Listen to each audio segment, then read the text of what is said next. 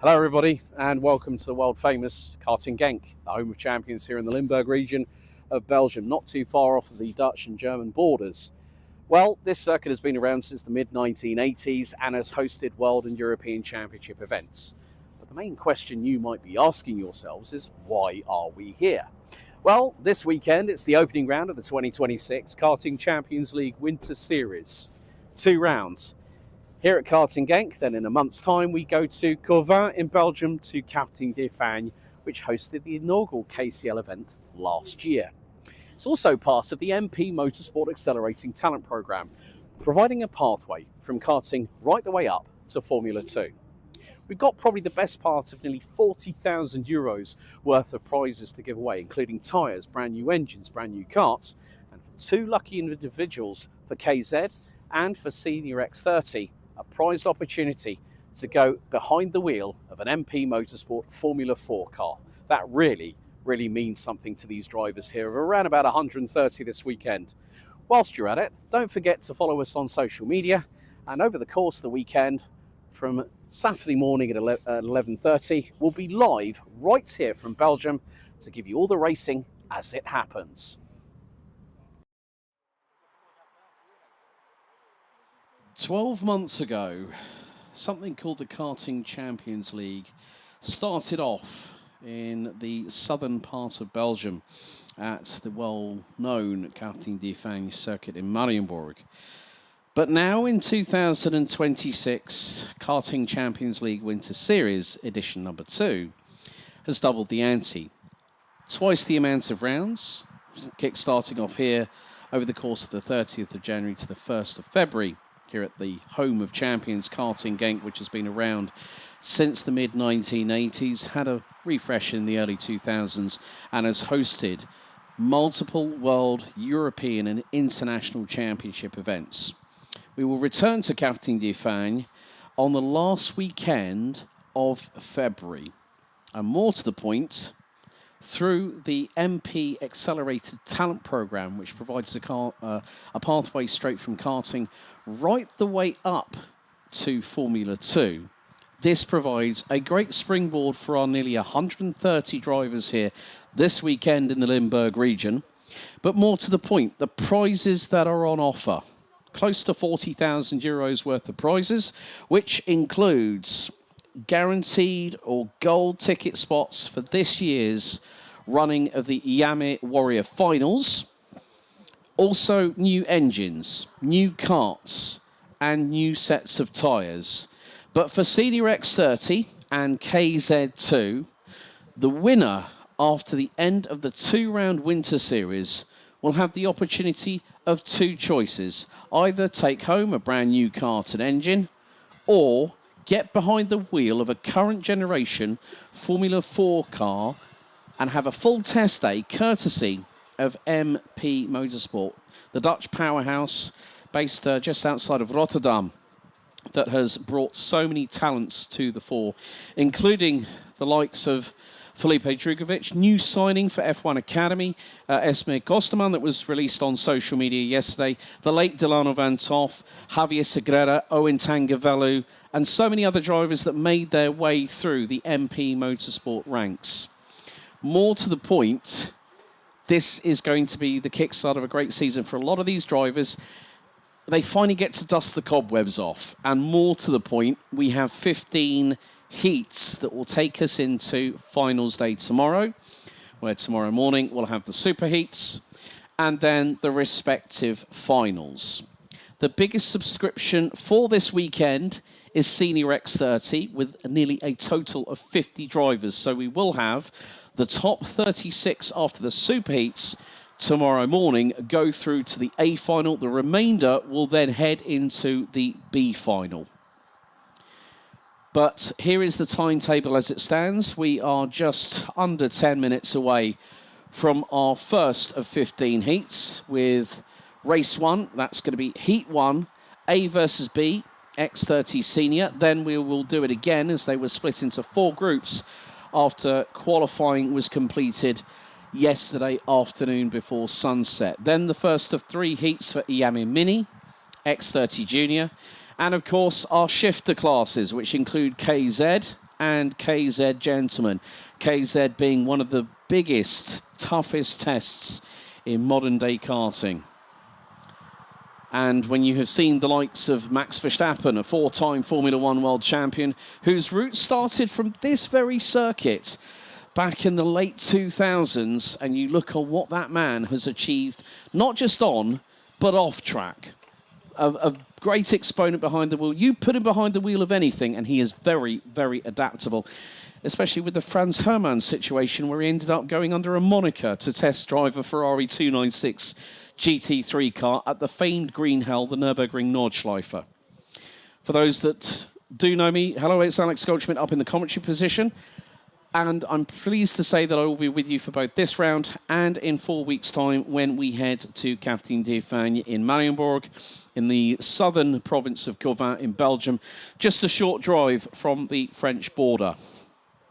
Qualifying took place yesterday afternoon, and let's give you a little bit of a recap before we go through to our first of 15 races today.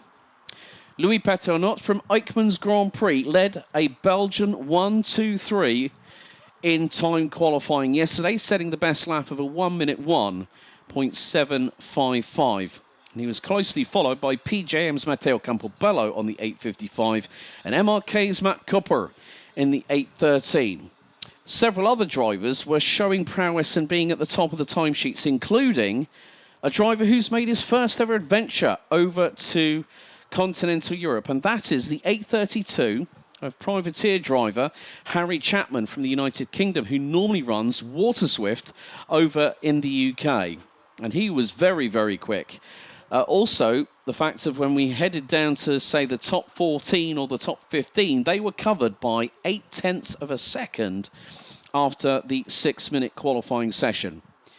Then after that, well, we had a great storming performance by the new Dutch signing at Victory Lane, run by the Martins brothers. Ches Pedersen in the 121 took pole position by over 0.2 of a second, with 3 of the 12 respective nationalities represented this weekend. So we had the Netherlands, we had Theo Policar from Dream Racing, and Antoine Boots from Belgium for RSD Karting, rounding out the top 3. The top 12 rounded out by Spirit Karting CH's, the Swiss outfit, Zoltan Koigny in the 135, and they were covered by just over a second. It was going to always be a very, very quick affair in terms of fast lap times with our Senior X30 division. Yanni Bouillet took the overall fastest time with a 54.326 in Group 1.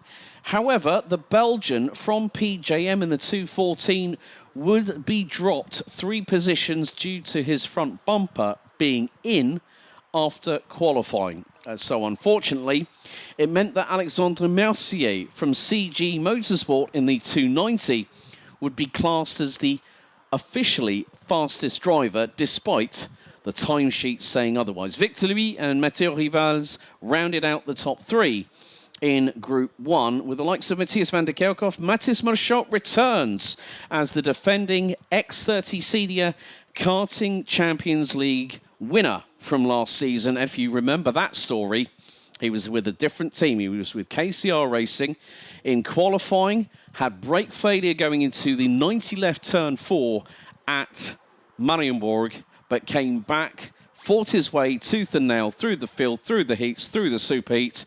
And after a big clash between Alessandro Todisca and Matthias van der Kerkhoff with a few laps remaining, Mathis Marchal booked his place to go over to Barcelona and test with MP Motorsport in Formula 4. He's with new colours this year, which saw a mid-season shift from KCR to RSD Karting.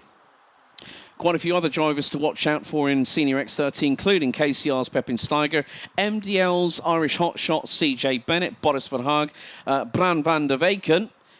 They are a couple of other drivers that could be ones to watch, including a lady that recently, late last year, took part in the F1 Academy rookie test and was only 2 seconds off the pace despite not having sat in a car before. And that person is Ava Dorrestein. It was also the fact of that Farid Jalil really showcased his pace and was very, very happy. I saw the video he posted on social media last night as the CG Motorsport driver led a Belgian 1-5 in qualifying Group 2 for X30 Senior, followed by the two Gloom brothers, Marcus and Charlie. Vince van der Holle and Stig de Rademaker, new signing at RSD after a long-term association with Fusion Motorsport, rounded out the top 5.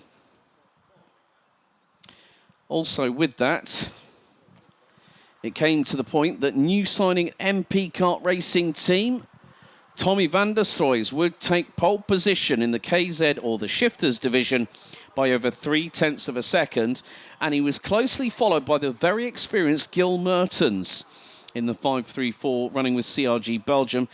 New debutant in KZ, Mika van der Pavert, formerly of a gearbox category within karting, has moved into KZ with Stan Pex's team and did a very good job putting P3 overall on debut. Jeffrey Fixter, new works driver at Mach 1 Motorsport, took 4th ahead of CRG France's Alois Girardet in the 410. Milan van Vinden, Samuel Leuillet, Kevin Steyer, Sam Clays and Lenny Robiot-Lagache rounded out the top 10. The defending KZ winner from last year, Jens Treur, I spoke with him last night and I said, there's a bit of a struggle in qualifying for you. And he went, yes, there was, mainly because of the fact that I was trying to get a gap between myself and other drivers. And the next thing you know, every second corner, I was finding myself behind somebody else. So he's got a bit of work to do. But looking back at the Roll of Honour from last year, Milan Beku took the win by 46 thousandths in the final ahead of Lewis Boots. Alan Vida, the outgoing KCL Junior X30 winner from last year, has moved up to seniors, so we're going to see how he gets on this weekend. Mirchant looking to do the double, Treur looking to do the double. Niels Koster took the KZ2 Masters crown last year, and then Tristan Bellon was our KZ Super Shifters winner. But more to the point, we are just seconds away from our first of 15 qualifying heats. Up first, it's going to be race 1 of the meeting. Heat 1, X30 Senior, A versus B.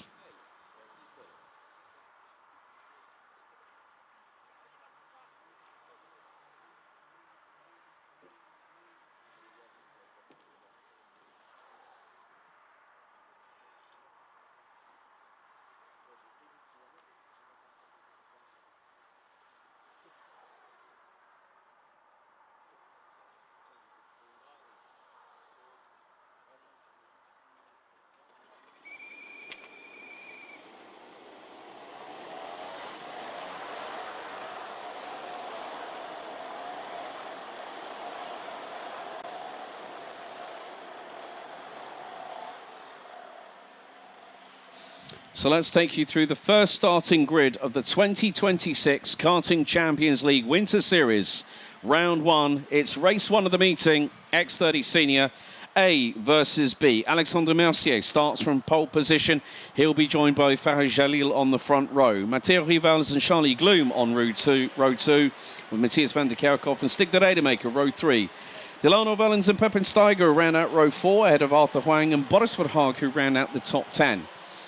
Enzo Ferrari and Max Hazel round out row 6 ahead of Sam van der Heyden and Luca Moulard. Sam van der Heyden now also switching to victory lane for 2026. They'll be in front of Raffaele Santocono and Angelo Meli.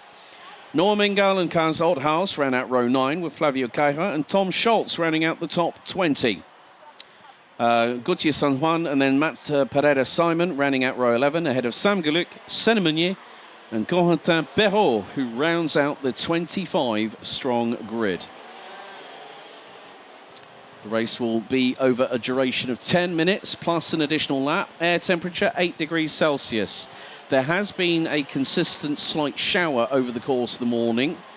Freezing temperatures welcomed everybody yesterday at around about -3, -4 at about 8 o'clock yesterday morning. But this morning here in the Limburg region of Belgium, not too far from the Dutch and German borders, around about 5 degrees Celsius.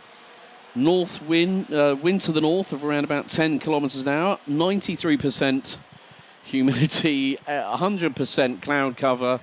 Grey skies up above.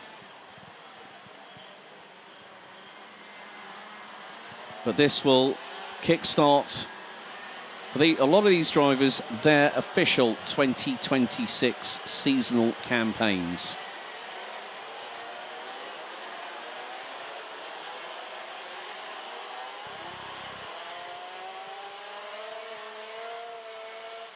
And it's just about putting the feelers out, getting used to the Parc Fermé tyres that the drivers will be using over the course of today's running. Proceedings overlooked by Series Race Director Dave Ritson and his team, and also the marshals on site as people are in the grandstands just off of the a la carte brasserie. We now get into the customary rolling start, 2x2 formation. The red lights are on the starting gantry. Timer set at 10 minutes, plus an additional lap. Alexandre Mercier and Faris Jalil on the front row of the grid. And this is where the weekend truly begins. Times for show, points to go. Into the tram lines for the first time here in 2026 in the Karting Champions League. Winter Series starts right now. Great start by the pole sitter, but it looks like Faris Jalil losing a couple of positions. Going up the inside of him was Charlie Gloom from RSD Karting. As, a turnaround, that must have been Matthias van der Kerkhoff, and it sent karts off the track like Skittles coming out of turn number 2. Matthias van der Kerkhoff, and I believe that might be the 3-4, well, it might be the 2-4-8 or the 3-4-8, so Matthias van der Kerkhoff already on the back foot. So I'm not too sure if there might have been a little bit of a touch, which would have been on the left rear as the field makes its way off of the Europlan through turns 6 and 7. As they head into turn 8, it's a single file initially, but there is going to be possibly a change for P3 heading into turn number 9. But you can see now they're starting to fan out, everyone jockeying for position. Down into Cafe Corner at turn 10. And then it's going to be the run through out of turn number 11. And it is still Alexandre Mercier that leads the way. Change for third coming into the final couple of corners, as that looks to be a VDK kart, as Mercier leads off the opening lap. Arthur Huang has jumped all the way up as there's going to be a change for the lead. Charlie Gloom dives to the inside, and Delano Vellens tries to go for the buy one, get one free, gets a bit of a sidewall tangle with Gloom coming out of turn 1. And Huang looking to go up the inside for P3. But at this point, the 212, Delano Vellens goes very, very wide to the outskirts of turn 5. And there's still a little bit of wrestling going on between Gloom and Mercier. Gloom to the inside. Mercier's going to be hung out to dry. Drops from 1st to 4th. And Faris Jalil at the moment currently sitting in 9th position ahead of the 325 of Enzo Ferrari. And I don't from CG Motorsport, so the two are teammates. But meantime, as Charlie Gloom puts on the anchors heading into turn 10, the back end steps out to the right side. And at the moment, well, it was Matteo Rivals in the 348 who was also in front of Van der Kerkhoff at the start. So both drivers were the ones that came a cropper on the opening lap. 7.5 minutes remaining, plus an additional lap as Gloom trying to go for the lead against Delano Vellens as they head through into turn 1. Vellens able to get the traction down coming out of the first corner, but Gloom looking through at turn 3. And Vellens just able to park the kart on the unusual racing line, which is to the outside, especially when you're on the Comet K2 Comet wet tyres. A bit of a scramble here for the mid-pack, and that'll be the 328 Angelo Milli, who's got the likes of Fabio Caira, Sam Galuk, and Raffaele Santocono not too far in front, but still the battle for the race lead continues in earnest. They come out of turn number 9. And at the moment, well, Matthias van der Kerkhoff has managed to move up to 22nd position, has set the fastest lap of the race with a 1:13.6. And Vellens, using that outside line, coming out of turn number 11, goes right round the outside of Charlie Gloom. And Arthur Huang doing a very, very sensible drive. The youngster for VDK Racing in the number 388, up 6 positions from 9th on the grid. But the lead is starting to branch out a little bit at this particular juncture, so it's not going to be easy for the likes of Gloom and Vellens if they start getting caught.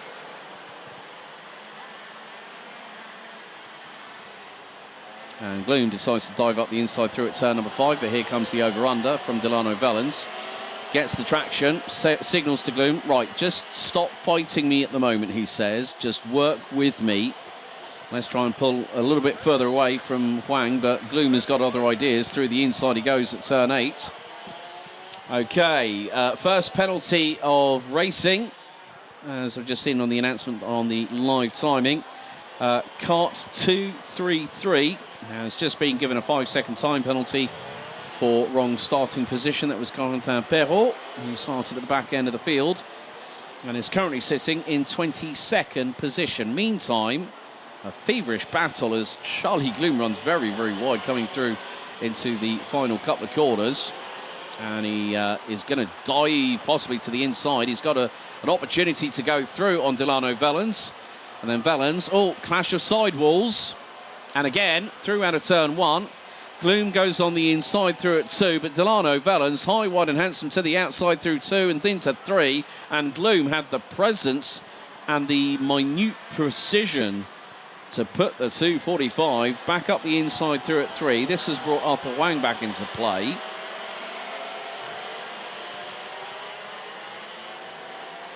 So for some drivers, the weekend has gotten off to the best start possible. For others, unfortunately, it hasn't gone that way. Sam Galuk, biggest mover at the minute, up 13 spots from 23rd and runs in 10th. So behind Messrs Wellens, Gloom and Huang, we've got Pepin Steiger battling away with new Victory Lane signing for 2026, Sam van der Hayden from the Netherlands, who was battling all the way through multiple championships, including X30 Senior in the German Kart Championship and also Iame Series Benelux last year. But Huang taking the title line, trying to go through the final corner on Delano Vellens. So the 5-second board is flashing for the 233 of Perrault. Right, looks like Pepin Steiger's front bumper is wobbling about up and down quite a lot. So whether that's just come a little bit unhinged or whether that bumper, if that's gone in, then that's going to be a 5-second post-race penalty for the man from the Netherlands. And there is Max Hirsel, the man from Germany. Another one who's with the CV and JP, CV Motorsport and JP Performance.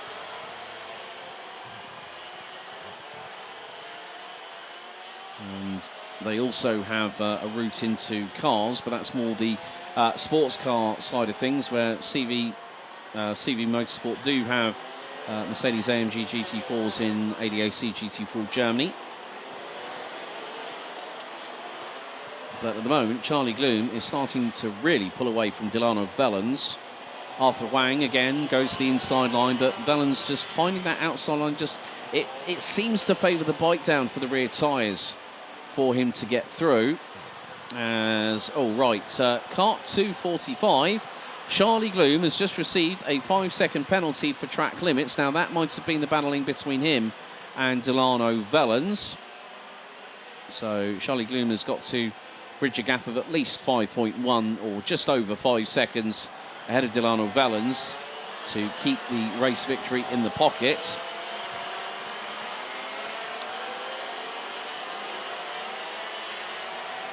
So Matthias van der Kerkhoff still on the comeback trail. The man who's been with Victory Lane for quite a few years now, the 346, has moved his way up into 13th, so is ahead of Alexandre Mercier, who's dropped all the way down to 14th, ahead of Kazorthaus. Gauthier San Juan from Switzerland in the number 234 has moved up 5 positions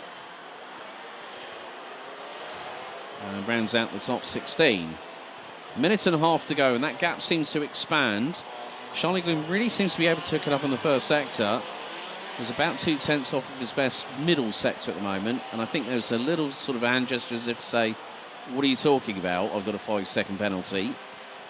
Well, the thing is, you can use the runoff area off of turn 1 once, but any runoff area after that, and you're using it to gain an advantage, then that means you cop a penalty. Arthur Wang trying to get through on Delano Vellens, and oh, that was so close between the driver from KCR Racing and also the VDK Racing driver.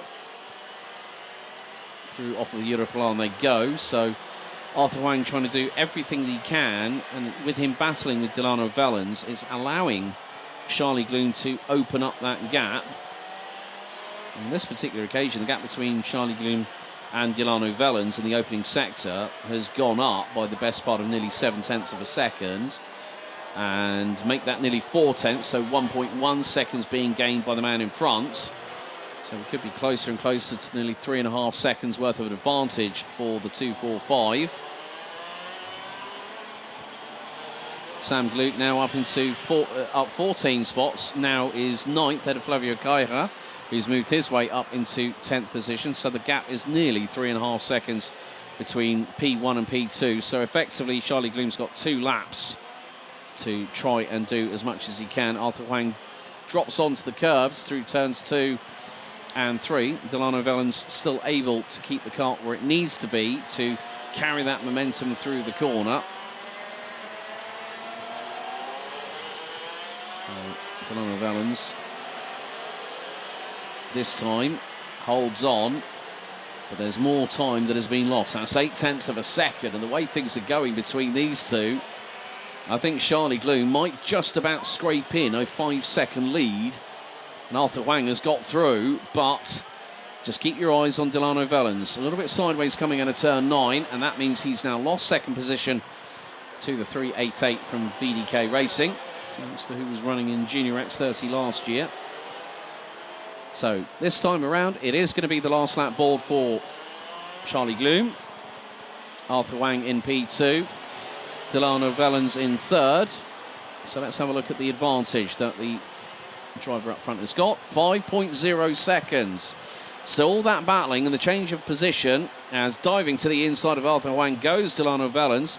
Pepin Steiger P4, Sam van der Heyden, Max Hazel, Stig de Rademaker, Sam Gluck now up past Enzo Ferrari for 8th, as Luca Moulin now up into 10th position. And second and third have just broken the timing beam, and that is another second in the pocket through the first sector alone for Charlie Gloom. Delano Vellens too deep into turn number 8, and Arthur Wang dives through, but he gets onto the outside curbing out of turn 8. Well, it spat the back axle the other way coming through the corner. But even though these two might be battling, it has been a good start to the weekend for the 245. RSD Karting's Charlie Gloom picks up the first heat win of the weekend and of the Karting Champions League Winter Series for 2026. And let's just see. Well, the gap has just been, I think, possibly adjusted. So Charlie Gloom will keep the victory, wins by just under 2.2 seconds ahead of Delano Vellens. Arthur Wang takes P3 ahead of Pepin Steiger, Sam van der Heyden, Max Hazel, Stig de Rademaker. What a run by Sam Gluck, 23rd to 8th ahead of Luca Moulin, who started 14th. Enzo Ferrari rounds out your top 10 ahead of Flavio Caira, who moved up 8 positions from 19th on the grid. And he finished ahead of Matthias van der Kerkhoff, who managed to make his way to the mid part of the field by race's end. Kazot House, Gauthier San Juan, and Noah Mingal, Angelo Meli, Alexandre Mercier and Farid Jalil round out the top 19 ahead of the Netherlands' Boris Verhaag. What a disastrous start for both Mercier and Jalil, both starting on the front row of the grid. Senna Meunier up to 21st, head of Matteo Rivals, who had coming together with Matthias van der Kerkhoff. Then Corentin Perrault, Matt Pereira-Simon and Tom Schultz round out your 25 runners, everyone making it to the checkered. So that concludes the opening heat of the meeting. Race 1, Heat 1, X30 Senior A versus B in the books. And Charlie Gloom is your winner.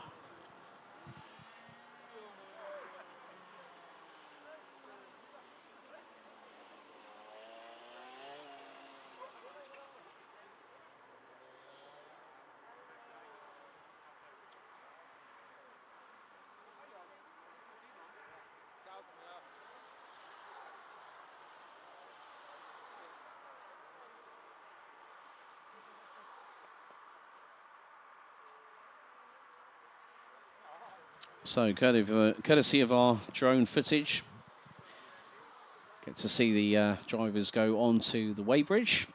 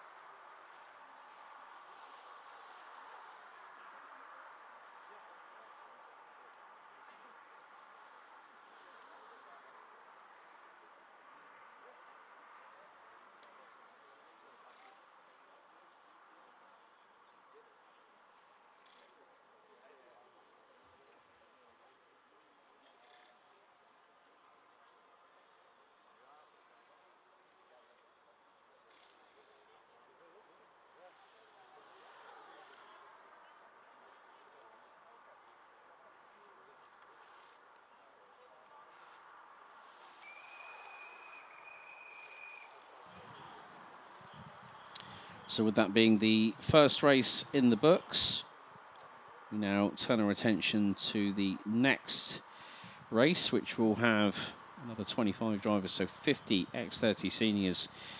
Well, it's going to be 24, so we're going to have 49 X30 seniors. Mechanics have been instructed to clear the grid down just off the exit onto the circuit itself.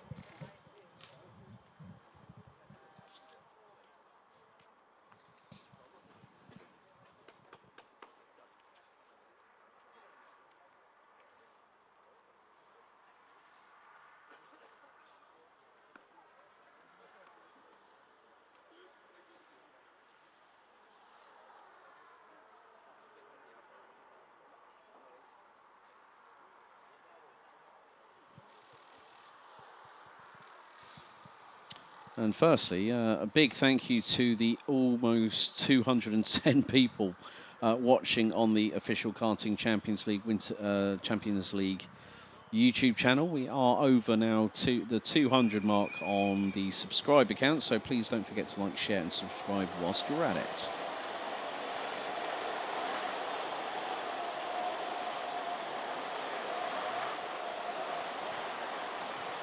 So let's take you through the starting grid for race 2 of the meeting. It's Heat 2, X30 Senior, Group C versus D. On pole position, it's going to be Victor Louis in the 216, and he'll be joined by Charlie Gloom's brother, Marcus Gloom, on the front row. Position number 3 is going to be Yanni Bouillet, who could have been on the first heat on pole, but never mind. He's still got an opportunity to fight tooth and nail at the front end of the grid. He'll be joined on row 2 by Vince van der Holle. And then we have the defending Karting Champions League Senior X30 winner from last year, Mathis Merscholz. He will be on the inside of row 3 and will be joined by Canada's Levi Sanguera, Aurelio Giustinelli and CJ Bennett from Belgium and Ireland will be rounding out row 4 with Kevin Bakker and Bran van der Weyken completing your top 10. Adam Vida, last year's X30 Junior winner. He'll be joined on row 6 by Roberto Baz. Danny Burrs and Oscar Gouchot on row 7. Clément Outron and Annabelle Bryan will be on row 8. Bertrand Sachs and David Dodderstein row 9 with Alan Spencer and Zachary Gernon rounding out your top 20. Completing the grid will be Mathis Blanquert, Simon Salazzo, Roman Saleh and Lorenzo Notarigo. Your 24 drivers will now go on to their official formation lap.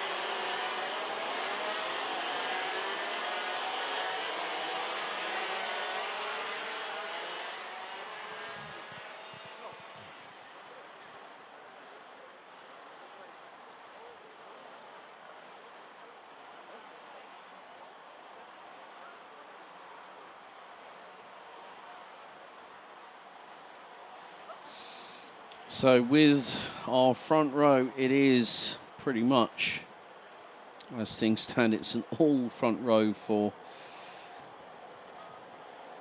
our particular drivers,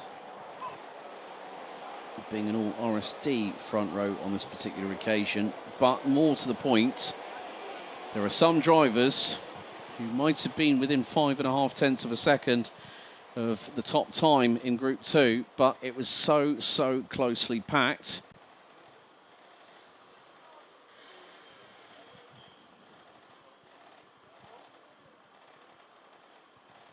So the red lights are on the starting gantry.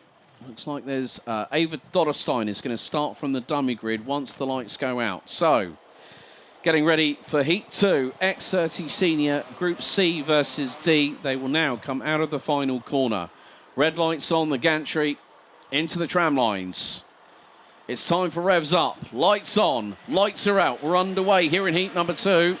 And Ava Dotterstein makes her way out of the dummy grid and will have a lot of clear air between herself and the people in front. But look at this, they're all fanning out 4 wide towards the back end of the field. Some drivers getting very close, and it's nearly 3 wide at points. And there's a big old scuffle towards the bottom part of the top 10. As they now come through out of turn 5 onto the Europolan.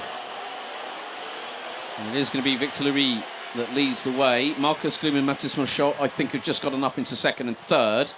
And Bouillet might have just dropped down to around about 4th position. Bran van der Weyken might have made his way up a few places. Very quick through the first sector was the 396 from Belgium. And still, they look at this, it's an absolute free-for-all from around about 8th place backwards, coming out of turn number 9. But those in front who've got a little bit of leeway, well, Mathis Marchot is closing in on the race lead. He said to me, well, I have to give a shout out to his dad, who's currently got a moon boot on and has crutches, courtesy of a recent holiday around about Christmas and New Year period. He's trying to get the sympathy vote at the moment. 3 wide going into turn 1. That was a bit hairy. One to the outside, one to the inside, and there's a piggy in the middle. They just about make it through, but it becomes like literally, it becomes like a Deutsche Bahn train when they come out of turn number 2, because everyone's in a straight line, but you'll see that one person that's going to take advantage of it. Victor Louis continues to lead. Mathis Marchot now up into P2, head of Marcus Gloom. Bran van der Weyken now up to 4, head of Yanni Bouillet, who's now in 5th position. Clément Outron, Roberto Bas, CJ Beret, Adam Vida, and it looks like we've got Kevin Barker rounding out the top 10. Levi Sanguera has dropped 5 places and rounds out 11th. So Ava Dotterstein is about a second away, or not even that. She's closing in, I think, on Bertrand Saxe, who's rounding at the tail end of the field. And some drivers looking for moves on the inside at turn number 10. And that did include Levi Sanguera running with Team MDL. Also running CJ Bennett, whose recent adventure to Shennington didn't go quite well a couple of weeks ago, because the meeting was heavily laden with fog, and the meeting was thereby subsequently called off. Meantime, Victor Louis is starting to pull away. He's got about a half-second advantage over Mathis Marchot, Marcus Gloom, and Bran van der Weyken. Ran as a junior last year in karting and now has moved up to seniors. And he's definitely got a good amount of pace, but I wonder how much lead Bout Van Power have had to stick in the cart. So he's actually making weight. 6 minutes and 48 seconds to go, plus an additional lap. So the top 4 have started to mount a little bit of a breakaway in these inclemental conditions here at Karting Genk. Van der Weyken is the quickest out there. Clément Outron has just gone purple in sector number 1, and now done the same in sector 2. The fastest lap so far from Van der Weyken was 1 minute 12.846. So Clément Outron, the number 289, regular competitor in Iame Series Benelux with the Team Dream Racing. And Victor Louis just puts in the fastest lap of the race without even putting in a purple sector. Clément Outron has made his way up from 15th, so mid-pack. to the top 5, and he is 2 seconds off of Bran van der Weken, who rounds out the top 4.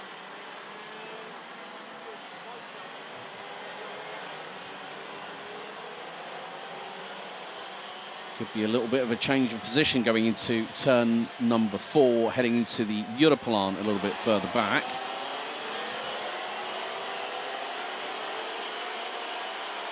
But still it is that case where there are some pockets where battling is happening on the circuit, including CJ Bennett, who has been passed by Kevin Bakker in the meantime. They're squabbling over 11th position.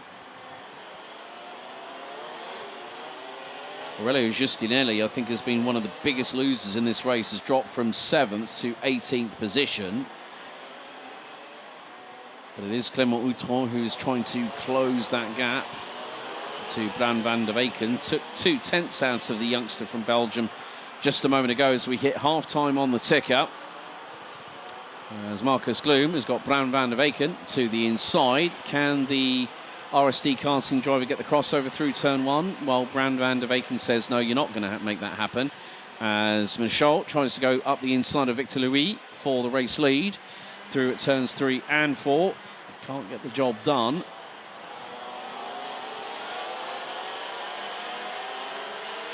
Victor Louis still has a lead of around about 5 and a bit tenths of a second. They go off the Europlan at turns 6, 7, now head into the sweeping right-hander here at 8. That brings us on to the 180-degree corner, the left-hander here at turn 9.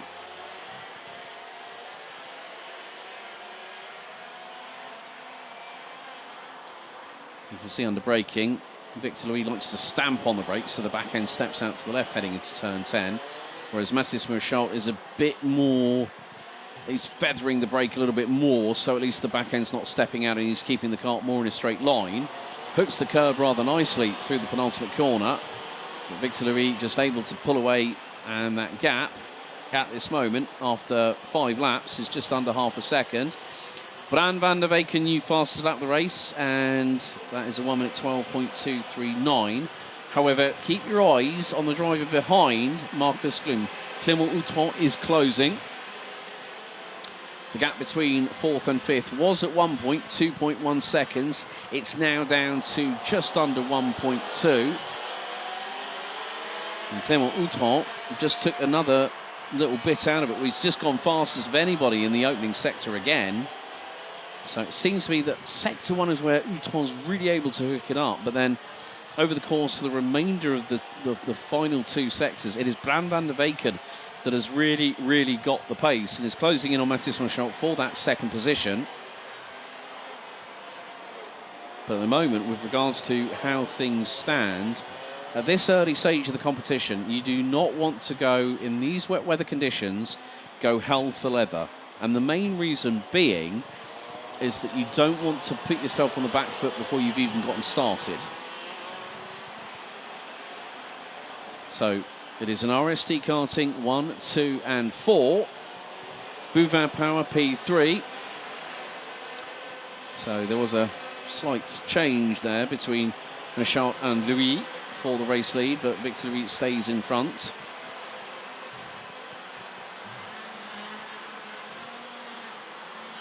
And through into turn 5. Tighter line taken by Michaud, and this time van der Weken finds himself a little bit further back. Clément Outron is definitely now one to consider in this top quintet battling for the victory in this 2nd heat. And Outron is getting dangerously close to breaking underneath the 1 minute 12 second barrier. He's just done a 1:12.034. Was 2nd quickest out of the top 5. Marcus Gloom, who is now down in 4th position, was the quickest out of anybody.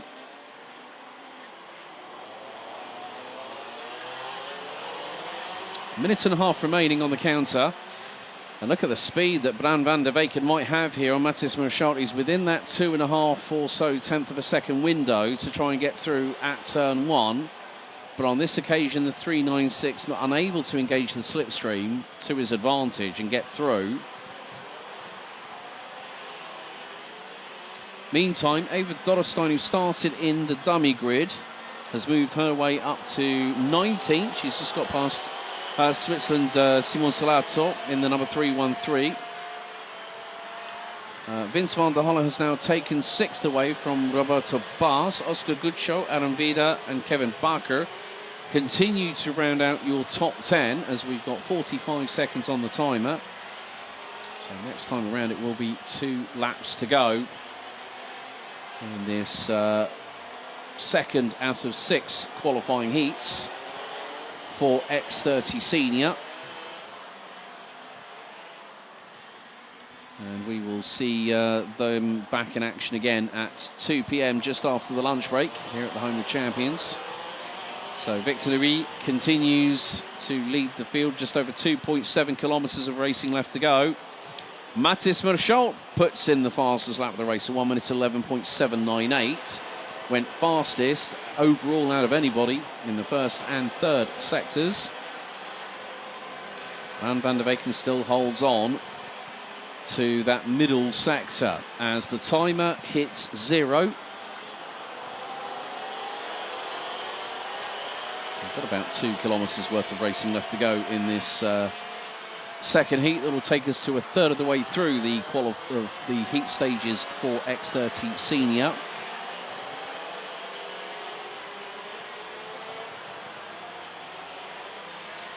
Apart from Clément Outram, the only other driver that's gone into double figures, Romain Saleh, who had a really, really bad qualifying, the 309 from France, has moved up 12 positions. There is a track limit penalty that has gone out to the 235, and along with that, the 327. So CJ Bennett has received that penalty. And Levi Sangira, so both the MDL drivers have been hit with a penalty as we go on to the final lap. Victor Louis' lead, just over 3/4 of a second ahead of Mathis Merschalt, Bran van der Weyken, Marcus Gloom, Clément Outram, Vince van der Holle, Roberto Bas, who's made up 5 places. Oscar Gutschow has made some good progress over the course of the race, up 6 spots from 14th and currently rounds out the top 8 as Kevin Barker in the 255 finally gets past the 368 of Aaron Vida, who rounds out the top 10. And what a disappointment it's also been for a very, very strong qualifying for Yanni Bouillet. Don't know what's happened to him, but he's fallen all the way down to 24th and last in this race. So a real shame for him, but there's still another opportunity for the man from Belgium to move his way up the field, or move his way up the points, so to speak, because they gain points for every single race that they run. But it will be the fact that the checkered flag will wave, and it's double delight for RSD Karting. Victor Louis takes the win, and a thumbs up between him and teammate Mathis Merschalt, separated by 7/10 of a second after 10 laps of racing. Bran van der Weyken's strong outing for the young upstart from Bouvin Power.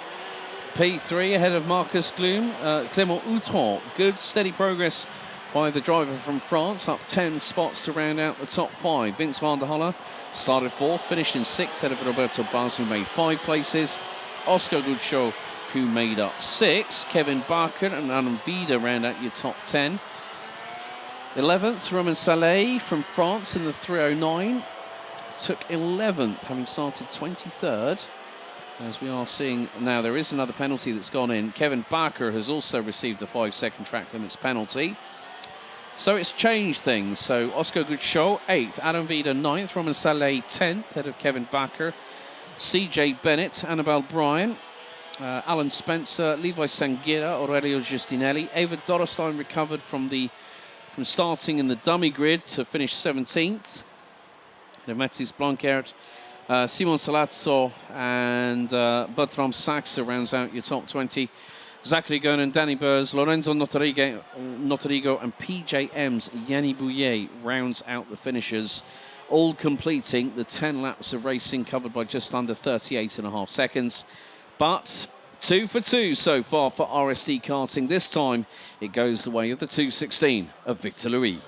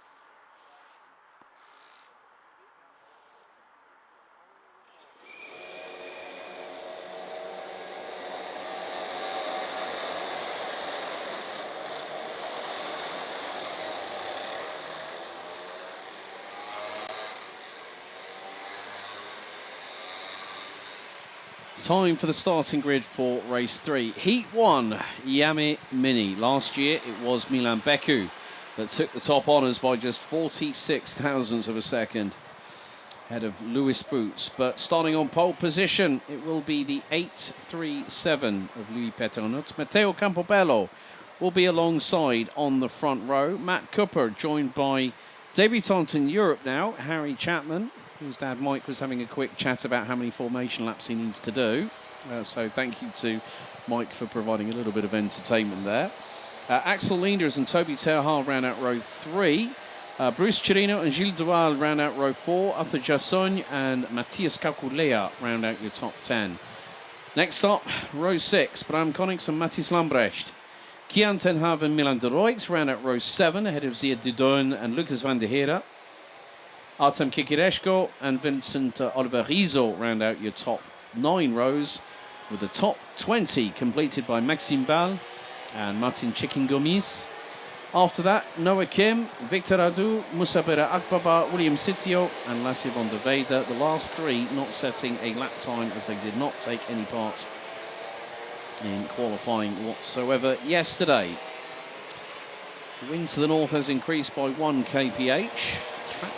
Air temperature now hitting around about 9 degrees centigrade.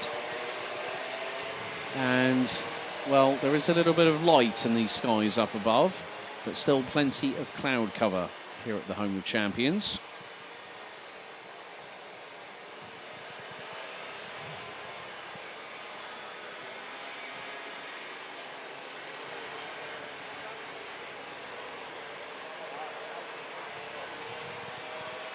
So, for our Iame Mini drivers, all 3 heats will take place over a duration of 7 minutes, plus an additional lap.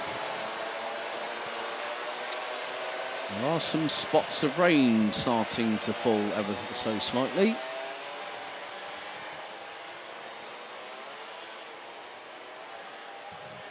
And whether that intensity, if it does increase, then that is going to rapidly change the purchase that the drivers will get, as both Louis Petronot and Matteo Campobello have been told by one of our marshalling team to slow down. They're really way ahead of the field at the minute,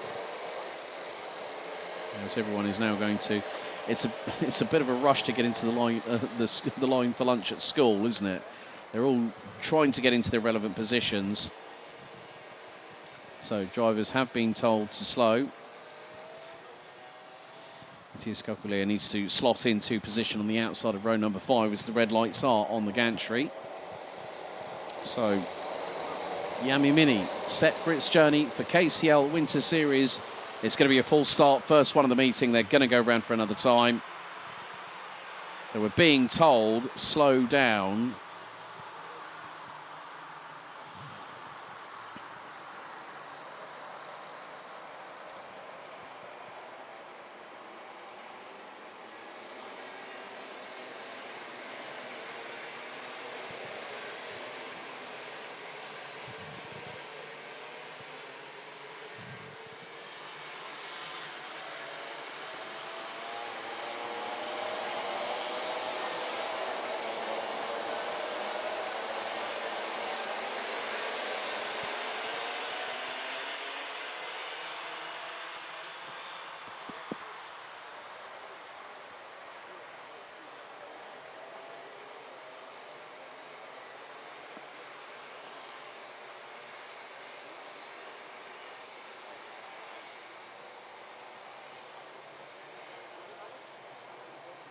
So drivers again being told to slow down, and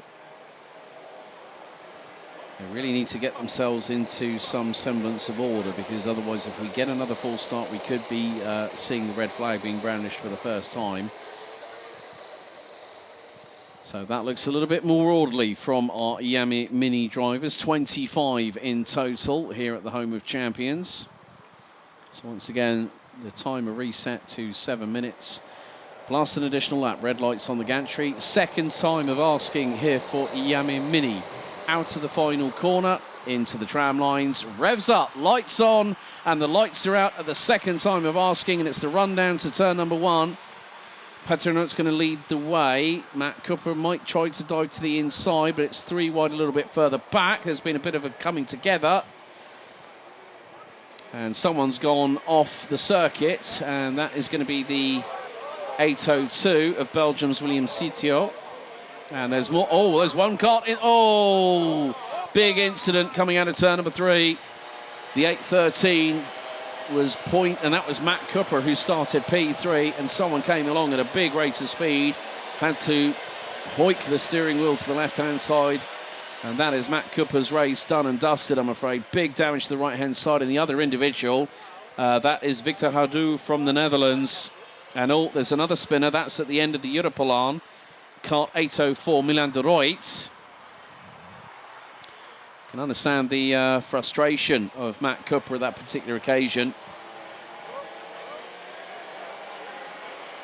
There are yellow flags briefly heading into turn 10 at Cafe Corner. Looks like Maxime Ball hasn't even come through sector number 1. Lassie van der Velde has just come through sector 2. So Matt Cooper and Victor Badou. Victor's still in the kart, I see. Was in a little bit of discomfort because that was a bit of a big hit. And Kian Tenhav, who started in 13th position, has jumped all the way up into 2nd. Is ahead of Axel Leenders and Matteo Campobello. Looks like Campobello might have just gotten back up into 2nd position. That was coming out of turn number 3.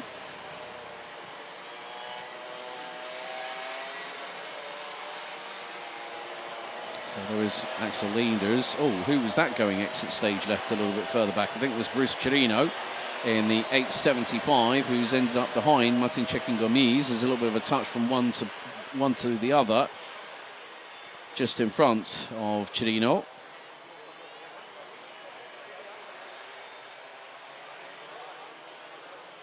But Louis Petronot, the 837 from Belgium, running with the Eichmann's Grand Prix team. There's going to be a change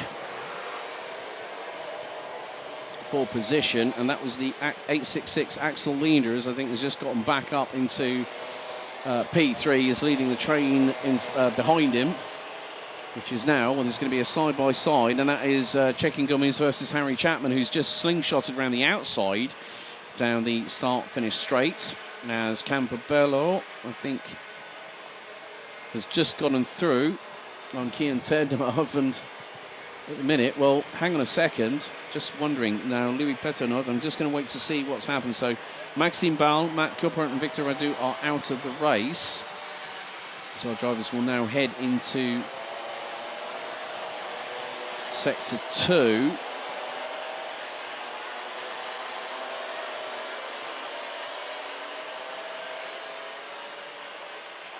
So there is a big, big lead. It's nearly 5 seconds as Campobello is coming out of turn 8, Patronot's coming out of turn 9, and now heading down in towards turn 10. The intensity of the rain has started to get a little bit more, but at the minute it's not a big, big deluge like it sometimes can hit here in the Limburg region. I've seen it go from sunny to thunderstorms at one particular point.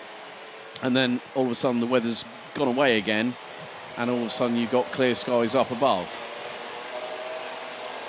So 22 out of the 25 starters are still running. Louis Petronot running away with this. Matteo Campobello is starting to pull a gap between himself and Kian Tenhav in the number 870, who rounds out your top 3. Gilles Duval, Martin Chekin Gomes and Bruce Chirino are squabbling over what is 4th position. We've got Axel Leenders, Harry Chapman, Artem Kikireshko, the driver representing the flag of Ukraine, in the 808, rounding out your top 9 ahead of Toby Terhaar, now with Fusion Benelux these days. I remember coming across that youngster from the Netherlands in the 844 back at the 2020. He was a mini rookie in Iame Series Benelux that year and was running on the Praga chassis. Now joins one of the very established teams in terms of X30 competition.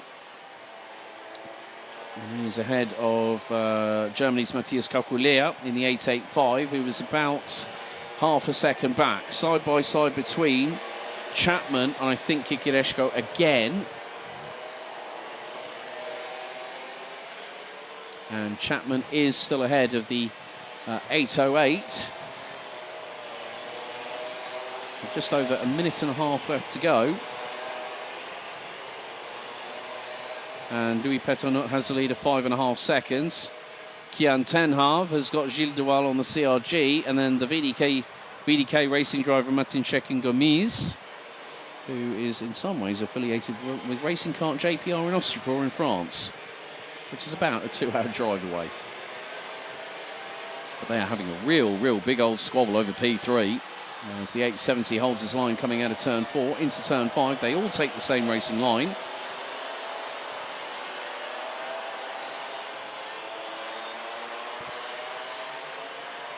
Okay, so 3 drivers have just been hit with a 3-second time penalty for leaving the corridor, leaving the tram lines with 1 or 2 wheels.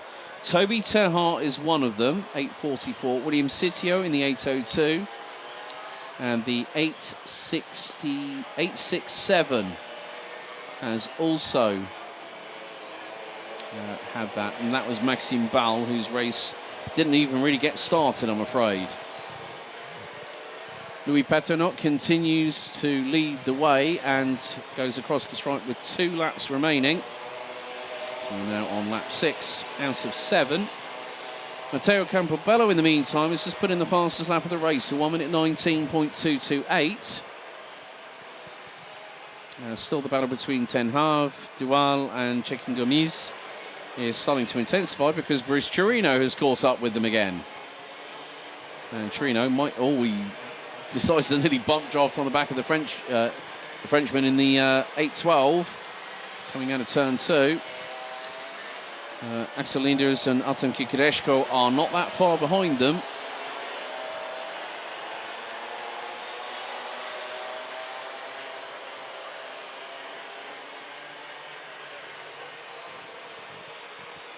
But the timer has officially hit 0. And Louis Petronot now making his way down into Cafe Corner. There is going to be a dive and attempt, Chekin-Gomis through, and that was on Duval. Chirino's got through at this point and is going to make it... Don't make it 3 wide down into turn 10, please, lads. That was very close indeed. But Linders and Kikireshko are also in the mix. So, last lap underway for Louis Petronot. There's going to be a 5-second time penalty for the 8.33. And that is going to be Bram Konings for causing a collision. But the final lap is underway.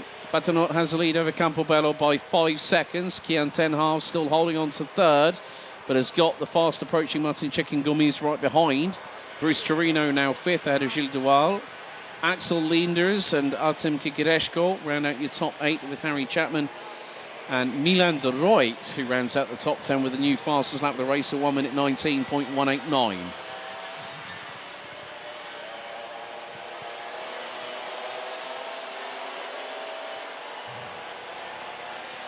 So Chekin-Gomis could have nearly seen a little bit of an open opportunity there on Kian Tenhav going through into turn 6 and 7 off of the Europlan.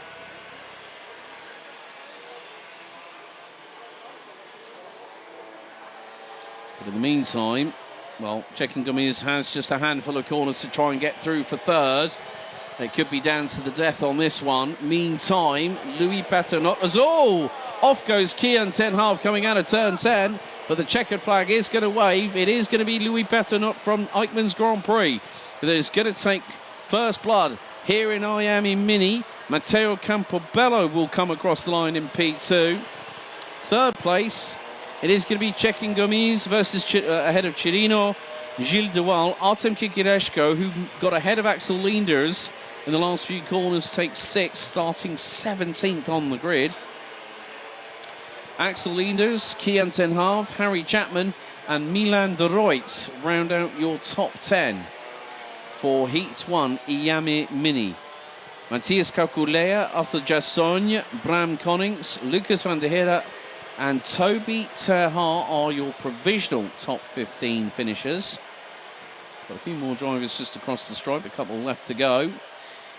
Matthias Lambrecht, 16th, head of Noah Kim and Vincent Oliver Rizzo, the last two drivers representing Germany, Lassie van der Weide, Moussa Bera Akbaba, and I'm sure that very shortly we will have, yes, William Sitio comes across the line, takes 21st. Ziad Dodon, unfortunately, retiring with 3 laps to go. And out on the opening lap, Maxime Ball, and then the big incident between Matt Cooper and Victor Hardou coming out of turn number 4. I did see that both drivers were able to walk away from the incident, so that was a very, very good thing to see. But Louis Peternot takes the first victory in Iame Mini for this weekend's event.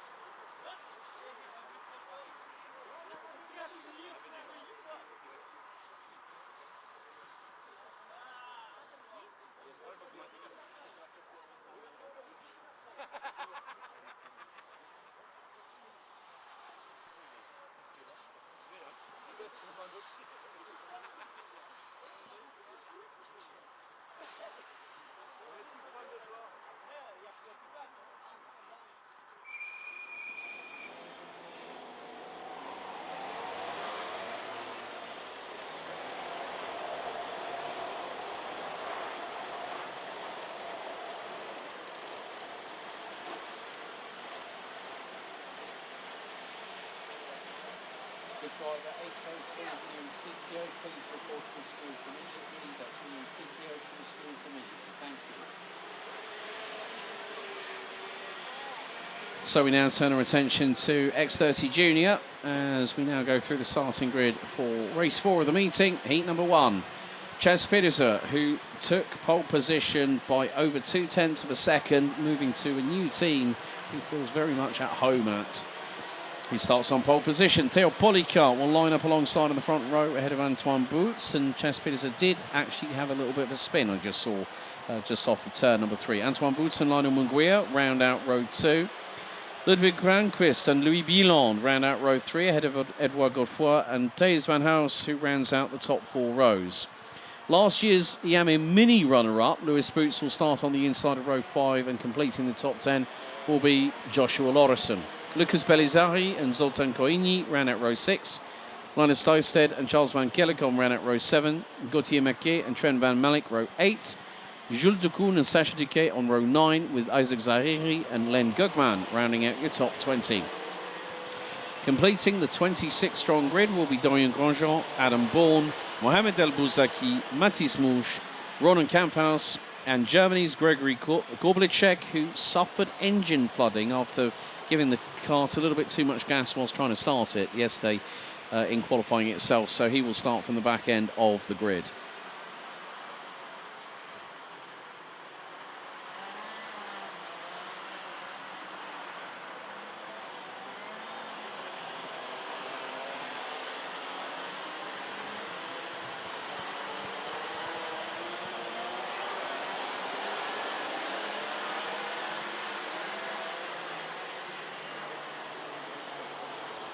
So, as with the other categories, X30 Senior in the shifters class, it will be 10 minutes plus an additional lap for these drivers.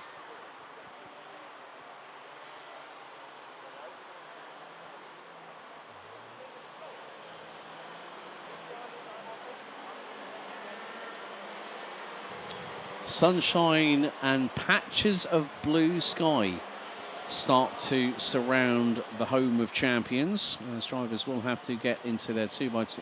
Oh, it's a mad rush. Oh, dearie me, it's like you're late for class, isn't it?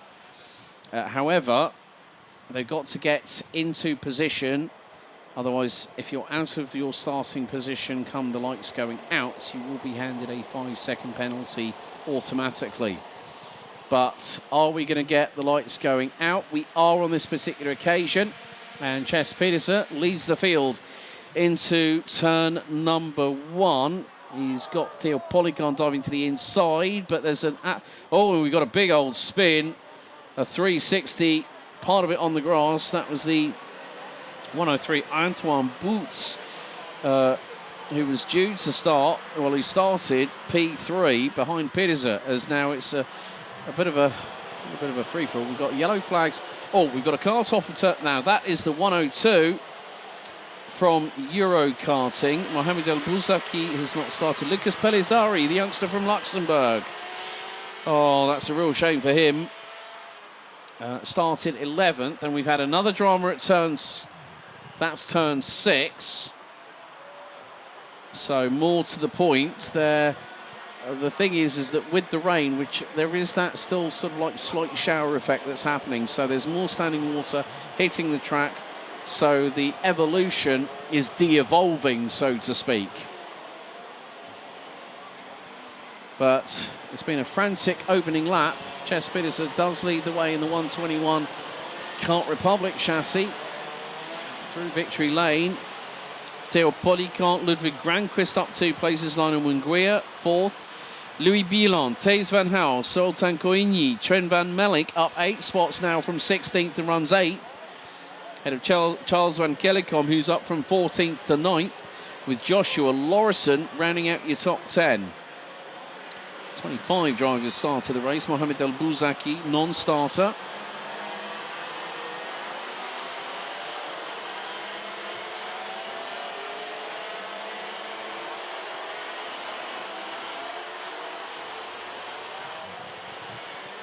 That's the thing with the weather here in the Limburg region. It can be sunny one place and it can be also raining somewhere else and in quite close vicinity. But Pedersen is starting to pull away. He's just pulled 4/10 in the opening sector. Theo Policar has clawed half that back in sector 2. So by no stretch of the imagination would you say that Pedersen is going to be running away with it, but a lot of them are going into the penultimate corner. Hard on the brakes, so the right rear wheel comes off of the tarmac so they can rotate the kart through the corner. Gap is now just under 1.6 seconds between first and second position. Coigny's got through on Bielon for P5, and Van House in the 140 has dropped down into 7th position. Lionel Munguia, who's 4th at the minute currently. 1 minute 14.848. Fastest lap of the race so far. Now someone threaded the eye of the needle very, very quickly there. And that would have been Theo Policar in the 187 for France. A good measure of timing and making sure that you keep the kart in a straight line whilst facilitating that kind of manoeuvre. So very, very good, strong effort by the driver from Dream Racing. As Granquist, I think, has just been passed by Munguia, going into the outskirts of turn number 10. And they're going to be battling side by side into the penultimate corner.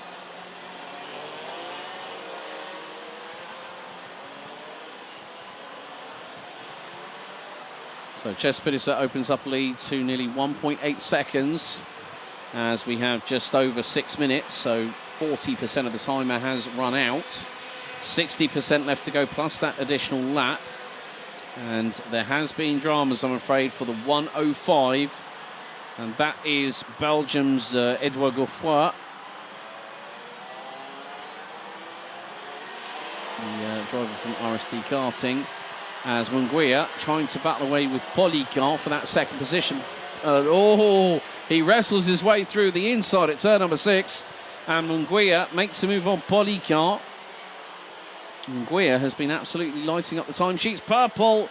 There was a little bit of a touch, and oh, dearie me. Granquist, I think, had contact with the left front of his left front to the right rear of Policar.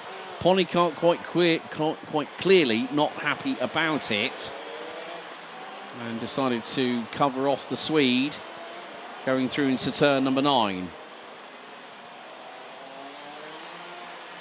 Gregory Korblicek in the 113 from Germany has moved his way well up the order. He's up to 12th, and he's behind Roman Kamphaus, who's also up 14 places. Len Gurkman's up 10. Trent van Melk has got through on Louis Bilan for 7th position, but Lionel Munguia definitely decided, well, I'll get the elbows out and fire it up the inside off of the Europlan, and it worked. And that has meant that Theo Policar is having to fight tooth and nail with Ludwig Granquist, the youngster from Sweden. Granquist trying to get the slingshot coming out of turn 5. But Policar able to position the kart exactly where he needs to not allow the Swede to get through. As Korblicek now up into 11th position. And is fast approaching fellow countryman in the 149, Len Gurkman, who rounds out your top 10 at the moment. We've got 4 minutes to go, plus an additional lap in this first of 3 heat races for X30 Junior. Pedersen, in the meantime, has pulled a lead, and that is nearly 2.9 seconds over Lionel Munguia, as we're on to lap number 5 of this race. We're on lap 5, so lap 6 started. 2.5 seconds is the lead gap between Pedersen and Munguia, so a Dutch 1-2 at the front. Policar representing France in P3. Then we got Sweden and Switzerland. A little bit of alliteration when it comes to the first letters on those respective countries, so Sweden leading Switzerland. Thijs van House and Trent van Melk. Gregory Korblicek is on an absolute flyer. The 113 from Germany has now made his way up into, to get this, he's up into 8th position. Driving with KSL Racing. I had a chat with one of the mechanics last night about what happened in qualifying, and just said, yeah, he just gave too much fuel and just sort of flooded the engine. It refused to start. So sometimes that can happen. But still, nice little battle here. Len Gurkman trying to close in on, I think that is Joshua Lorison. No, it's Lewis Boots on Len Gurkman, so change for 10th position.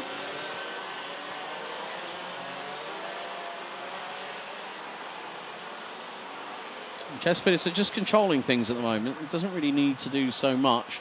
The rain again is starting to come down a bit heavier. So the drivers are having to deal with finding the grip, but also finding it, or finding where they don't have it. As that was a bit of a dive through on the inside by the 124 Roman Kamphaus versus Joshua Lorison, I believe, in the 155.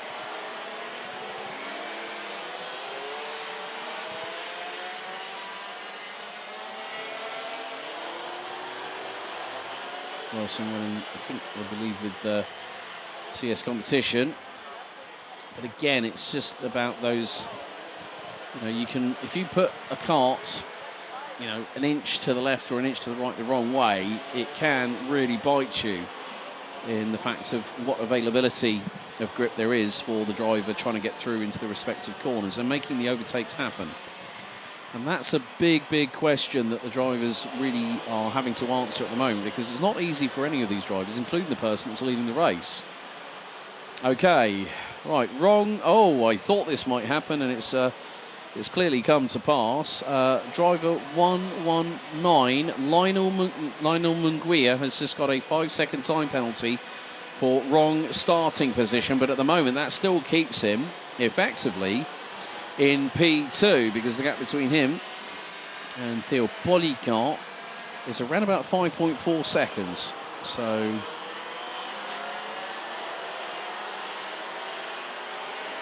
that is going to help the youngster from the Netherlands.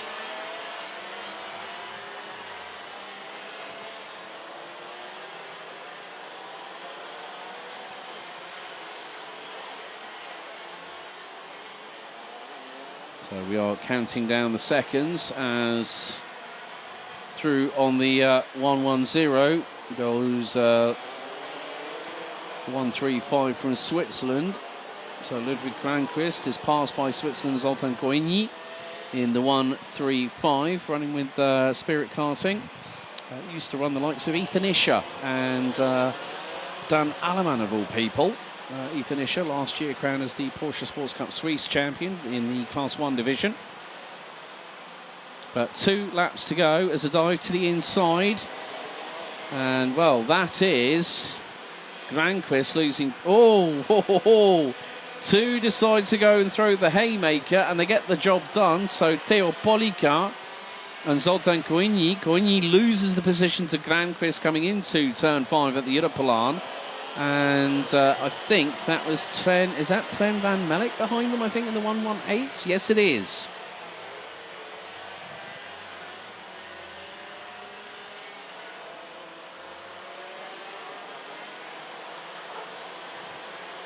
So next time around, it will be the last lap board being shown to our race leader, as Chespidis has got a big lead at 6.9 seconds and climbing.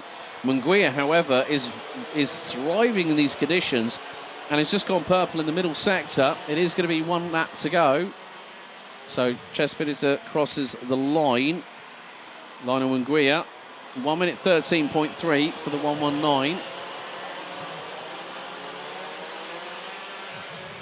Now, even though it might look like that Lionel Munguia is not that far away from Chespidis, so the 5-second penalty looks to have already been applied.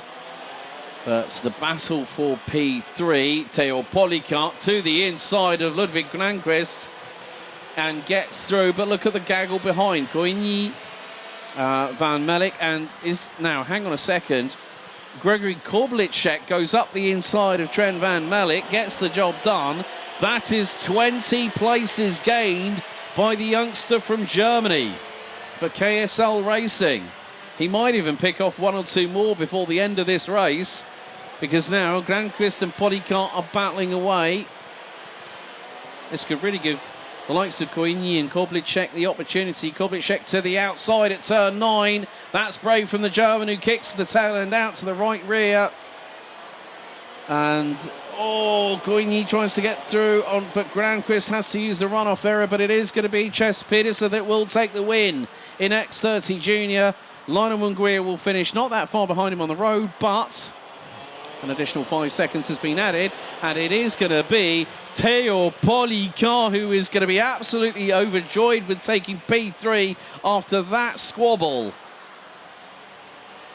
Zoltan Coigny, Ludwig Granquist, and what an effort by Gregory Koblicek from Germany, up from what would have been 26th and stone dead last.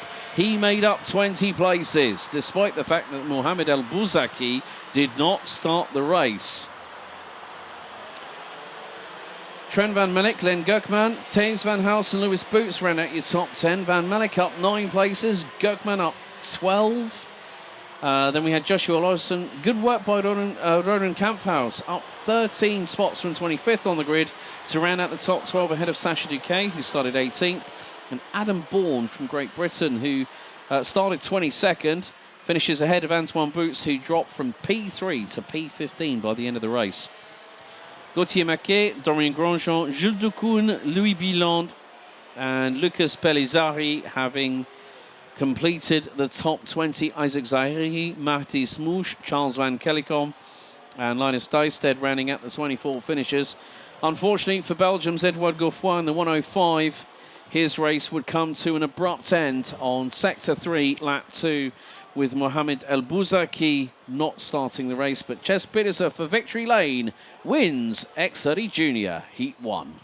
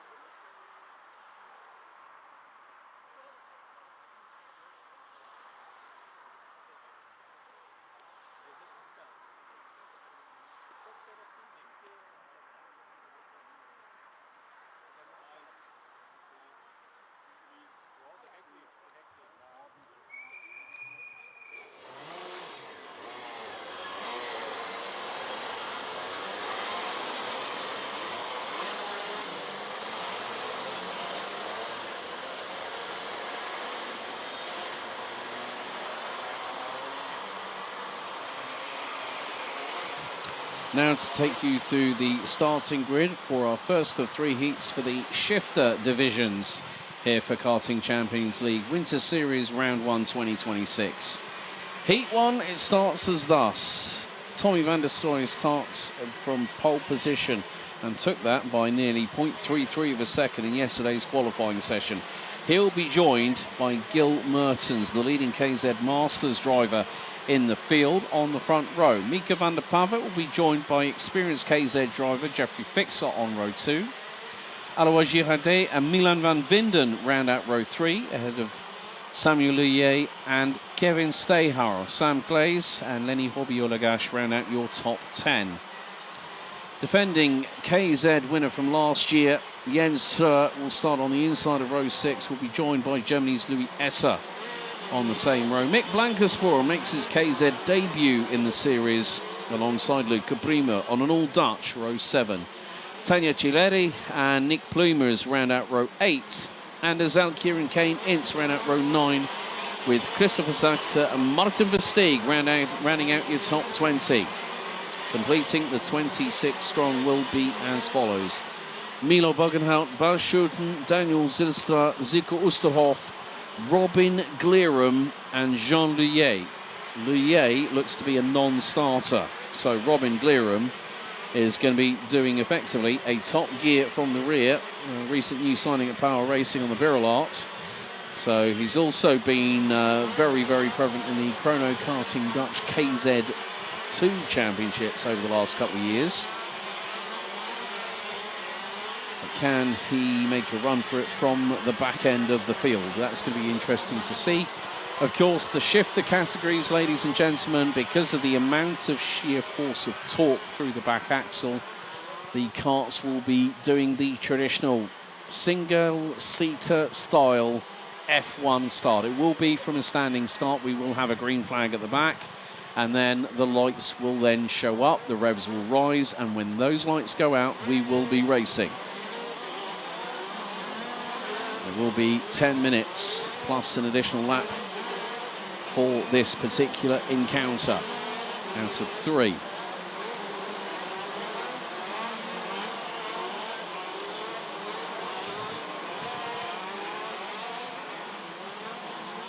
Also, with the fact that these drivers have front and rear brake systems to deal with, there's a lot more brake pressure that goes through and can stop these cars very, very quickly. So Van der Stroys slowly moves up to his position on the grid. He'll have Gil Mertens to his outside, the very, very experienced driver running with CRG Belgium, operated under Claude Ball. But more to the point, this is the most taxing division within karting. Green flag at the back. Drivers instructed to look at the lights. The 4 red lights are on. We're lights out and underway. And it is a good start by Tommy van der Stroys. Gil Mertens slots in behind. As all, we've got a spinner who's done a 360 and straight away onto the grass. That looked to be possibly Christopher Saxer from Denmark in the 412. So straight away, these drivers, you can just see the amount of, they're not just having to deal with the traction, they're having to deal with shifting up, shifting down, hitting the brakes, getting the power out of the corners, and they are like absolute rocket ships. Into the Europlan for the first time. The rain has subsided. We've got someone else who's had a bit of a drama, has pointed inwards onto turn 6 and has managed to get going again. But Van der Stroys is starting to pull away at the front of the field. Hard on the brakes. You can just see the amount of distance you can close hard onto braking. Someone goes for a dive bomb, just about makes it work and gets 2 for the price of 1 at turn 10. But after the opening lap, it is Van der Stroys leading by 7/10 of a second. Kevin Steyhauer has rocketed up the field from 8th, runs P3 ahead of Milan van Vinden.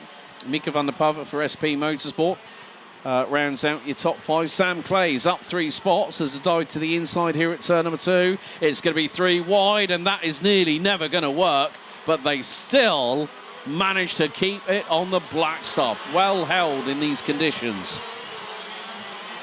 So Sam Clays up into P6, Jeffrey Fixer and Alois Girardet round out your top 8. Luca Prima and Jens Sir as someone's going to the outside at turn 6. That doesn't always work, but has made up one position. Well, Robin Glerum has been on a tear, but oh no, dramas for Christopher Saxer. And that is the Danes race done and dusted. That's coming out of turn 5 onto the Europolan. Main thing is, He's walking away under his own power. It's nearly 3 wide coming out of turn number 10. But Van der Stroys is trying to pull away, and he's got a gap of, again, 0.6 of a second. Gil Mertens is keeping that youngster from the Netherlands very, very honest. Kevin Steyhauer is now about 1.7 seconds behind in P3. There's Alois Girardet with Jens Tur as, oh, that's not what you want to do in these wet weather conditions. Hit the brakes, back end rotates. And these brakes on these KZ machines are very, very difficult. And it's to navigate, and that's Lenny Robiolagash. And that is the driver from the Lahouk Racing Team, run and operated by Arthur Lahouk, sim racer, KZ2 exponent. And at one point, Arthur was, I'm not too sure if he's still aligned with Williams, Atlassian Williams sim racing division. I'm sure he probably still is, but he is concentrating on being a team boss and a driver at the same time. Someone's being very brave and rambunctious, trying to go around the outside of turn 8 and makes a position. So, Jean Louillet, non-starter. Christopher Saxer off. And that was, his race had an even hit, the midpoint of the Europalan. So the 412, one of the MP kart racing team drivers, of which Van der Stroys is also part of the same outfit. Gil Mertens still doing very, very well in the Masters division, still holding on to P2 at the moment. But there is a driver in the form of Sam Glaze in the 535 who rounds out the top four behind Kevin Steyhauer, who's made up 5 places and has just set the fastest lap of the race, a 1:07.95. But shooting up 6 places. Robin Glerum, I did say watch out for him, he's just got up to 9th. And is ahead of Luca Prima. Anders Alkjaer, the other Dane in the division, has moved up 6 places and has started 17th, now runs a genuine 11th position. And good to see the Blankenspor family follows Mick wherever he goes. Good afternoon, Helena. Hope you're keeping well. But Van der Stroys has now got a gap of about 1.1 seconds ahead of Gil Mertens. Kevin Steyhauer trying to close that gap down. He's 2.3 seconds off of our race leader. Jens Tur now up into 6th position. He's got through on Milan van Winden. And it looks like there's been dramas for, as I said, Lenny Robiolagash, who went off, hit the brakes too hard on the Lahouk Racing Kart Republic chassis and went rotating around. He's still circulating nevertheless. But Van der Stroys is now the quickest out of anybody around the circuit.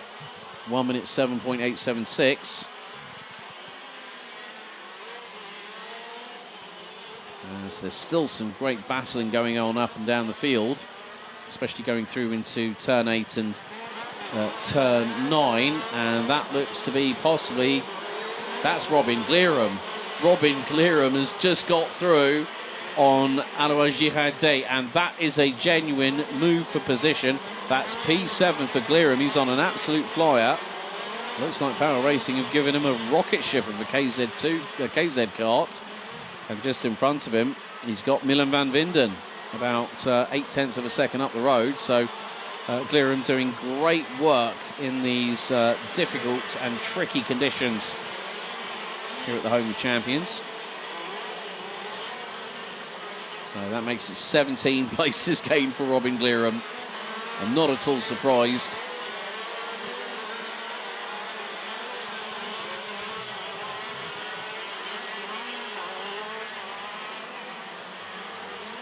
So there looks to be Zico Osterhoff in the 712.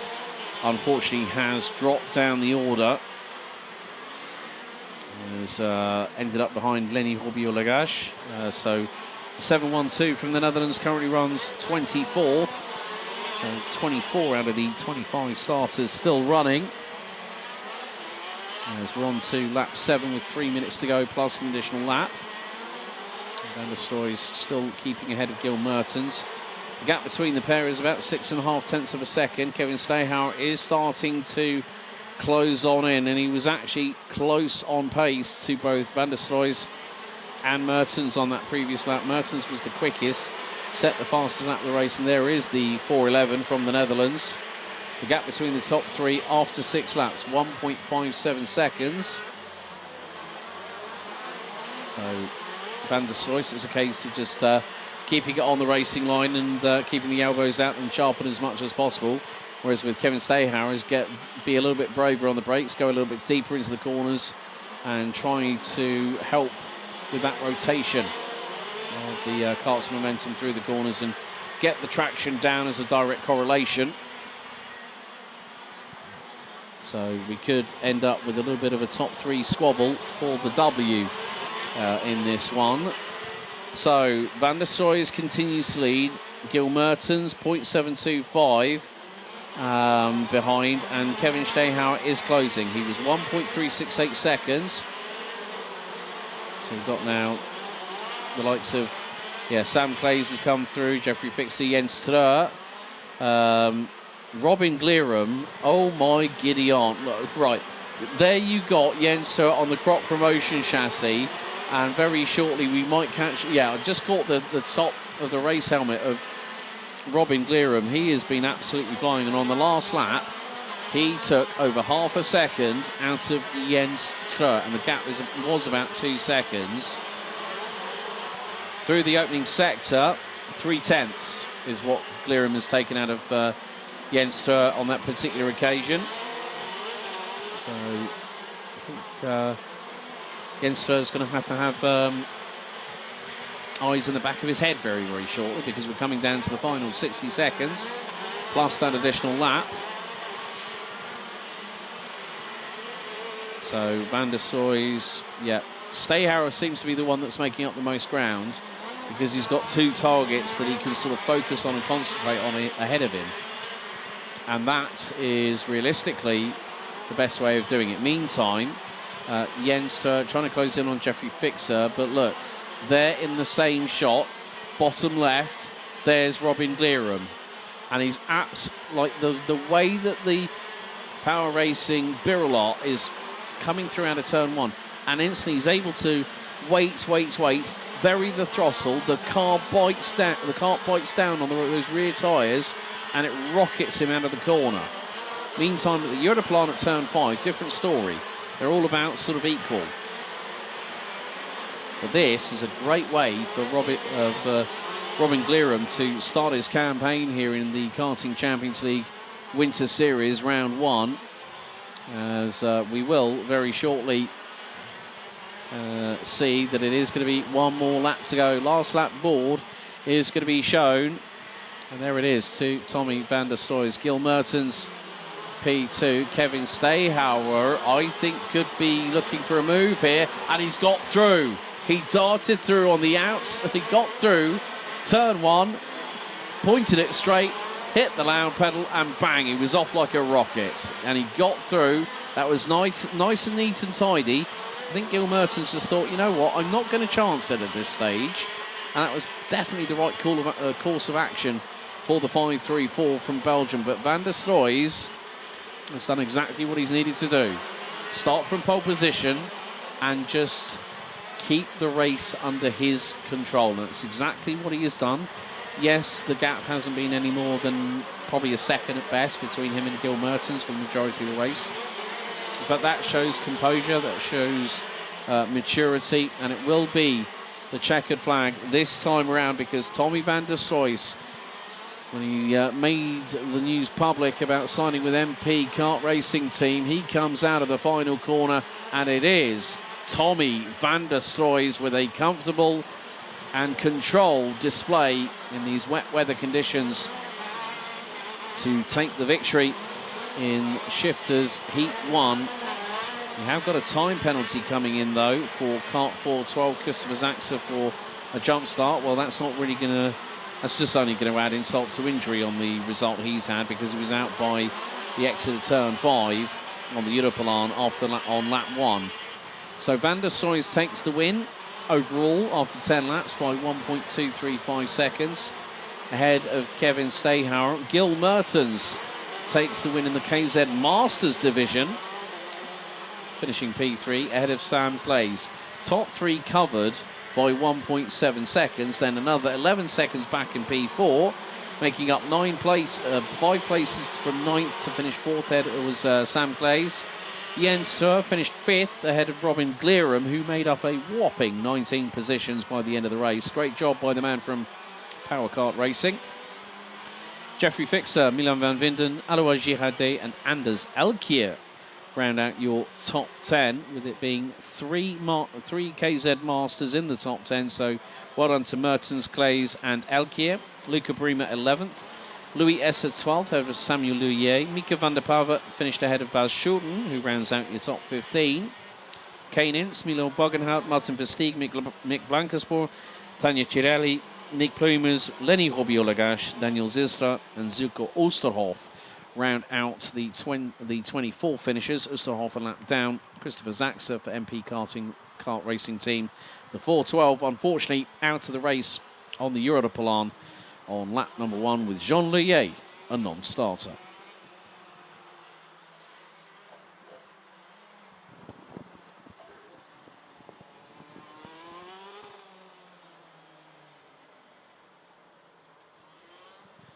Well, that concludes the morning action here for day 1, round 1, Karting Champions League Winter Series 2026 here at Karting Genk. There's the timetable that will be restarting just before 2 o'clock this afternoon with the next 2 heats for X30 Senior, Mini, and then we'll have Junior and Shifters.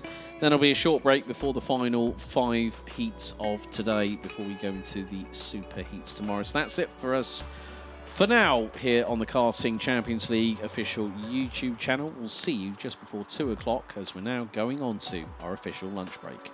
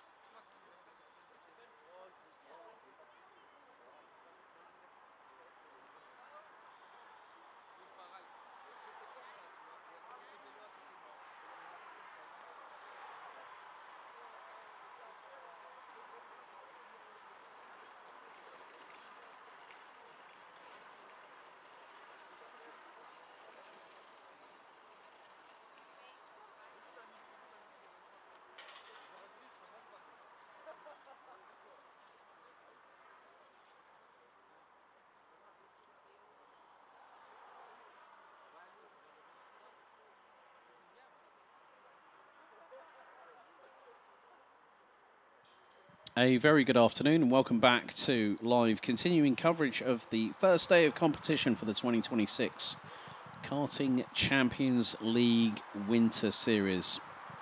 As we are live and direct from the home of champions Karting Genk in Belgium for the first of two weekends. So for those that have been watching along, thank you so much for joining us. There is a pinned comment in the live chat. Reference the live timing link, which is also in the description down below. For those wondering about the timetable, it is in the link it's actually down in the description, but very shortly we'll be getting underway with our third heat for X30 Senior at 2 o'clock local time, so Central European time here in Belgium. Then we'll have X30 Senior Heat 4, Heat 2 for Iame Mini, and then X30 Junior, and then the shifters before we have a short break before the last 5 heats of the weekend, and that will decide the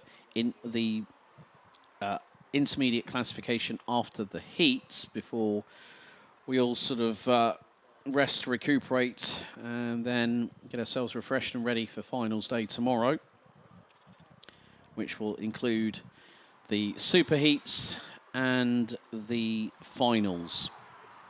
We've just got a couple of minutes before we get back out on the circuit for the next few races. But Charlie Gloom did pick up the victory in Senior X30 Heat 1 earlier on, leading a Belgian 1-2-3 across the line. So Charlie Gloom, Delano Vellens and Arthur Wang, the top 3 in Heat 1. Heat 2, the win went the way of... it was actually a top 4 lockout by the Belgians, with Victor Louis and Mathis Merchant taking 1-2 for RSD Karting, followed by Bouvin Powers, Bran van der Weken, with RSD showing strength in numbers again. Marcus Gloom rounding out the top 4. Louis Petonot ran away with the Iame Mini Heat 1 ahead of Matteo Campobello, finishing 5 seconds up the road. And again, another top 3 lockout by local drivers, with Matteo Campobello for PJM and Gilles Duval for CRG Belgium. And the next nationality on the list was Ukraine, courtesy of Artem Kukureshko, with UN1 running with the Cali Kart racing with the Cali Kart chassis. Junior X30 saw Ches Pedersen from Victory Lane take the win, leading home a 1-2 as Redeka Kart teams Lionel Munguia rounded out second position. And it could have been a lot closer than that, probably about 8 and a bit tenths behind after 10 laps of racing, with Theo Polican completing the top 3 for Dream Racing.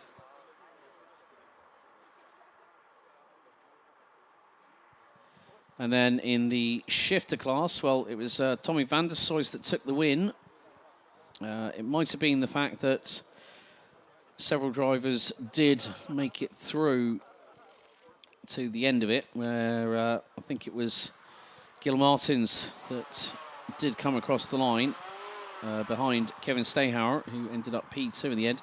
Sam Clay's one of multiple drivers hit with front-fairing penalties, but Robin Glierham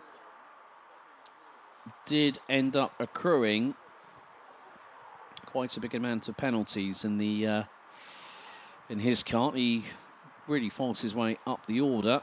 Robin Glierham in the 416 got two 5-second time penalties for pushing, along with a front bumper in. So that was a total of 15 seconds amalgamated for the man from the Netherlands for Power Kart Racing, despite the on-track prowess he showed in that opening heat.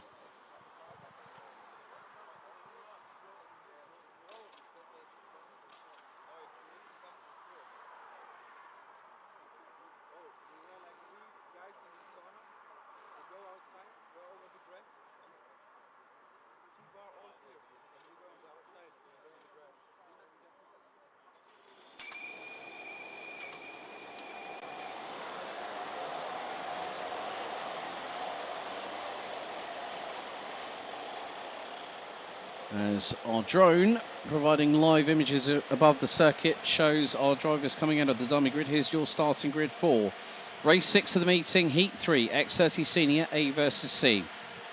It is going to be Alexandre Mercier and Heat 2 winner Victor Louis rounding out the front row. Matteo Rivals and Yanni Bouillet round out row 2. And it's going to be Matthias van der Kerkhoff and Mathis Marchal rounding out row 3. Delano Valens and Aurelio Giustinelli rounding out row 4. Arthur Huang and Kevin Bakker complete the top 10. Row 6 will be comprised of Enzo Ferrari and Alan Vida. Sam van der Hayden and Danny Burs round out an all-Dutch row 7 ahead of Raffaele Santocono, who's going to be joined by Clément Outron on row 8. Nora Mengal, Bertrand Saxe, Flavio Caira and Alan Spencer. Well, Spencer Allen round out your top 20. Gauthier San Juan, Mathis Blanquert, Sam Gluck, Romain Saleh and Corentin Perrault round out your 25 strong.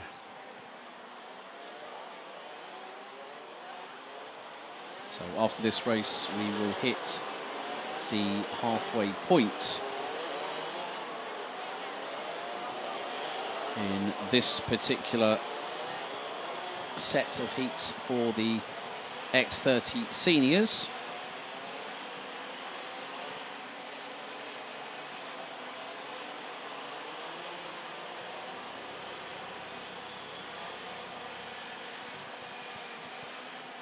Once again, we reset the timer to 10 minutes plus an additional lap.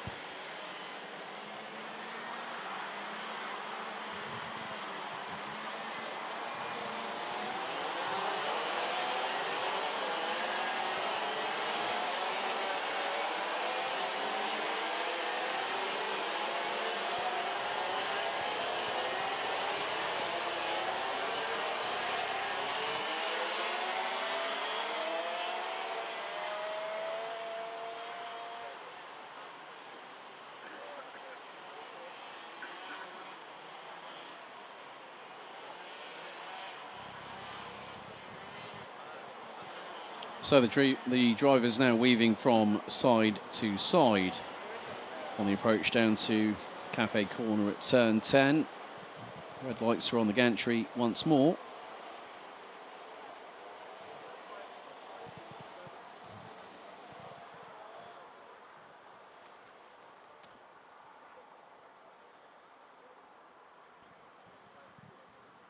Can it be a bit more luck for the likes of Alexandre Mercier and Yanni Bouillet this time around? The red lights are on the starting gantry. The field slows to a crawl as they will now start to make their way out of the final corner and in to the tram lines.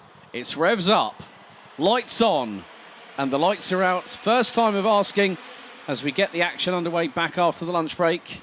Mercier leads the field. Bouillet looking to the inside of Victor Louis. Louis looks to have taken the lead on the inside, nips through, but through at turn 3. Mercier returns the favour. The two were wheel to wheel for the briefest of moments as they head towards the Europalan. And it looks like Matthias van der Kerkhoff is trying to go round the outside at turn number 5, and the man from Victory Lane just about keeps a hang on to it.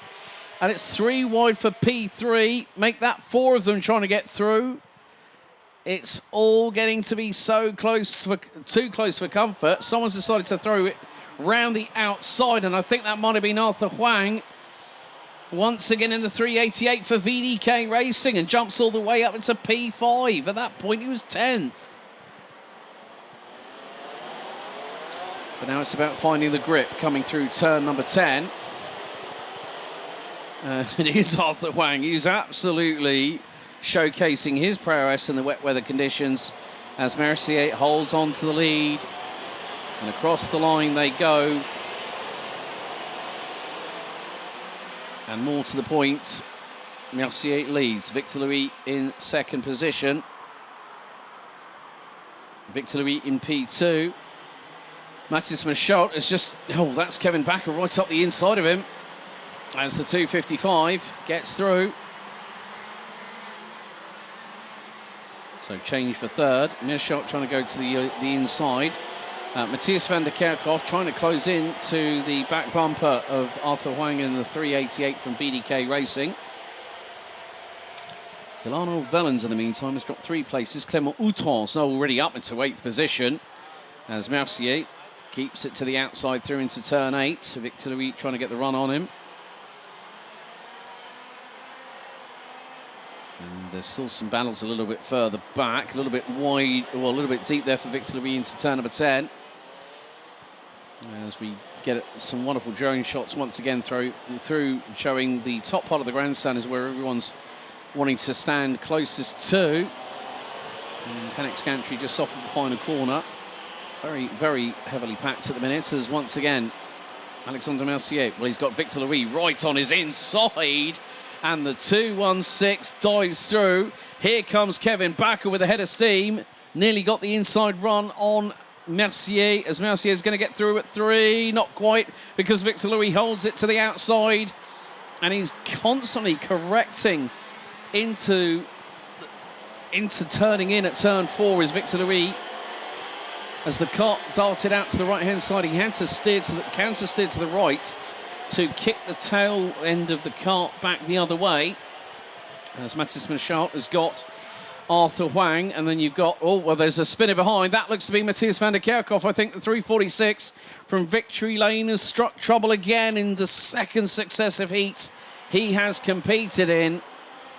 And here goes Kevin Backer up the inside of Mercier through at turn 10. That's the change for 2nd.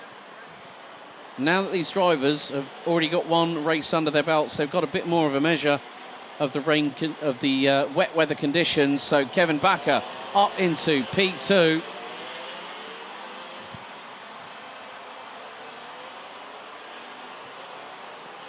And Clément Outron has now made his way up into 6th position, and he's not that far behind them. Mercier trying to hang on, Michaud trying to go past him. Huang's right behind the 201 from RSD Karting. Clément Outron is not that far behind. He's about 9/10 off of the back bumper of the 388. And there is Outron, very deep on the brakes going into turn 5 onto the Europolan. Michaud dives to the inside of Mercier through at turn 6. That nearly opened the door for Arthur Huang to thread his way through. Huang's going to thread the eye of the needle up the inside at turn 8 and covers off Mercier. What's Outron going to throw at the 290? He's going to get a good traction pull out of turn 9. He's going to be to the outside of 10. And then gets the bite down.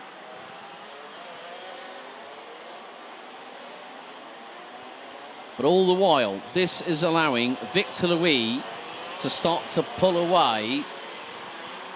But Kevin Backer, glance over the right shoulder, saved by Matthias Michaud. Clément Outron now through. Mercier dives up the inside of the 289 from France and retakes 4th position. Arthur Huang trying to use the curbs to help him get the cart round the corners, but sometimes it can compromise you if you catch the inside sidewall a bit too heavily. Coming up to 4.5 minutes to go, plus an additional lap in this third out of 6 respective heats here in X30 Senior.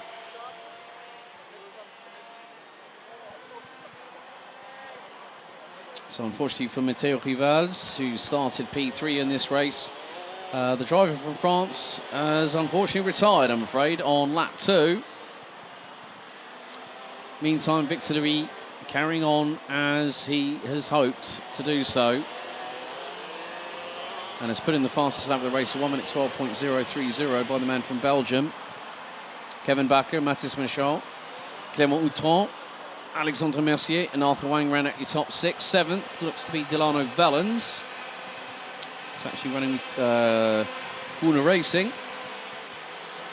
And then we got Sam Galuk, or Sam van der Heyden up 5 spots. Sam Galuk up 14. Aurelio Giustinelli is on the bottom rung of the top 10. And I think that is probably what I've seen there. We've got a stricken cart on the outside of turn 5 at the Europolan. So this just goes to show how quickly things can turn on a sixpence and not go the right way. Adam Vida now through on Yenny Bouillet, who's currently P12 at the moment. Time penalty coming in for driver 309. And that is a 5-second time penalty for pushing. Romain Saleh from France is the driver that has just been given the penalty by race control, which is now flashing on the digi flag just past the start-finish straight. The start-finish line thereof. Mathis Michel has just put in another fastest lap of the race in 1 minute 11.827.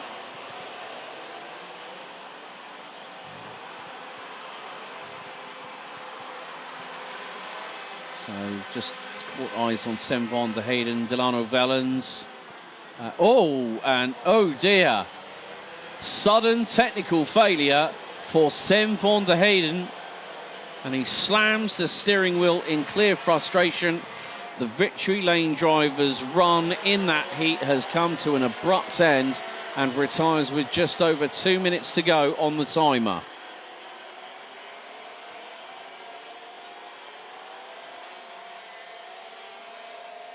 Whilst that was happening, I think it was either Sam Galuk or Delano Valens that was trying to go around the outside coming out of turn number 2 and had a big amount of speed.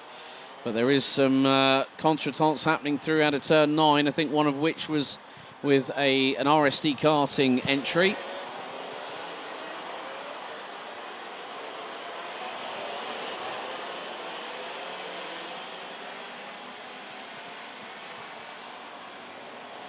But now Mathis Michel gets through on Kevin Bakker. That's a change between the Dutchman and the Belgian for P2, but that has allowed Victor Louis to canter away into the distance.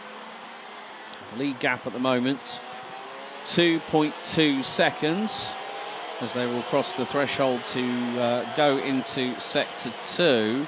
Mathis Michel 28.6, Kevin Bakker 29.16, Victor Louis 28.62.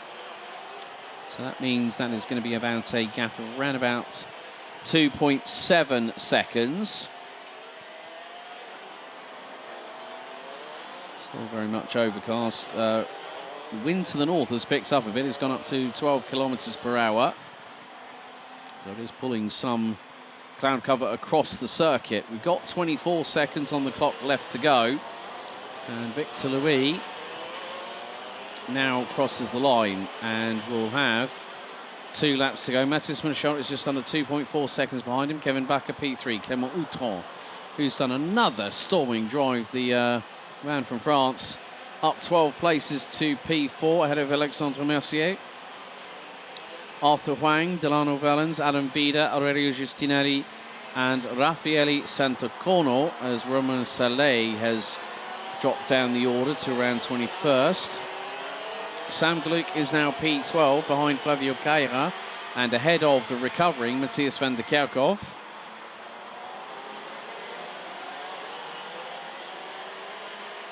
And we've got another time penalty for pushing. This time it goes, so we've had the 3:09 of Romain Saleh and also the 2:46, Sam Galuk. So 5-second time penalty for pushing. Next time around we'll have just 1.36 kilometres of this heat to take us through the midway point of the heat stages for X30 Senior here at Karting Genk. And it is going to be last lap ball being seen first. Victor Louis, Mathis Michaud with his head down, and he's actually picked up a bit of time. Last time around, Victor Louis, 1 minute 12.6 to Mathis Michaud, 1 minute 11.77. So it's taken nearly a second out of the leader last time around. And the biggest gain appeared to be, I would have thought, it's going to be sector 2, where he lost a lot of that time. The gap was coming ever closer still. Michaud over a quarter of a second quicker in that opening sector, so that gap's probably round down to about 1.2, 1.3 seconds, but there is not enough corners or laps to help Mathis Michaud, but it will be a good way to hit the halfway point in the heat stages for him as our drivers make their way through the last few corners in Heat 3.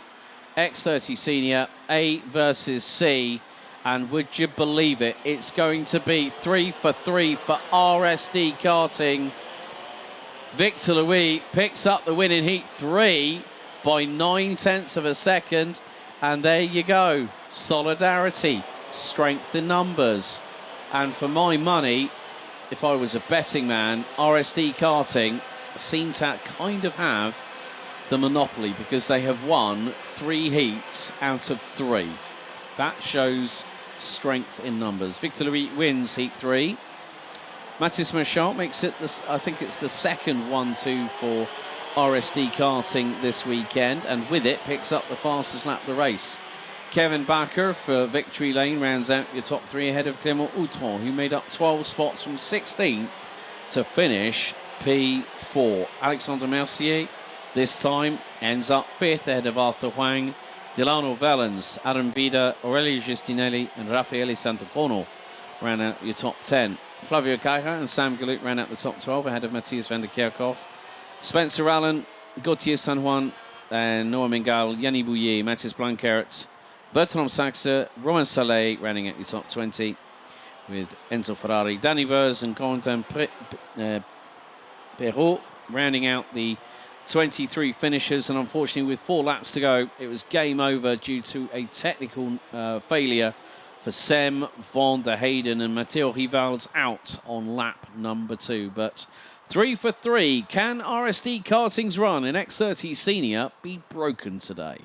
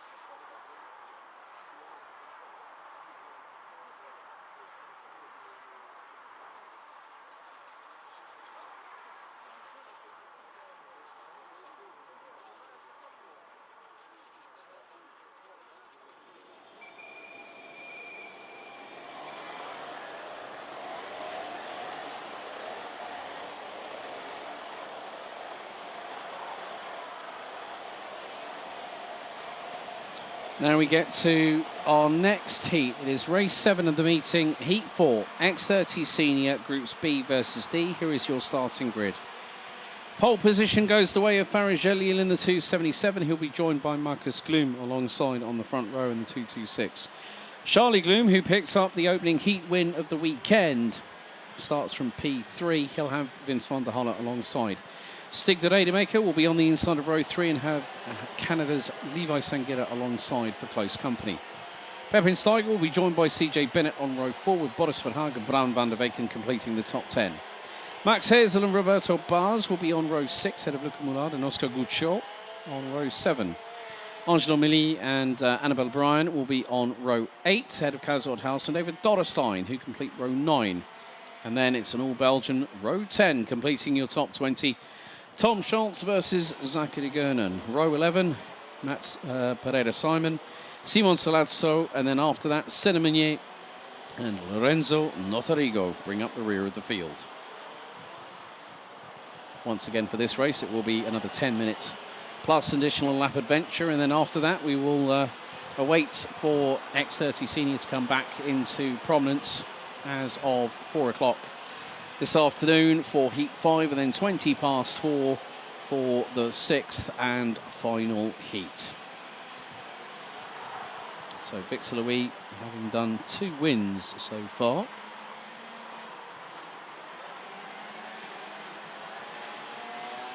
As I said previously, can potentially the RSD karting meritocracy that has just literally imploded its way onto the Karting Champions League Senior X30 grid, can it be stopped? I think there is a definitive possibility that can happen, but never say never when it comes to the word that I like to use in karting, which is unpredictability, because you never know what might happen. Because as soon as those lights go out and we have the run down to turn 1, anything is possible.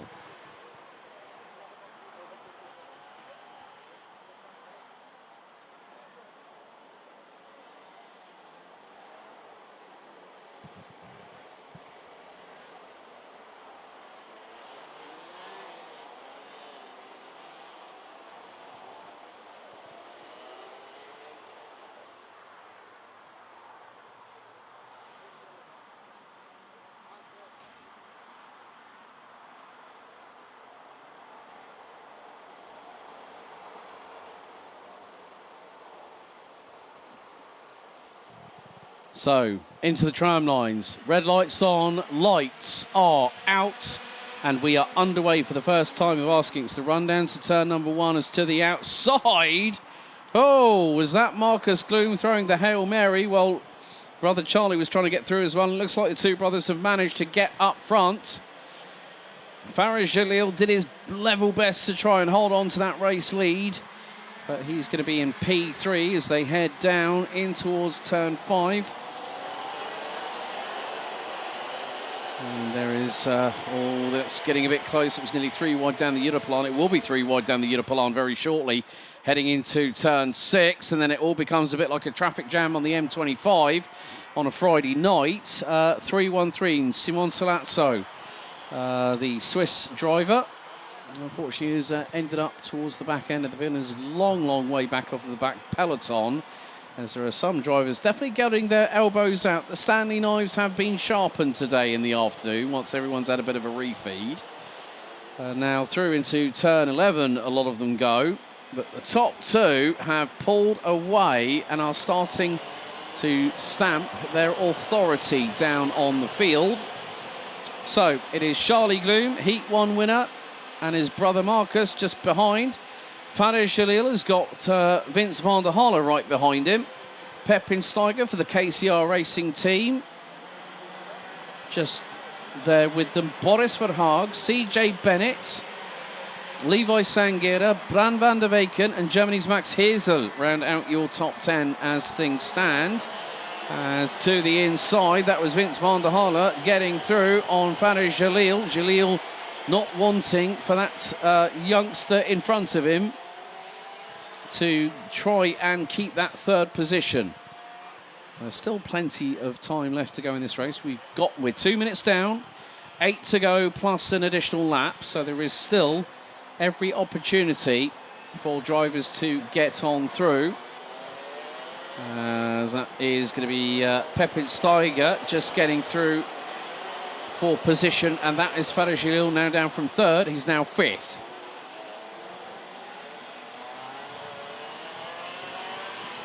And lap 2 will be very shortly in the books as Charlie Gloom continues to lead the way ahead of brother Marcus. CJ Bennett looking for a move on Boris Verhaag, and he's trying to... That was cheeky from CJ Bennett. He dived up the inside. He got through on Boris Verhaag and Farid Jalil, but Verhaag trying to go through round the outside of the man from Ireland. And CJ Bennett says, "No, you don't, Sonny Jim. You are not going to get through like that on me." CJ Bennett with the presence of mind to see one door open, and then it's the other door on the barn that gets open, and he went straight through without any hesitation. Levi Sangira, I think, has just made up a place, dive bombing into turn 6 off of the Europlan.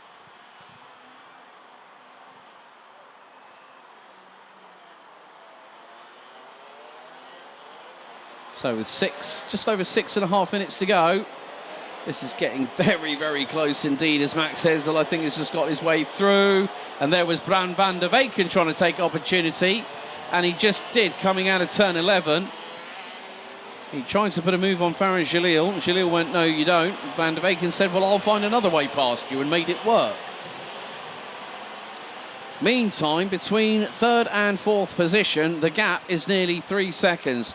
Vince van der Halle and Pepin Steiger is now... Oh, it's all for themselves now, isn't it?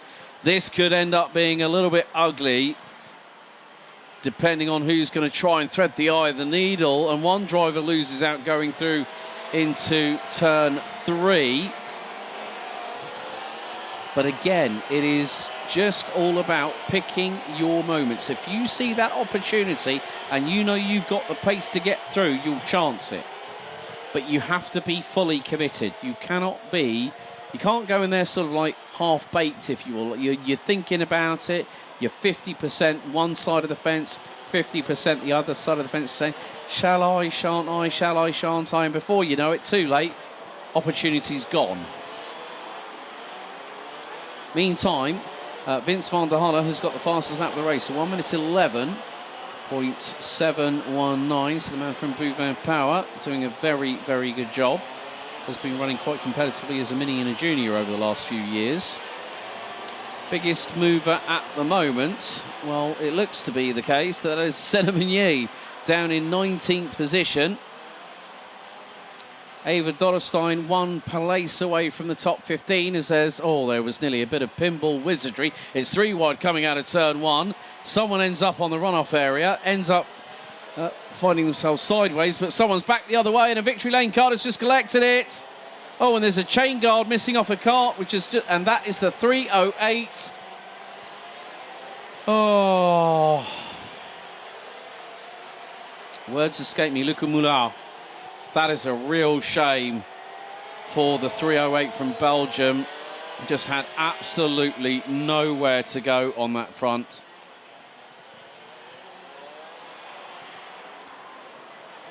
And it's just those, yeah, like literally, it was the left rear that I think got clipped, and Moulard ends up with damage on the Kart Republic chassis, and that's it, game over.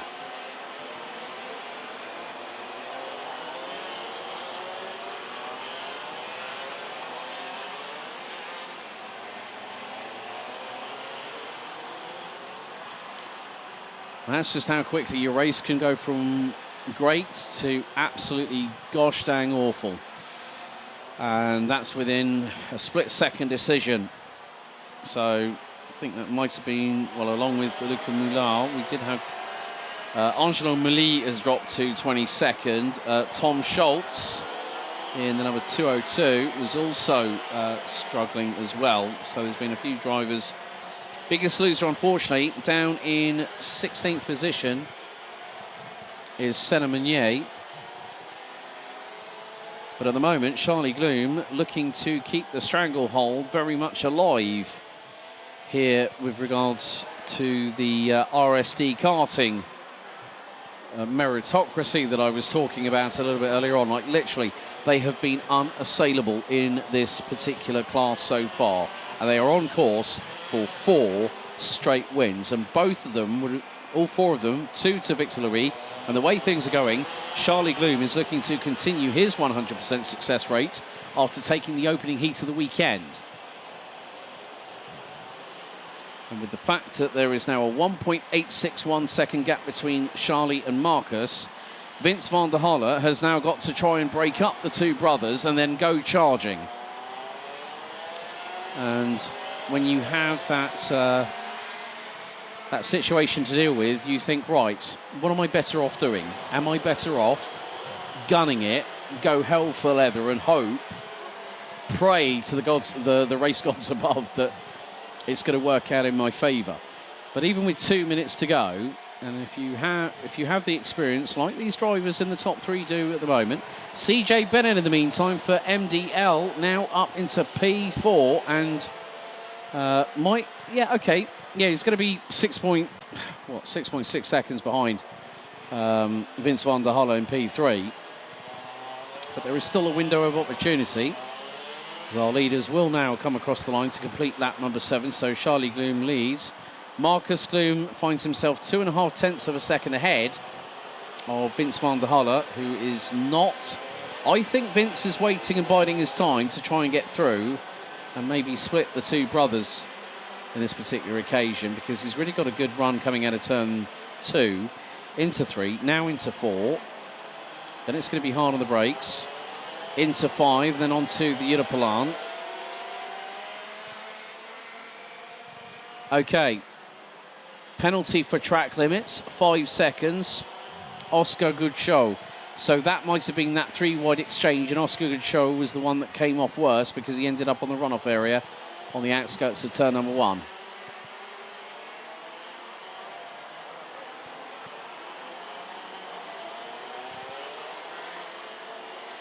So at the minute, with 35 seconds on the timer remaining, it is going to be 2 tours to go. So Charlie Gloom will now make his way across the start-finish line to complete lap 8 out of 10. And with it, sets the new fastest lap of the race, 1 minute 11.415. Vince van der Halle, in the meantime, is losing ground to Marcus Gloom in front of him. So the top 3 are covered by 2.7 seconds. CJ Bennett is now 8 seconds off of this battle for P2 and P3. So rounds out your top 4. Pepin Steiger. Levi Sanguera, the second of the MDL boys in this race. The driver representing Canada is now P6. Boris Verhaag, Brown van der Beek and Max Hazel. And Ava Dorrestein now round out your top 10. Dorrestein has now moved up 8 places. Unfortunately, it's game over for Tom Schultz, the 202 from Belgium, out on lap number 7. Cannot make it through sector 3, I'm afraid.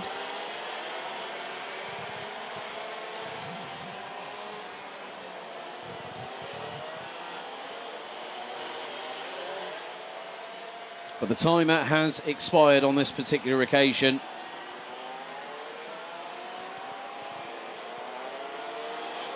And it looks like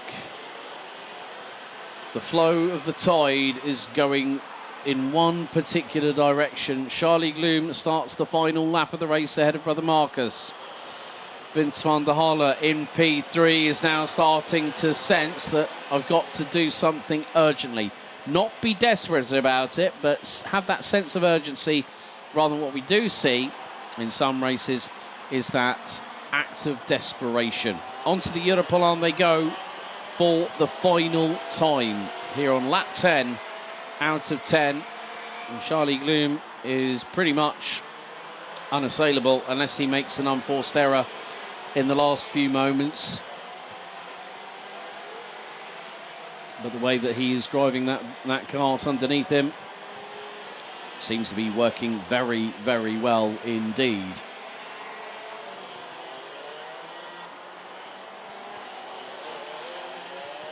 So, despite the fact that Vince van der Halle could not close into Marcus Gloom, it is going to be a 4th straight win for RSD Karting.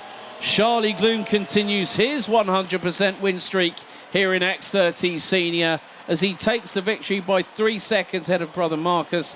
Vince van der Halle flying the flag for Bouvin Power very high there, finishes P3. CJ Bennett, 4th for the man from Ireland and MDL, ahead of Pepin Steiger, and then also Canadian teammates Levi Sanguera in 6th position. Bran van der Weyken, Boris Verhaag, Germany's Max Hazel, and the Netherlands' Ava Dorrestein round out your provisional top 10, covered by 23.5 seconds after 10 laps of racing was completed. Annabelle Bryan moves up from 16th to finish 11th, ahead of Sigde Rademaker, Roberto Baz, Kazot House, and Farid Jalil, who rounds out the top 15 in the provisional results.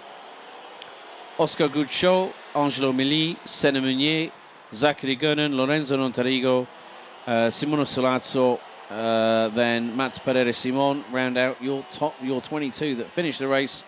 Tom Schultz out on lap 7 and Luca Moulin out after contact coming through turn 3 on lap number 5. But Charlie Gloom, 2 for 2 for him and 2 for 2 so far for his RSD karting teammate Victor Louis. We'll see them back at 4 o'clock this afternoon for Heat 5.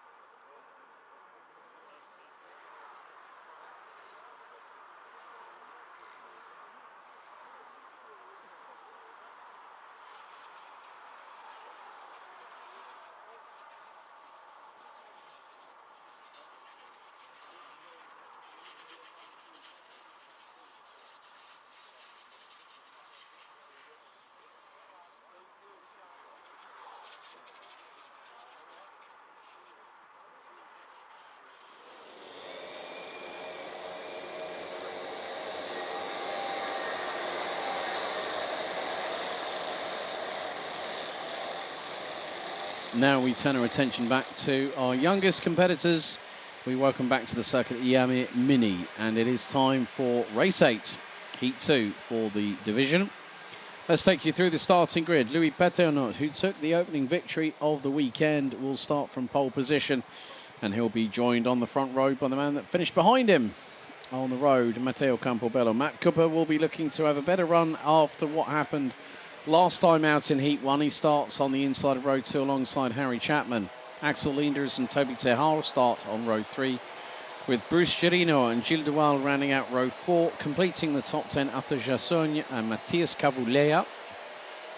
Bram Konings, Mathis Lambrecht, Kian ten Haag, Milan de Ruyt, Ziad Dudon, Lucas van der Heere, Artem Kikireshko and Victor Oliver Rizzo round out your top 18 drivers, with Maxime Ball and Martin Cekin-Gomis rounding out the top 20. Noah Kim, then Victor Radu, Musabera Akbaba, William Sitio and Lassivant Vader complete your 25-strong grid. The qualifying decided for all the classes with 3 heats. The one qualifying session would start and would determine the starting order for all 3 heats. Now, bearing in mind, our Iame Mini drivers made a complete pig's ear of the first start earlier on, but they've got to be a lot more on their A game this time around, just so at least we don't have lightning striking the same place twice, metaphorically speaking.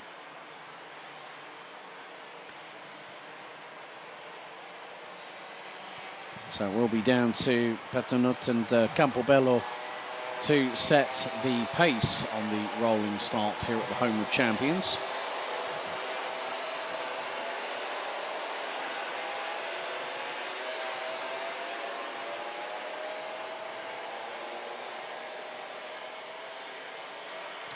So if you are watching along on the Karting Champions League official YouTube channel, please put your comments in the chat. We'll give you a shout out and let us know who you're cheering on for this weekend at Karting Genk. We'd love to hear from you.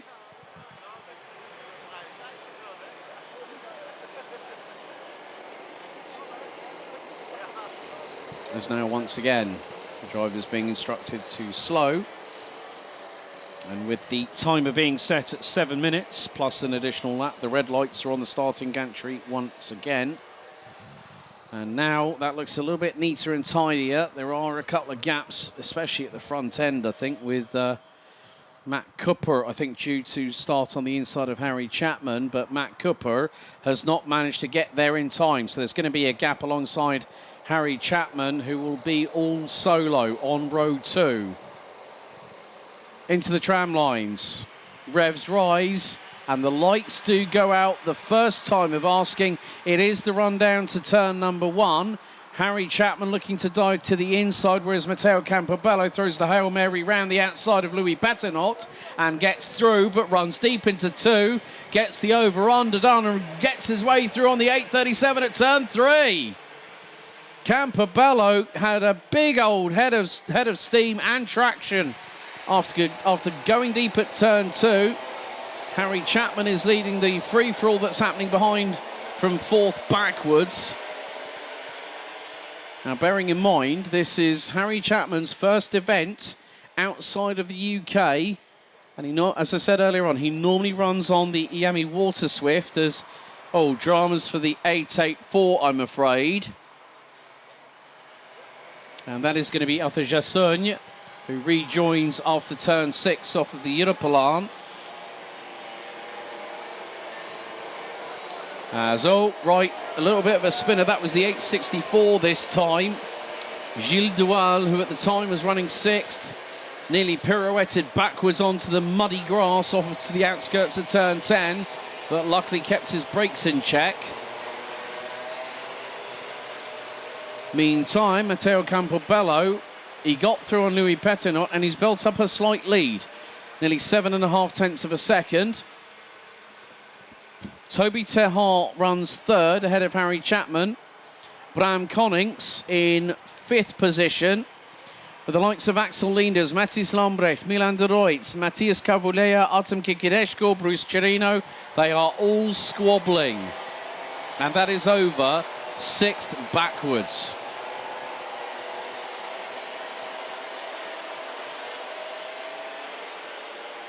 Biggest mover at the moment is Kikireshko with 7 places gained. Biggest loser. Oh, it's happened again. Lightning struck twice for Matt Cooper. This time he is still running, I hasten to add.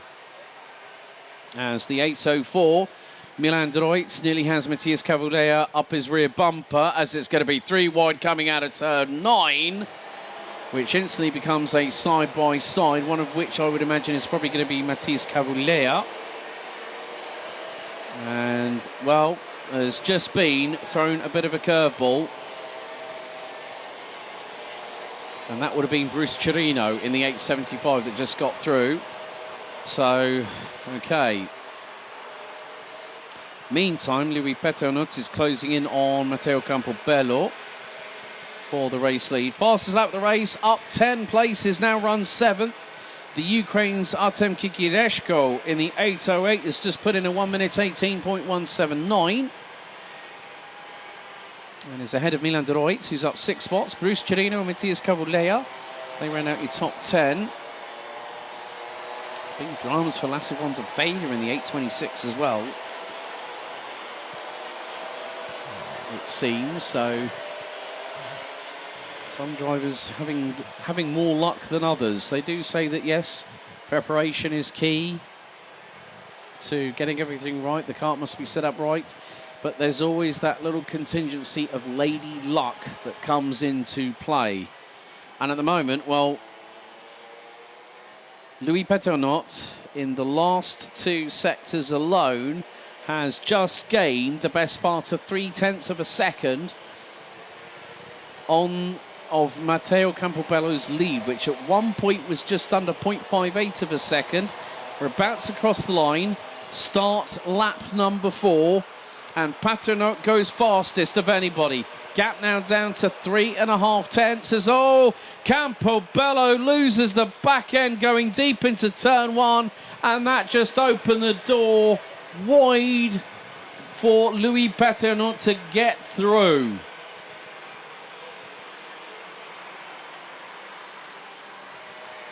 And I'm sure that Matteo Campobello will be thinking to himself, oh, what did I do there?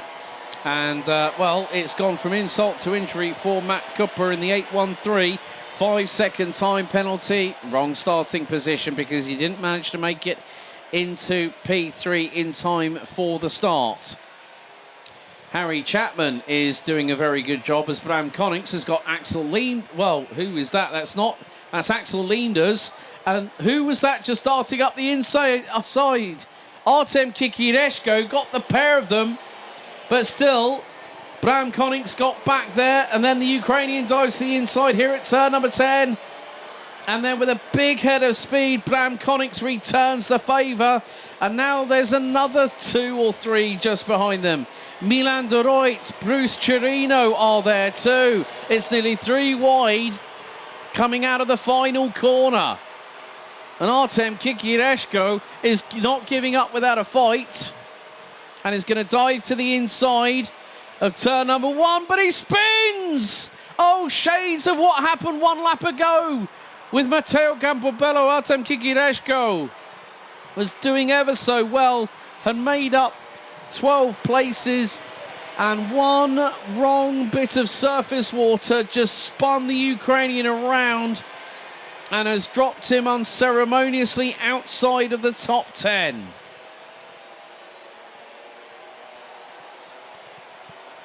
Meantime, well, I have to say this, Toby Terhar has got Harry Chapman breathing all over his rear bumper and exhaust pipe at the moment, because the battle for P3 is really heating up. Petonot's got a 1.8 second lead over Matteo Campobello. And then it's a further 2.5 seconds back to Toby Terhar. Harry Chapman is right with the youngster from the Netherlands.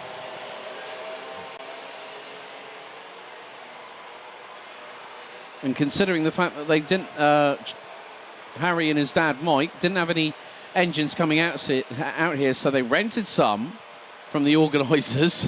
And Harry showcasing that he loves, wet weather conditions. And look at this. Toby Terhaar was so close to keeping that door wide open. As they make their way down into turn number 5, both take the same racing line, so go to the outside part of turn 5 to then hook it up as soon as they point the kart straight. Chapman unable to use the slipstream down the Europalan, but nevertheless, it's a great first couple of outings for the youngster from the United Kingdom. Timer now has hit 0, and next time around we will have one more lap to go as Chapman dives to the inside at turn 9. Terhaar has to use the outside curbing and mash the throttle to keep in front of him. Milan de Ruyt and Bruce Chirino are closing in very quickly on these two, as this time around Louis Peternot from Eichmann's Grand Prix is about to see the last lap board for the second of 3 heats today. Final lap underway as the 837 has a 2.3 second lead. Terhaar and Chapman, I don't think it's decided quite yet because we have about 1.2 kilometres to go. But then you look at behind, you've got Bram Konings behind the likes of Milan de Ruyt. Bruce Chirino now up into 5th place. Axel Leenders is just behind them.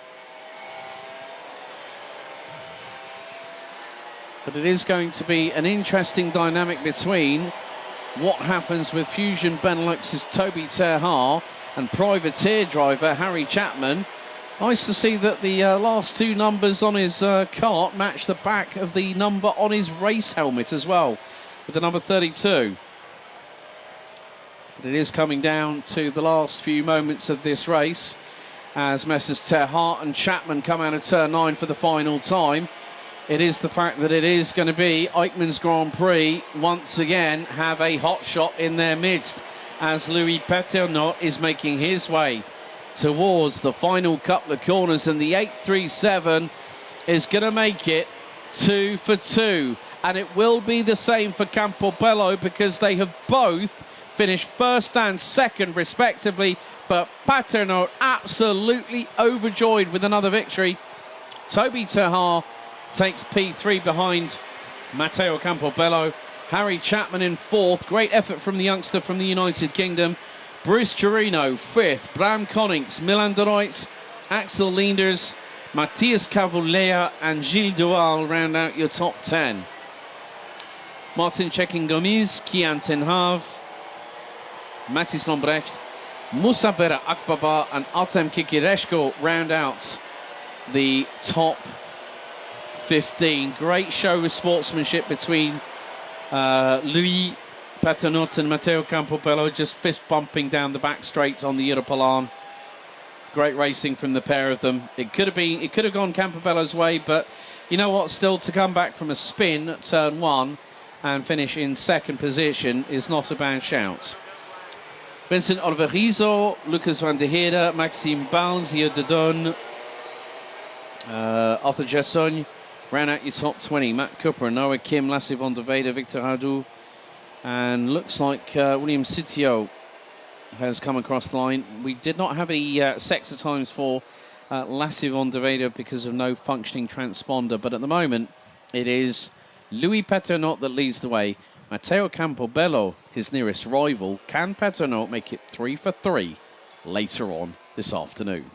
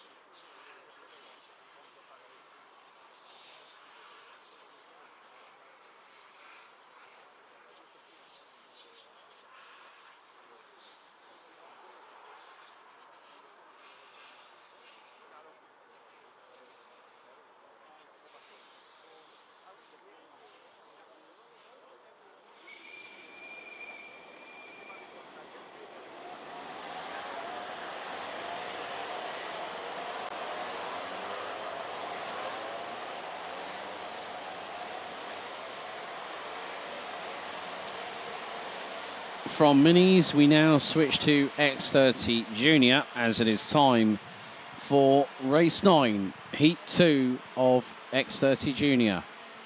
Ches Pedersen, who took the opening win of the weekend, will once again line up on pole position. He'll be joined by the 187 of Theo Poliquin on the front row. Antoine Boots and Lionel Munguia round out row 2 with Ludwig Granqvist and Louis Wieland rounding out row 3. Edouard Gauffoy and Thijs van Haus will round out row 4, completing the top 10. Lewis Boots and Joshua Lauritsen. Lucas Pellizzari and Zoltan Coigny round out row 6, ahead of Linus Tysted and Charles van Kellecom. Gauthier Maquet and Trent van Malik round out row 8. Jules de Koen and Sash Duquet row 9. Isaac Zahiri and Len Gukman round out the top 20. With Dorian Grandjean, Adam Bourne, Mohamed El Bouzaki due to be on the grid, ahead of Matthias Mouche, Ronan Kamphaus and Gregory Korblicek, with the 113 from Germany showing great prowess, siding his way through the field in Heat 1 earlier on.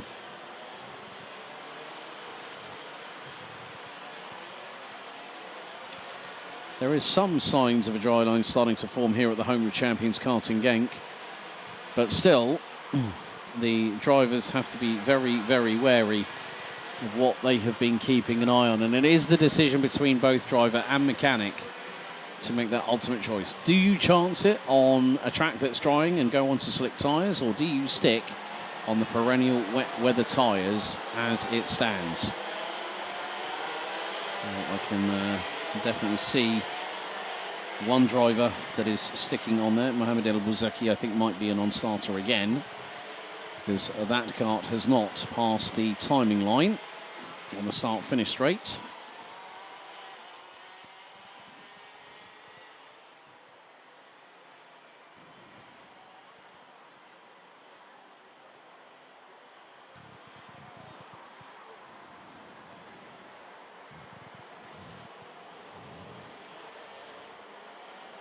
So once again, it will be 10 minutes plus an additional lap for these X30 Junior drivers. Now, Ches Pedersen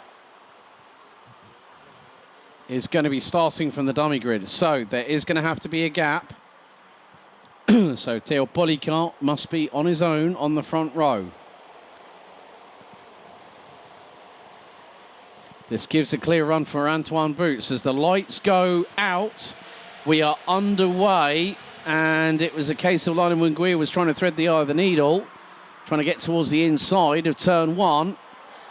As, oh, no, there's a spinner in the middle, and that's the 104. Oh, dear, Louis Wieland gets tangled with and turns around out of turn 1, and it's too wide at certain points going through turn 4 for the opening tour.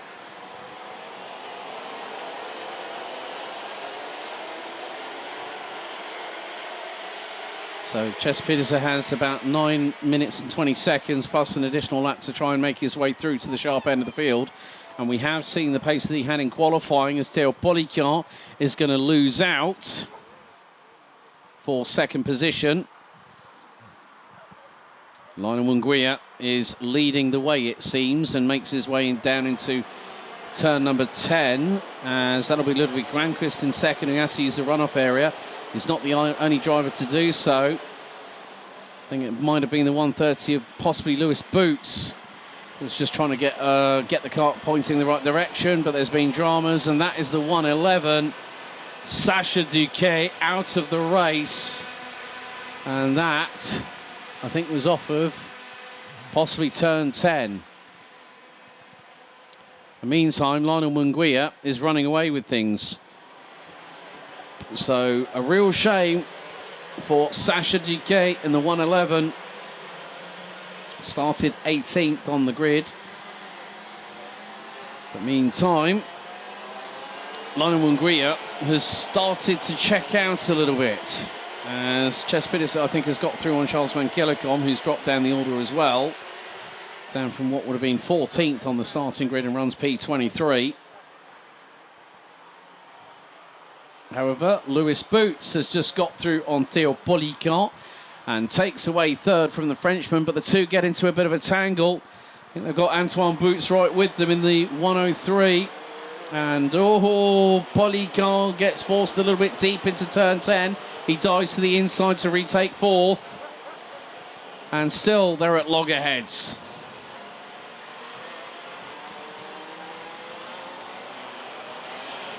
Biggest movers up the order. Dorian Grandjean up 10 spots now, runs 11th. Ronan Kamphaus up what was, well, is now 14th. Gregory Korblicek is up to P15, who's diving to the inside. Is someone who's a bit brave, and there's more dramas. Oh no, Isaac Zahiri in the 169 CRG. The youngster from France is out of the race, I'm afraid. So 3 minutes down. We've already lost Sacha Duquet and Isaac Zahiri. So one from Belgium, one from France. Matty Smoosh is the last classified driver at the moment, as we've got a little bit of a spinner. Oh, watch it. That's the 149. Len Gerkman from Germany for KSL finds himself pointing inadvertently to the right-hand side of the, or pointing directly at the apex of turn number 6. As there's more jockeying for position. And there's some people being rather careful. Some are just steamrolling in a little bit and trying to measure the fact that they can bring the momentum to the corner, but can they stop it in time? Munguia's got a lead of nearly 3.1 seconds ahead of Granquist. Boots in third, Goffroy fourth, Pelizari fifth, and then Theo Polican. Oh, they came to blows, and there's going to be 3 wide coming out of turn 1. And someone's going to make the best of it. Might be Thijs van House. But my goodness, 3 wide coming out of turn 1. I mean, that's precarious at the best of times. And you're having to stay off the runoff area so you don't pick up a 5-second time penalty as a direct correlation if you go off.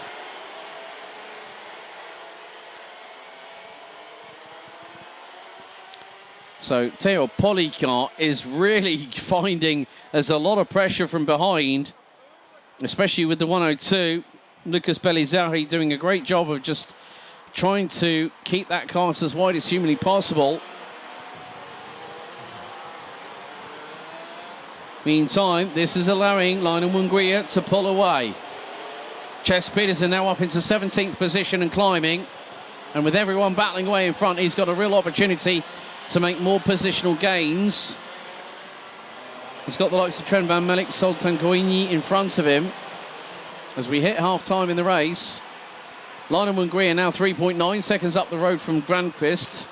Boots, Godefroy, Pelizari, Polican, Van House, Maquet, Antoine Boots. Well, it's Adam Bourne and Antoine Boots that ran out your top 10.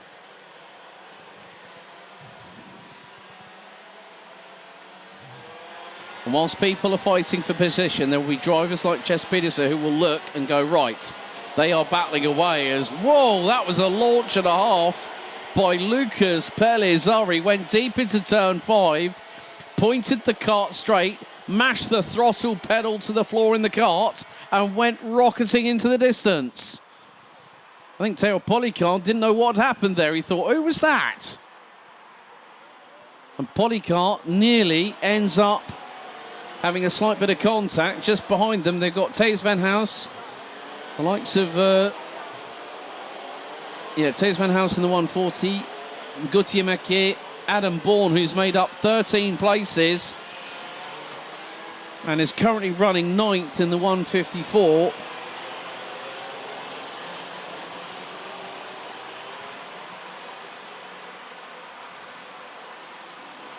Also one of the drivers running under the MDL awning this weekend, as we've got 3.5 minutes to go.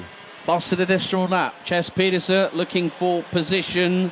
He's got Ronan Kamphaus not too far in front of him, and then the likes of Dorian Grandjean, Gregory Korblicek, the German, now up into 11th position, so 1 place away from the bottom part of the top 10 as Peterson wrestles with the Victory Lane Kart Republic chassis through turn 5.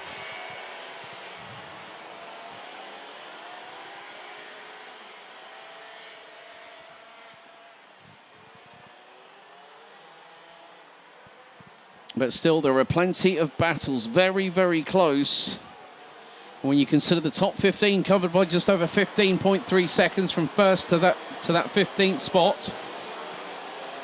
As Koblitschek looking to get past Antoine Boots, who might have Gauthier Mackay right in front. Koblitschek might dive to the inside through into the penultimate corner, and there goes the German up the inside, but Antoine Boots will have the crisscross coming out of the final turn. Isaac Zairiri will get a post-race 5-second time penalty. Well, that's not really going to amount to anything because of the fact he retired on lap 2 out of sector number 3.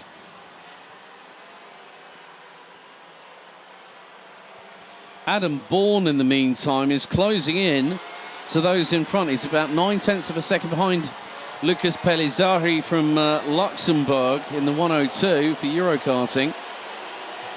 So Bourne having a great run, Koblitschek also having a great run, and between the pair of them, they've made up 31 positions over the course of the last 8¼ minutes.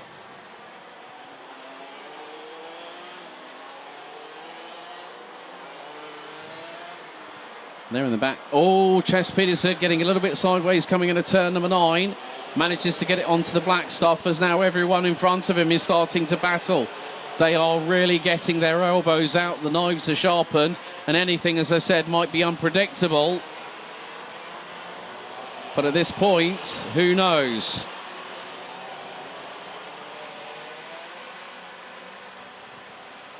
And there is the 154 with Adam Bourne. Now ahead of Lucas Pellizzari, up 17 positions. And again, oh, it's getting so close to being 3 wide out of turn number 3 just then. Thijs van House having to battle away with a few other drivers, including, well, Antoine Boots, I think, has just got in front of him. Well, Antoine Boots has lost a little bit of time in that opening sector. The best part of 3 seconds as here comes Ches Pedersen to the inside. And one of the drivers he has just passed, I believe, yes, 187, Theo Polican, who's now, I think, probably more than likely out of the top 10. So Ches Pedersen doing everything he can to minimise damage, damage on this particular occasion, because he had dramas, couldn't get it started. We've got 2 laps to go. Lionel Munguia on course to a clear, concise victory with a gap of 5.1 seconds over Ludwig Granqvist. And Ches Pedersen now is in the top 10. How many more places can he make up in the roundabout the next kilometre? That's going to be the key point here. As, oh, that's not what Koblitschek wanted to do. Coming out of turn 3, Pedersen looking for the run on the German. Can he get through at turn 5? The 113 does not let him pass, but Pedersen will have the speed advantage going into turn 6 off of the Europalan. But at the moment, the German holds the racing line through 6, into 7, now into turn 8 for what will be the penultimate time of asking. I think Ches Pedersen has an opportunity to be in the top 8 on the road come the end of this race, because we have around about 1.7 kilometres of racing left to go. Pedersen to the inside of Koblitschek through at turn 10. The German has to use the runoff area. And Pedersen goes to the inside at turn 11.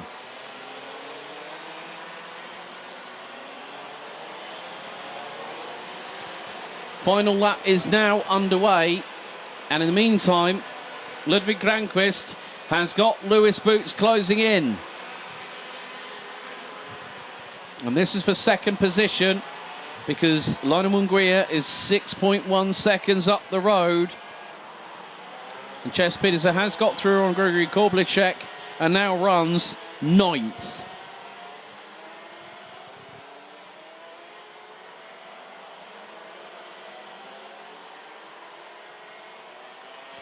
And in this case, Lewis Boots needs to be a little bit closer to Ludwig Granqvist in the dying moments coming out of the final corner, but it's not going to be enough for the 130 for victory lane, but it is going to be 2 winners from 2 different races Chess Peterson took the win in heat number 1, but it is going to be out of the final corner.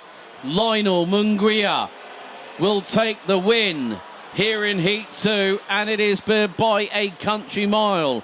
It's like he's trying to get back home quicker than anybody else. He wins by 6.6 seconds. Ludwig Granquist takes P2. Lewis Boots P3. Edouard Gaufoy, Adam Bourne with a great run for the youngster for MDL representing the UK. Not only went up 17 places, but picked up the fastest lap of the race, 1 minute 12.9, ahead of Lucas Pellizzari. Thijs van Hoys at house, then Gauthier Mekier and Chess Peterson rounding out the top 9. Gregory Korbelicek also made his way from last to 10th after 10 laps of racing. Theo Polican, Antoine Boots, Trent Van Melk, Zoltan Coigny, Jules de Koen, Joshua Lorison, Ronan Kamphaus, Len Gurkman, Linus Teisted and Mathis Mouche ran out your top 20. Dorian Grandjean, Charles Van Kellicom and Louis Bieland round out the 23 that finished the race. Isaac Zahiri out on lap 2. Sacha Duquet out on the opening lap, with Mohamed El Bouzaki not starting the race. So it's 1 for Peterson, 1 for Munguia, who will come out on top in heat 3 later on today.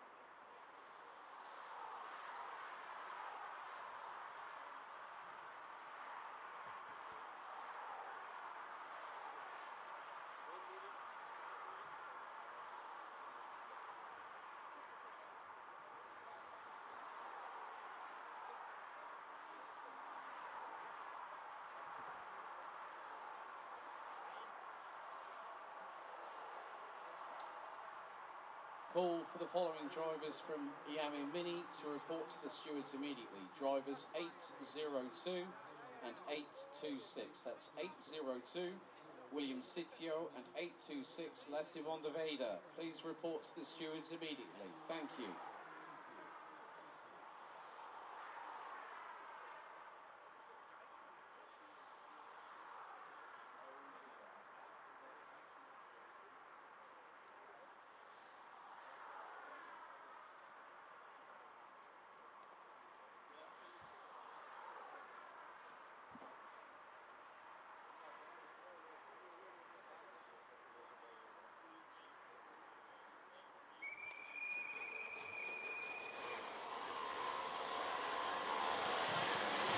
Well, the push starting happens at a frantic pace in the dummy grid as we head onto our penultimate shifter heat of the weekend for round 1 of the Karting Champions League Winter Series for 2026. Tommy van der Stroys, who took the victory in the opening heat this weekend, starts from pole position. He'll have Gil Mertens from KZ Masters alongside him on the front row.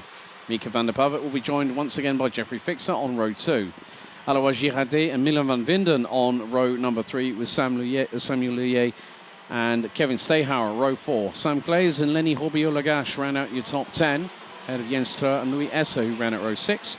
Mick Blankensport and Luca Prima ran at row 7. Tanja Cirelli and Nick Bloomers on row 8, ahead of Anders Elkier and Kane Ince, who ran out the top 9 rows, completing the top 20.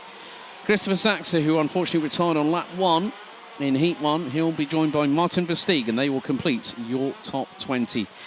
Then we got Milo Boganaut and Bas Schulten on row 11. Row 12 will be Daniel Zilstra and Zico Osterhof. Robin Glirum will be starting from 25th. And Jean Louillet, I would imagine, more than likely will be again, yes, confirmed non-starter in this 10-minute plus an additional lap heat.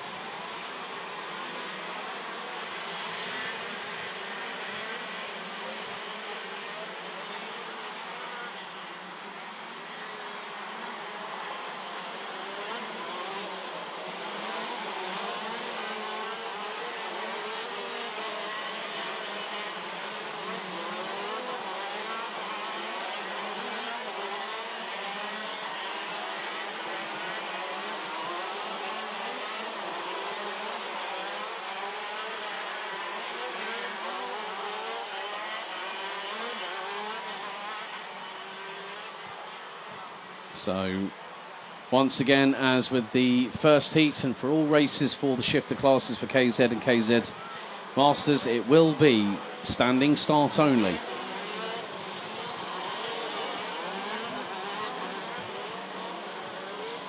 And quite a few front bumpers picked up in the last race, I have to admit. I think nearing on double, probably about the best part of nearly half the field got hit with a 5-second front bumper penalty.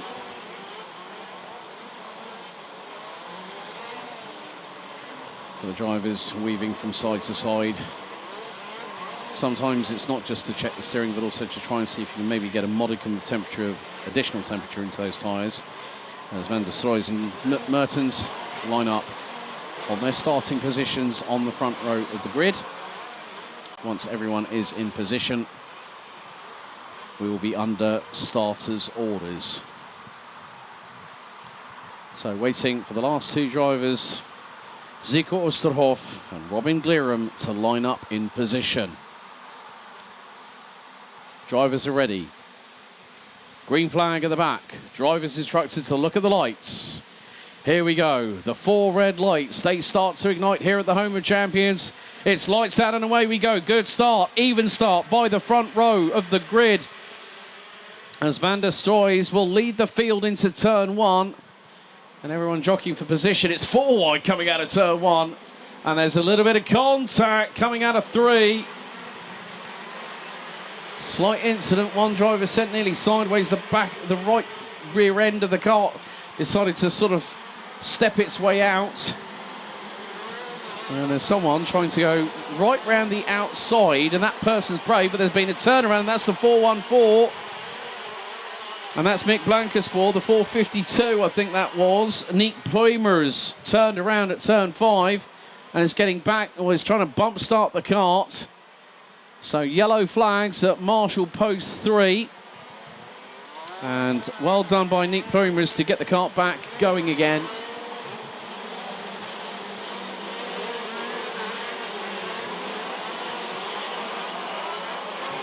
But there is still a lot of squeezing between drivers. Some are really, really pushing the envelope of aggressive driving, and they have to be very, very careful. One wrong move and you will be, I mean, there's a lot of cameras used by our race control team here, courtesy of Cam Company GmbH.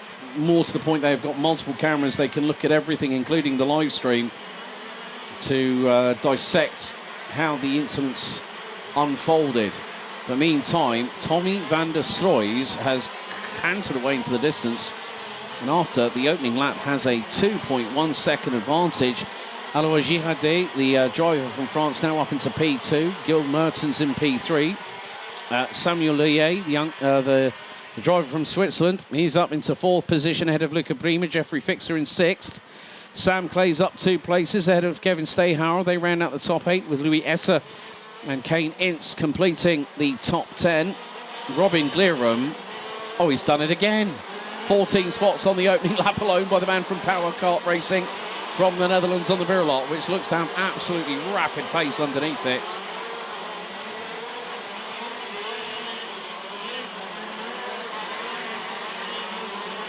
As now, Gil Mertens has got through on Alois Girardet on this particular occasion as, oh dear, too much catching the curb with the right front tyre there for the 410 from France. And that means that Girardet loses a big amount of ground to Gil Mertens. And the Swiss driver in the form of Samuel Leuillet able to close that gap up as a result of the French driver's mistake. And that can quite easily happen.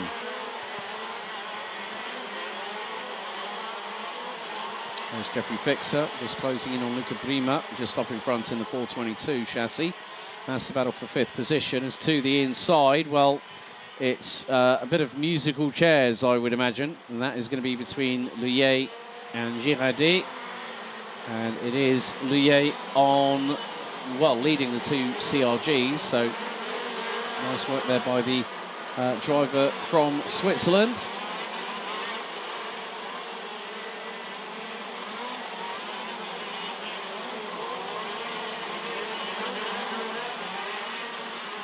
So there's still plenty of this race left to go, just under 6.5 minutes remaining. So Nick Bloomers has tumbled all the way down to the bottom of the order, so runs 25th. As we have a little battle between the likes of Luca Prima. There's Robin Glirum. Glirum is now up 17 places, and we're on lap 4. Robin Glirum has thrown caution to the wind, and patience not being a virtue, it's just the impatience of wanting to get through, but not trying to be desperate about it, trying to use that sense of urgency, like thinking, you know, I've really got to get myself up there and challenge at the sharp end of the field. But the way that Van der Stroys is pulling away, 1 minute 7.6 is his fastest lap of this race overall, and he's 4.7 seconds up the road from Gil Mertens. Meantime, they're trying to get through on the 422 of Prima, who's got Jeffrey Fixer just in front. There's going to be a change a little bit further up the sharper end. Kevin Stayhauer through on Alois Girardet, and that is going to be for 4th spot. There's Jeffrey Fixer. Then you've got Robin Glirum now through on Luca Prima. So Glirum up 7 spots. And Girardet not wanting to have Kevin Stayhauer in front of him and tried to get through, but Kevin Stayhauer's front bumper doesn't look like it's fully secured. It's like one of those like nodding dog figures that some people used to have in their car dashboard back in the day. That's what it looks like. It's just like as soon as he goes over a curb, it's just like shuffles up and down, so there is movement there.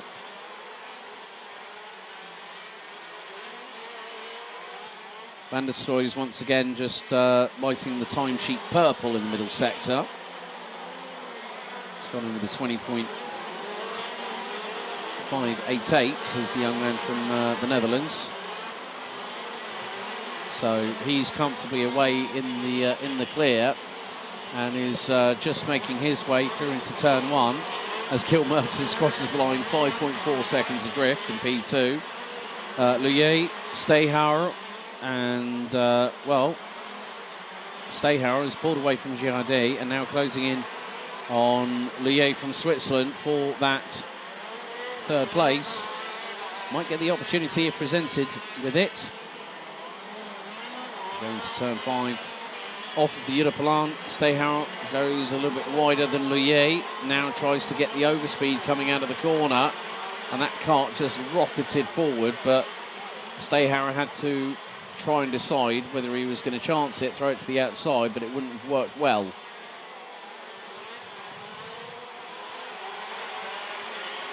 But Lié fires it back up the inside and retakes the position back. So good little battle here between the man from Switzerland and the man from the Netherlands, battling over P3. This will bring the likes of Valois Girardet, Jeffrey Fixer. This more than likely will bring Robin Glirum into play.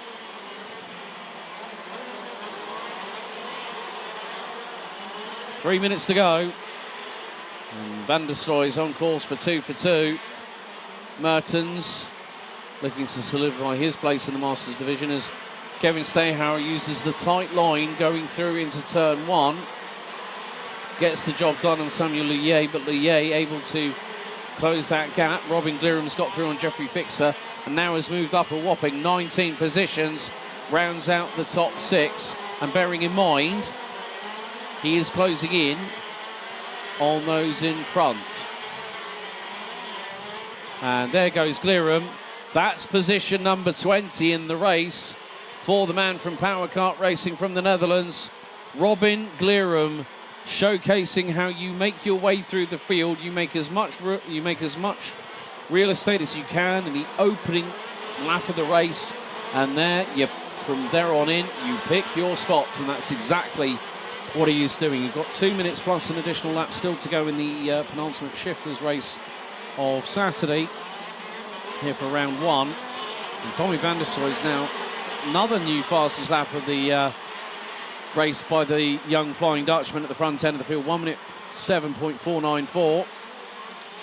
As Jeffrey Fixer gets through on Alois Girardet, and you've got Luca Prima, Sam Clays, I think, now involved in that as Robin Glirum has cleared off into the distance and is chasing after Sam Lié for position number 21 to be gained. I would not doubt Robin Glirum, considering the fact I've seen him compete over the last couple of years, and he has been put him behind the wheel of a KZ. He's absolutely rapid as heck once the kart is set up to his liking, and he can really, really push. We are coming up to the final minutes plus an additional lap of this race before we go on to a short break before the final 5 heats of the opening round of the season and of this winter series with Karting Champions League. There you saw Jeffrey Fixer like he was treading on eggshells going through turn number 10. So 2 laps to go for Tommy van der Stroy. So that will be effectively 2.72 kilometres of racing. He's ahead of Gil Mertens by 7.1 seconds. Kevin Stayhauer now in 3rd. Robin Glirum now 4th, and that is 21 positions gained by the power racing driver from the Netherlands in the 416.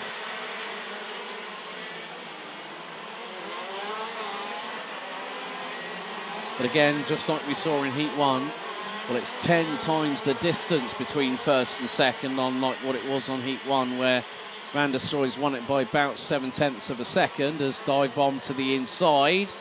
Whoever that was had some stones on them going through into turn 6. But it was a neat move, and I think that might have been let's have a look. That was Jens Treur on Mieke van der Parvet. So Jens, on the Crop Promotion chassis, gets through on the man in the 486 SP Motorsport liveried Kart Republic. Final lap underway, and Tommy van der Stroy leads by 7.6 seconds. But oh, no. Sam Clays, 2 wheels on the grass, connects with the right rear of Jeffrey Fixer, pushes the Mach 1 Motorsport driver wide. That's not going to be a very good look there for Sam Clays. I think that might be investigated, as now it's one to the outside, one to the inside. And Alois Girardet just got mugged by both Jens Treur and Mieke van der Parvet at the same time through at turn 2. Incredible shots caught by our drone that just caught that. It was Mieke van der Parvet to the inside. Jens Treur went, well, I'll go the long way round. And Alois Girardet said, well, I'm pinched in here, I can't do anything. But great work by the 2 drivers from the Netherlands. But in the meantime, we are now going to see that it is 2 for 2. Tommy van der Stroys won by just over 0.7 of a second in the opening race. Gil Mertens finishes, get this, 7.9 seconds back. Still squabbling going through into the final couple of corners and the run out to the line. And Luca Prima gets a punt from behind courtesy of Jeffrey Fixer. I'm sure might not be too happy about what happened with Sam Clays just a moment ago, but Tommy van der Stroys 2 for 2 for the young man for MP Kart Racing Team in the 454. He wins after 10 laps of racing by 7.9 seconds ahead of Gil Mertens. Kevin Stahauer rounds out your top 3 ahead of Robin Glirum, who made up 21 spots in that race. Samuel Luyet, Sam Clays, Luca Prima, Jeffrey Fixer, Jens Mika van der Parvet, they ran out your top 10. Oh, that's a shame there for Daniel Zylstra. In the 588, I think just waiting to... oh, he's going to get... Oh, now that is nice. Siko Osterhoff decides to give Daniel Zylstra a little bit of a bump. So front to rear bump, or he's just saying, come on, just push me in. There we go. But the thing is with Siko, he doesn't want to push his front bumper in. That's the big issue here. So, oh well, it was worth a try, Daniel. Worth a try. Zico goes off into the background, but Van der Stroys makes it 2 for 2 here in the shifter class division.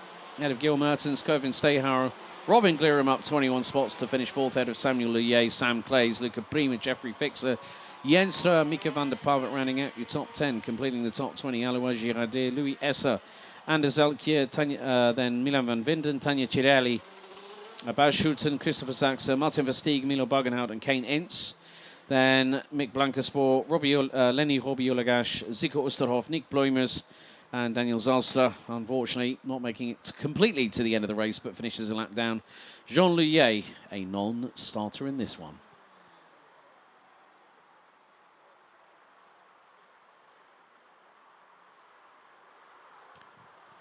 Right, on that note, that is now 10 races in the books here on the Heat stay for round 1, day 1 of the 2026 Karting Champions League Winter Series here at Karting Genk in the Limburg region of Belgium. We'll be back just before 4 o'clock this afternoon as the final push to the end of Heat stay continues as X30 Senior Heat 5 A versus D kickstarts the late afternoon action here at the home of champions.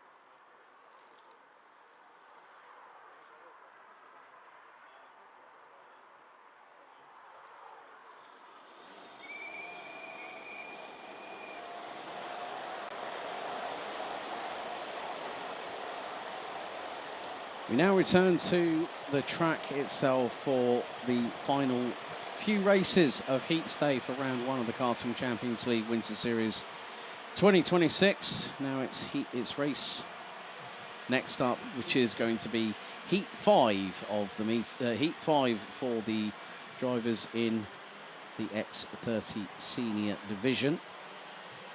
So that'll be race 11 of the meeting, and your starting grid will be as follows. Alexandre Mercier will start once again from pole position. Marcus Gloom will be alongside. Matteo Rivals, Vince van der Halle will be on row number 2. Matthias van der Kerkhoff and Levi Sanguera will be on row 3. Delano Vellens and CJ Bennett round out row 4. Arthur Huang, Bran van der Weyken round out the top 10. Enzo Ferrari and Roberto Bars round out row 6. Head of Sem van der Hayden and Oscar Guccio. Raffaele Santocorno will be joined by Annabelle Bryan on row number 8. Head of Noah Mengal and David Dorrestein, who completes row 9. Flavio Caja and Zachary Gurnan round out the top 20. Ahead of the 5 drivers that will bring up the rear of the field. Gauthier San Juan, Simon Solazzo, Sam Guluc, Lorenzo Notrigo and Corentin Perrault rounding out the grid. And there is a little bit more brightness in the air here at the home of champions, despite quite a significant amount of overcastness thanks to the cloud cover. But some patches just behind the tree line, just opposite the commentary box position, I can see like a little gap of 2 little gaps of blue sky peeking their way through the clouds, and the light is a little bit brighter towards the far side of the circuit, just by the Europalan at turn 6 and 7.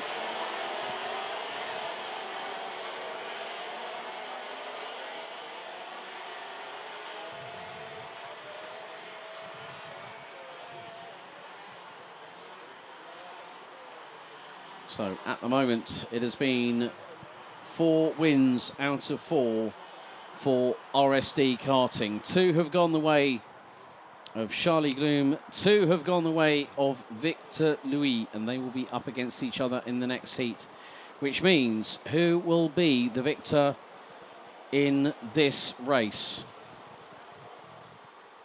And the track is significantly drier than what it has been so far. Mercier and Marcus Gloom on the front row of the grid.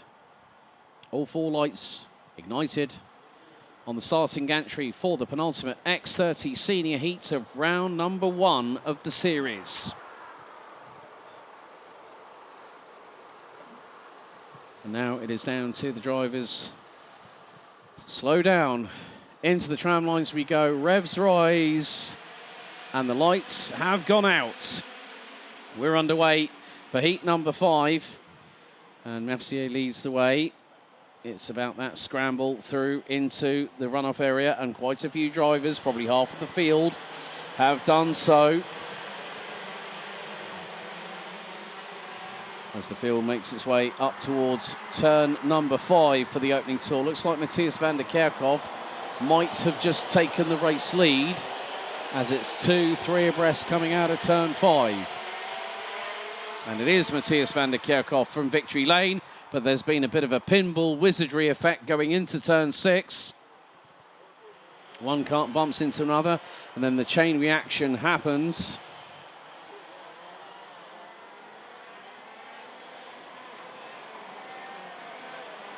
And from about 60, well, probably about midway through the field, everyone is trying to battle for real estate. They're 3 wide coming out of turn 10.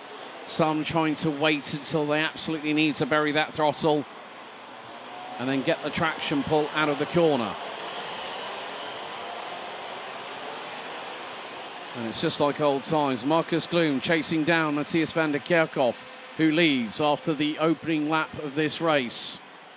Alexandre Mercier, P3.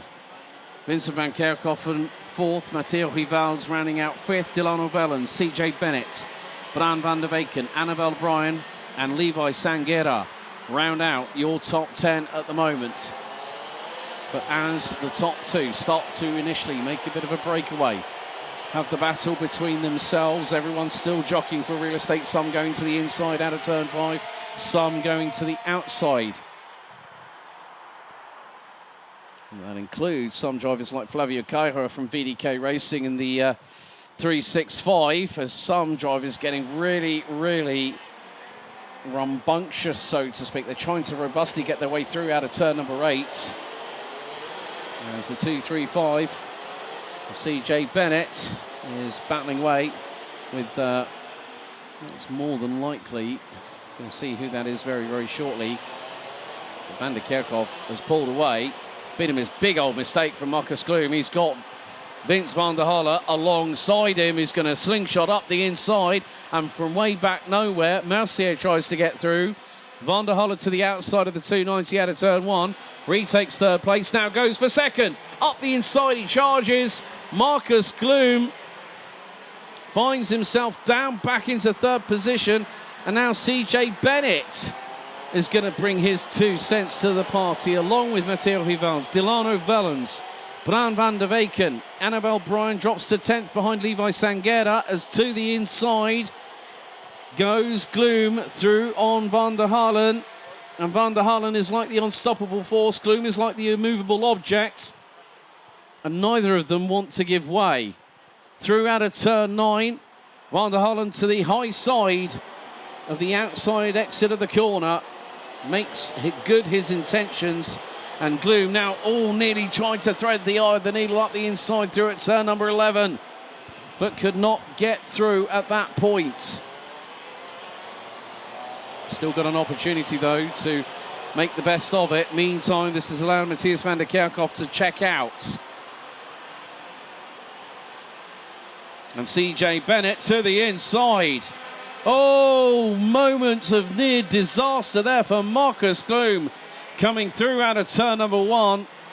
Bennett got through, and then I'm wondering if there might have been a slight amount of touch between Mercier and Gloom coming out of turn number 1. Maybe left front on right rear. As Mercier has got Bran van der Weken just behind him. Marcus Gloom looking to see if he can get through on the man from Ireland. And both Bennett and teammate from Canada Sanguera are in the top 10. Bennett running P2. Bennett running P3. Sanguera running 9th. And now Marcus Gloom trying to thread the eye of the needle. CJ Bennett keeps his Irish elbows out with the Stanley knives firmly attached and sharpened, and says, no, you're not getting past, I'm afraid. Coming up to the halfway point of the timer ticking down. Right, 3-second time penalty going the way of kart 345. That says to me Vince van der Halle is very shortly going to get a 3-second tramline penalty at the from the start. Well, we'll wait for that to be confirmed by live timing very, very shortly. 327 has also copped the penalty, and that is Canada's Levi Sanguera from MDL.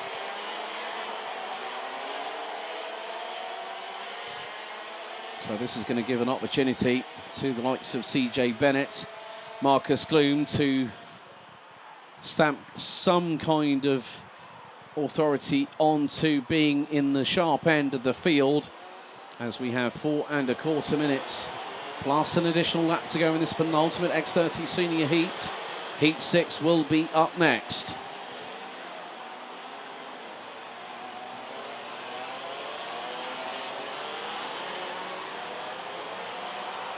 And at the moment, well now,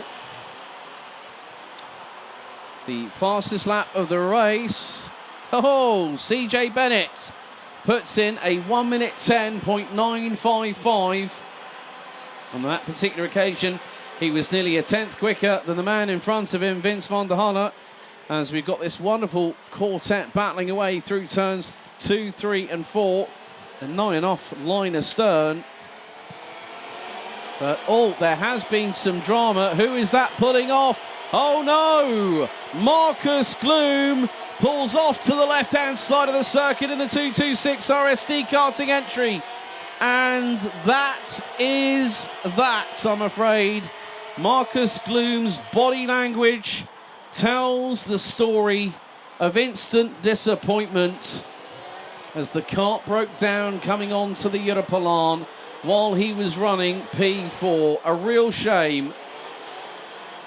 But nevertheless, it will mean we are going to have a different possible team winner. But keep your eyes on Bouvin Power and Vince van der Halle. Van der Halle is closing. 3-second penalty, I think, also is coming the way of the 3-2-5. Enzo Ferrari. As Vince van der Halle closing in on Matthias van der Kerkhoff. What I know from both drivers is they're not afraid of getting their elbows out, that's for sure. But van der Halle now closing in, running on the Tony kart. The team run by Berger, and he's right on the rear of Matthias van der Kerkhoff. So the two Belgians better watch themselves, because there's a fast closing Irishman not that far behind, and he's been the quickest out of the three in the opening sector. Bearing in mind that Vince van der Halle has got a 3-second time penalty post-race to add on to his race time, which 3 seconds will put him fourth if the race was to finish as it is right now. But whilst they're battling away, this means that CJ Bennett will start closing that gap. And Bennett was quicker than the pair of them over the opening 2 sectors, sets a personal best in sector number 3. And again goes underneath the 1 minute 11 second barrier, a 1 minute 10.998. And the lap before that, he went 43 thousandths of a second quicker, posting the fastest lap of the race. Good consistency by CJ Bennett, as Vince van der Halle makes a big old mistake going through into turn 5. It nearly cost him a big amount of time behind Matthias van der Kerkhoff as they are making their way through into turn number 8. Next time around, we will have 2 more laps to go. But Anne van der Beken, another one of the Bouvin Power drivers here this weekend, closing in on Alexandre Mercier, who started this race from pole position. Then a little bit further back, you've got the Sam van der Hayden, having a pretty good run this time, up 7 spots now, running P6 ahead of the likes of Matteo Rivals, who's being closed in on by WJS Racing's Roberto Bars, as it's wheel to wheel for the race lead coming out of the final corner. Van der Halle versus van der Kerkhoff. Van der Halle gets through and takes the race lead, but Bennett is only 0.5 of a second behind them. 2 laps to go, and the powder keg is just had the fuse lit, I think. So, karts 3-4-5, 3-2-7, 3-2-4, 3-second time penalty, tram line infringement by the 1 or 2 wheels at the start. So, timer has hit 0. Van der Kerkhoff was very sideways under braking going into turn 6 off of the Europolan, and now CJ Bennett is right with him. So, effectively, the way things stand, Vince van der Halle might win on the road, but he won't win the race officially when things have been decided, because at the moment that battle goes down to van der Kerkhoff and Bennett. So we've got just over 1.4 kilometres of racing left to go. Vince van der Halle will bring us on to the last lap of this race, and it's 1 second covering the top 3. So Bennett has got to pull a magician out, pull a rabbit out of the magician's hat, so to speak, to try and get through on Matthias van der Kerkhoff. But it would be the Irishman's best result of the weekend thus far. Into the Europolan for the final time of asking, once again here on lap 10 out of 10.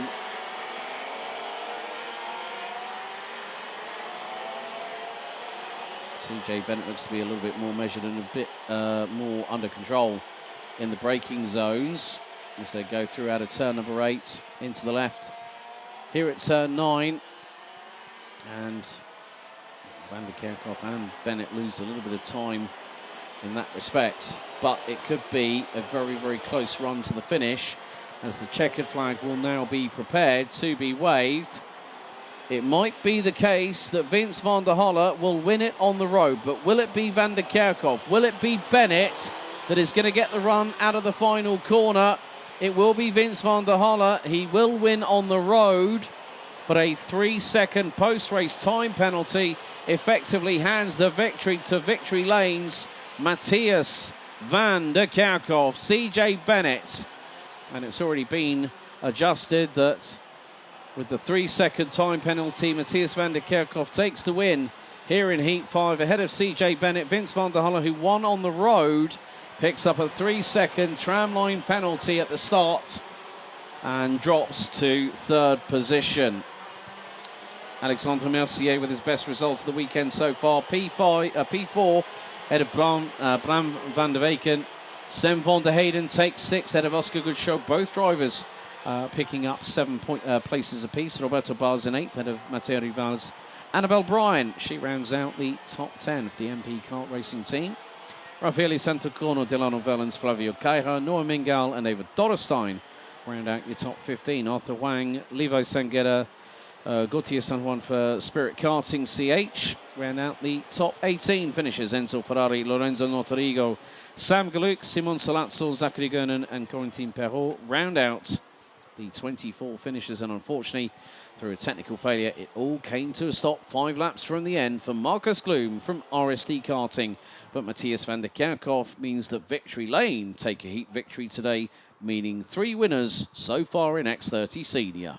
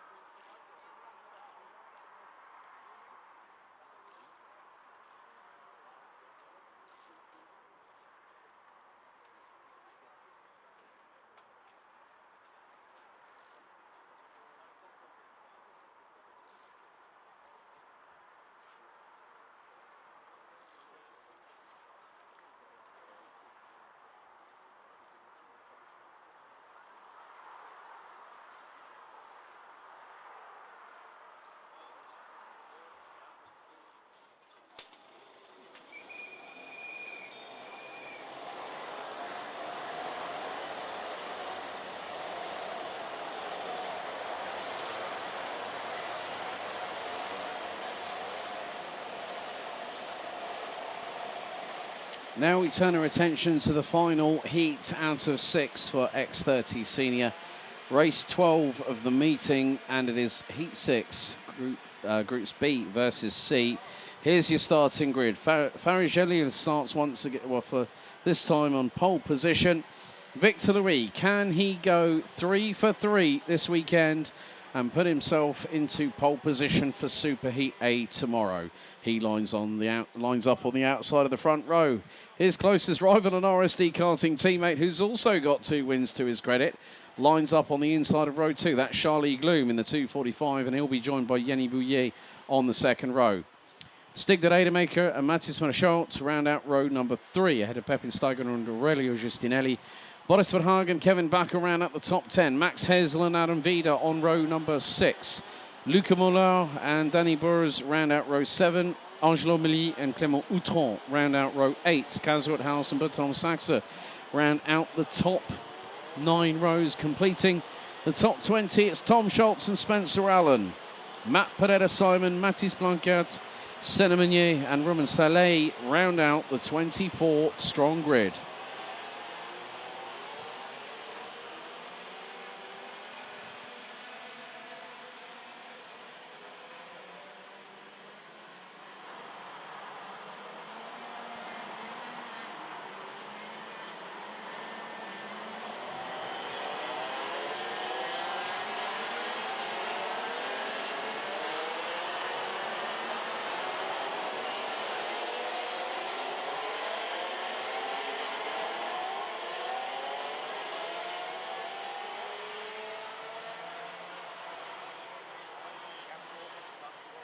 So with the drivers being on their official formation lap. The red lights are ignited on the starting gantry. Some of the drivers coming down into Cafe Corner are weaving from side to side, and once they go past the red line of no return, which is just after the signage for the pit lane entry, it will be a case of wherever Gloom and Louis finish in this race, whoever's in front of the other, I think, will take the top spot in the intermediate classification after the heats. So, Faris Jalil and Victor Louis on the front row of the grid. They head into the tram lines, revs up, lights on, and the lights go out for the final heats in X30 Senior this weekend. And it is going to be Faris Jalil leading the way. Victor Louis looks of possibly lost out a little bit as one goes 2 wheels on the grass, gets forced right to the outside of the runoff area, coming through the opening corner, which is 3 wide at the back end of the field. Someone goes grass tracking off for turn 3.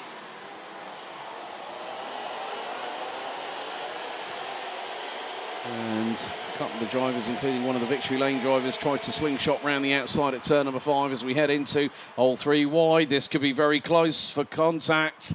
And there's a little bit of touch in between 2 or 3 carts. One gets turned into a spin off of the entry into turn number 8.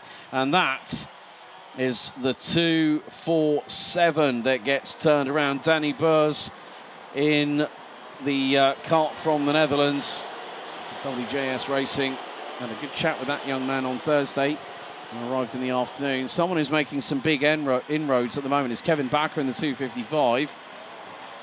So he was the one trying to go around the outside. But in the meantime, who is leading after the opening lap? It is going to be Charlie Gloom. Faris Jalil having a bit more luck this time. He's got Stig de Rademacher to the inside. And here goes Victor Louis also as well. So strength in numbers. RSD Karting trying to box out the man from CG Motorsports. And de Rademacher moves up to seniors for 2026. And behind them, well, you've got, Boris Verhagen was behind. It's now Mathis Marchand, who I think is up into P5. Boris Verhagen down to 6th. So he's probably got the likes of Pepin Steiger, Aurelio Giustinelli, Kevin Bakker, Max Hazel, Angelo Milly, as now bit of a concertina effect going through into turn number 8 with Boris Verhagen at the front of the train. He runs wide coming out of turn 9. Max Hazel has to put on the stoppers coming out of turn 9 behind Kevin Bakker. So it is, well, all I'm going to say is this. you've got Charlie Gloom, RSD Karting, Stig de Rademaker, RSD Karting, Faris Jalil, who's now 4th behind Victor Louis. So top 3 for RSD Karting. Add also to that 5th, de Rademaker new fastest lap, 109.527. There could be a change here. Oh, that was so close between Victor Louis and Faris Jalil. Mathis Machot was trying to wrestle his way on the steering wheel and past. Faris Jalil trying to get through into turns 3 and 4, but the 201 from Belgium unable to get through.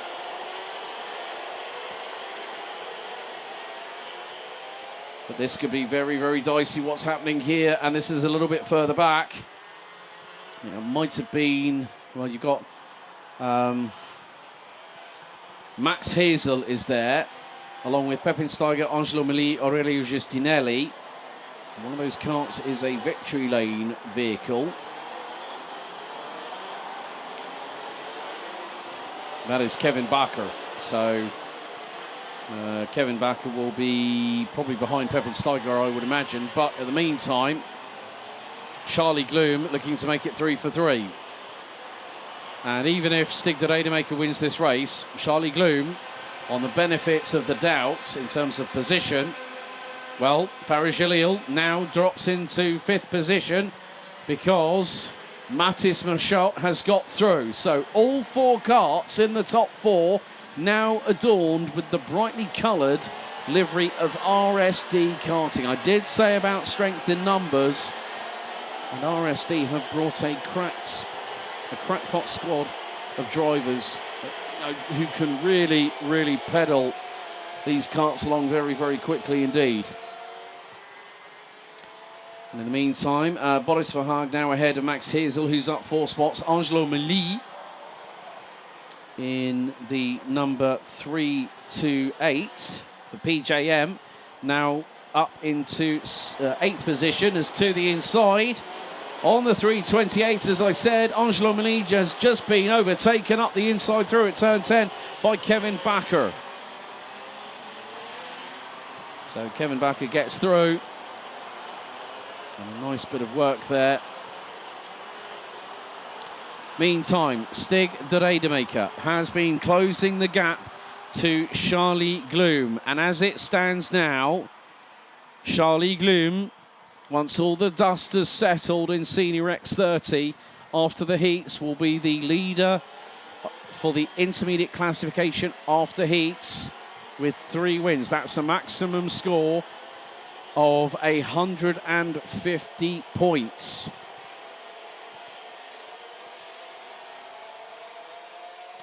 Effectively,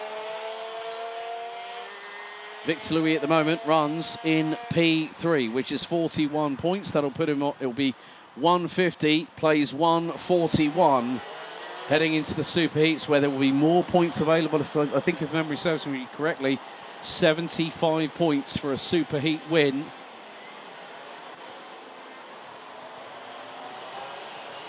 But the time is counting down, and with it, the opportunity for Stig de Rademaker.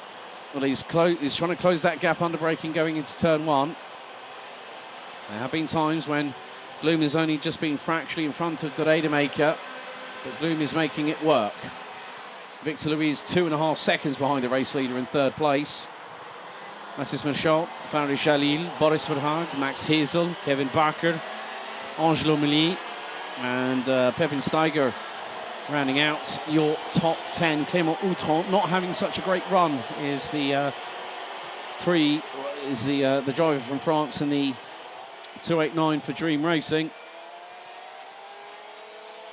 But in the first 2 heats, he really made sure that he was making sure that he said, well, you know, I'm never here to make up the numbers, I'm here to race and win.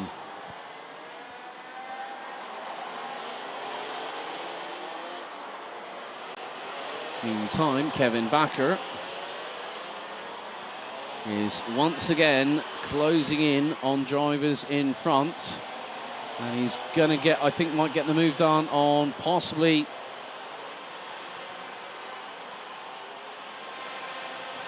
I'm wondering if if it might. Yes, Boris Verhagen's got through on. So there we go. Kevin Backer, another driver that has changed teams in the off-season.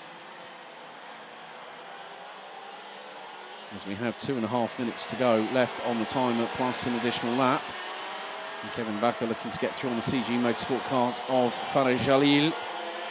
The 277 was not making it easy, but this time it could also open the door for Boris Verhagen. They both get through. Farah Jalil loses a further 2 positions, drops from 6th to 8th, but a mistake from Boris Verhagen. That's going to allow Angelo Mili from PJM to get through, and does so.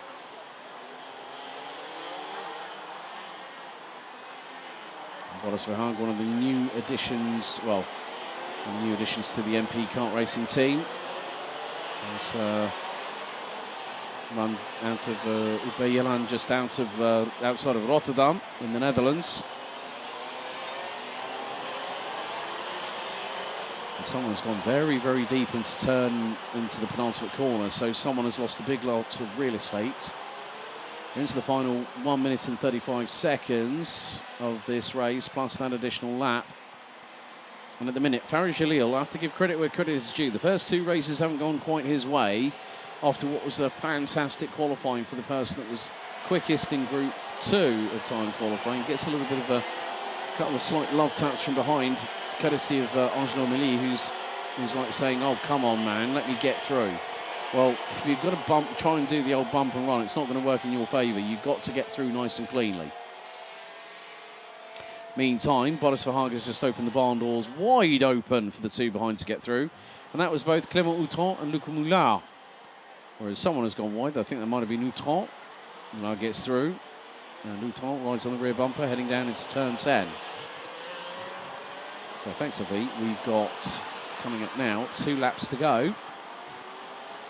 And there has been a change in the race lead. Stig de Rademaker, in the meantime, has got the fastest lap of the race at 1 minute 8.025. He's now 6.25 tenths of a second up the road from Charlie Gloom. Victor Louis rounds out the top 3, and he's been having a bit of a solo race, as is Mathis Murshot, his RSD karting stablemate. Max Hazel in the number 399 for CV Performance and JP Performance. Of course, JP Performance, known as one of the biggest tuners, has a big showroom in Dortmund in North Rhine-Westphalia in Western Germany. I had the opportunity of seeing the outside of that whilst I was making my way from Dortmund Airport to the Messe, to the exhibition hall back in 2023 it was.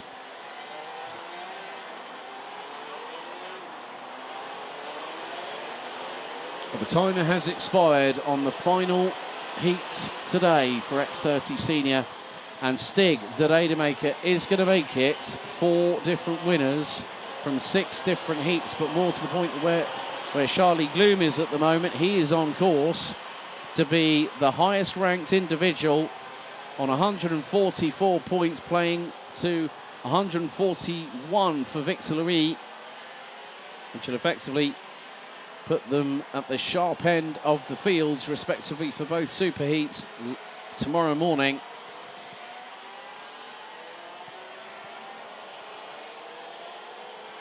But Stig de Rademaker going to make sure that he has a great showing at his new team, and also the fact that he can come over from a squad that he was with a long time, a long-time member of Fusion Benelux. But Stig de Rademaker is going to make his intentions known that yes, I might be a rookie, but I still know how to wheel a kart around a track. Stig de Rademaker wins the final X30 Senior Heat, and well, would you look at that? It's a 1, 2, 3, 4 for RSD Karting. Stig de Rademaker takes victory.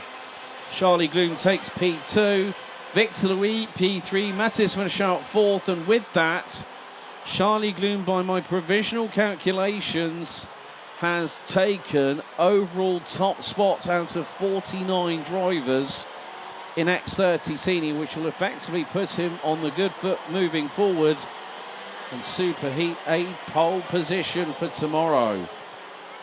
Max Hazel next up in 5th, ahead of Kevin Bakker, Angelo Milly, Clément Outron, Luc Moulin and Boris Verhaag round out your provisional top 10. Farid Jalil, no matter how much the man fought, he still ended up just outside of the top 10, but nevertheless a gallant effort for the 277 from CG Motorsport. Yanni Bouillet, Aaron Vida, Romain Saleh and Pepin Steiger round out your top 15, ahead of Aurelio Justinelli, Senna Meunier, Spencer Allen, Mathis Blanquet and Matt Pereira Simon rounding out your top 20. Bertrand Saxe, Kaz Oudhaus, Danny Burs and Tom Schultz bring up the rear of the field. All 24 drivers making it to the checkered. Well, that's it. Stig de Rademaker rules the roost in Heat 6, but it's Charlie Gloom that's definitely top of the pecking order.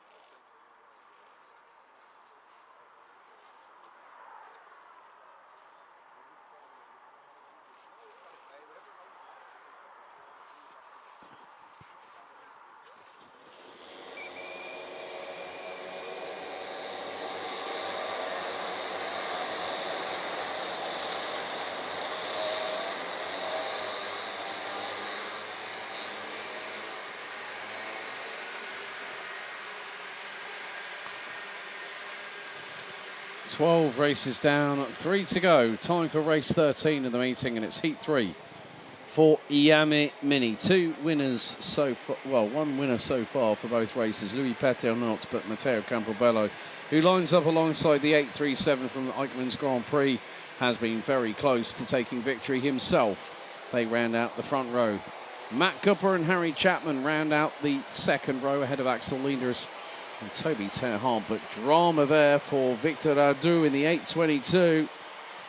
Is not looking like he's going to take any part in the race. That cart has come to an abrupt halt, so the driver starting 22nd will not take to the race, I'm afraid. Axel Linders and Toby Terhard round out row 3. Bruce Chirino and Gilles Duval, row 4. Arthur Jasson and Matthias Cavulea round out your top 10. Bran Connings and Mathis Lambrecht round out row number 6. Following that, row 7, Kian Ten Hav and Milan de Ruyt, Ziad de Duin and Lucas van der Heere round out row number 8. Artem Kikireshko and Victor Oliver Rizzo round out row 9. Maxime Ball and Martin Chekingomis round out the top 20. Head of Noah Kim. Jutan Victor Adu starting 22nd will not take to the start. Moussa Bira Akbaba, William Sitio and Lasse van der Weide will round out the 25 strong competitors.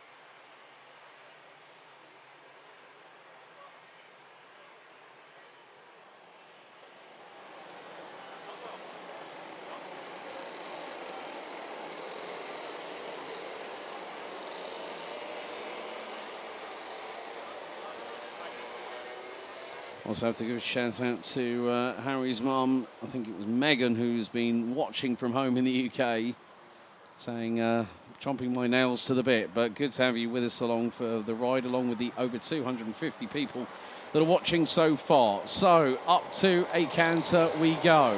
Red lights on the gantry, into the tram lines, revs up, lights on, and we are one full start again. Just like the opening heat earlier on today, as everyone's going to go around for another 1.36 kilometres here at the home of champions.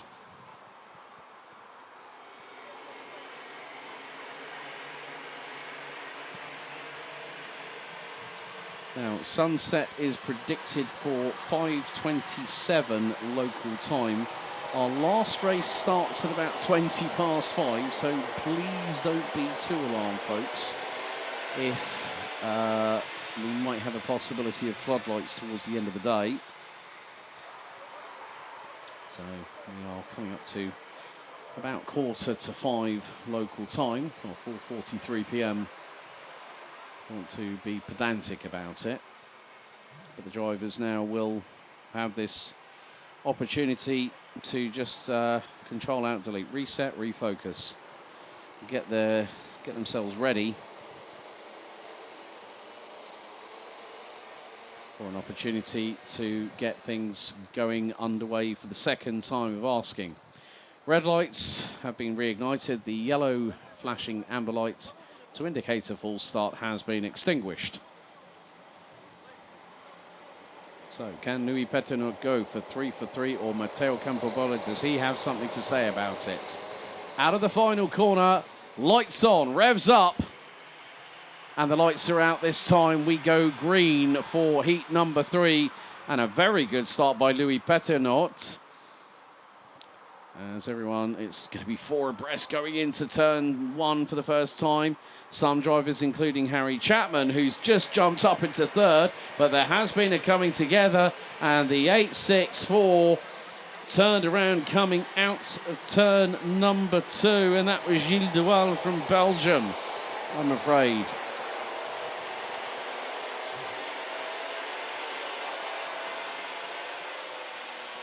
Paternot, in the meantime, has Well, that's going to be a dive to the inside. Harry Chapman has just threaded the eye of the needle. It was 2x2 Noah's Ark style into turn 6, and the Briton went to the inside line, made it work, and got through to P2.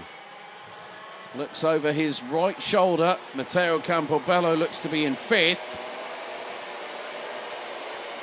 As maybe, I think Matthias Cavulea might have made up a couple of positions in the meantime. The 885 from Germany has clearly done so. That was a bit too close there for Matteo Campobello, but Louis Petinot leads. Harry Chapman 2nd. Toby Terhar 3rd. Bruce Chirino 4th. Matthias Cavulea. Well, it's going to be Matthias Cavulea trying to get through on Matteo Campobello. The German goes to the inside, and Campobello holds on with the throttle fully sent and stays in front of the young man from Germany.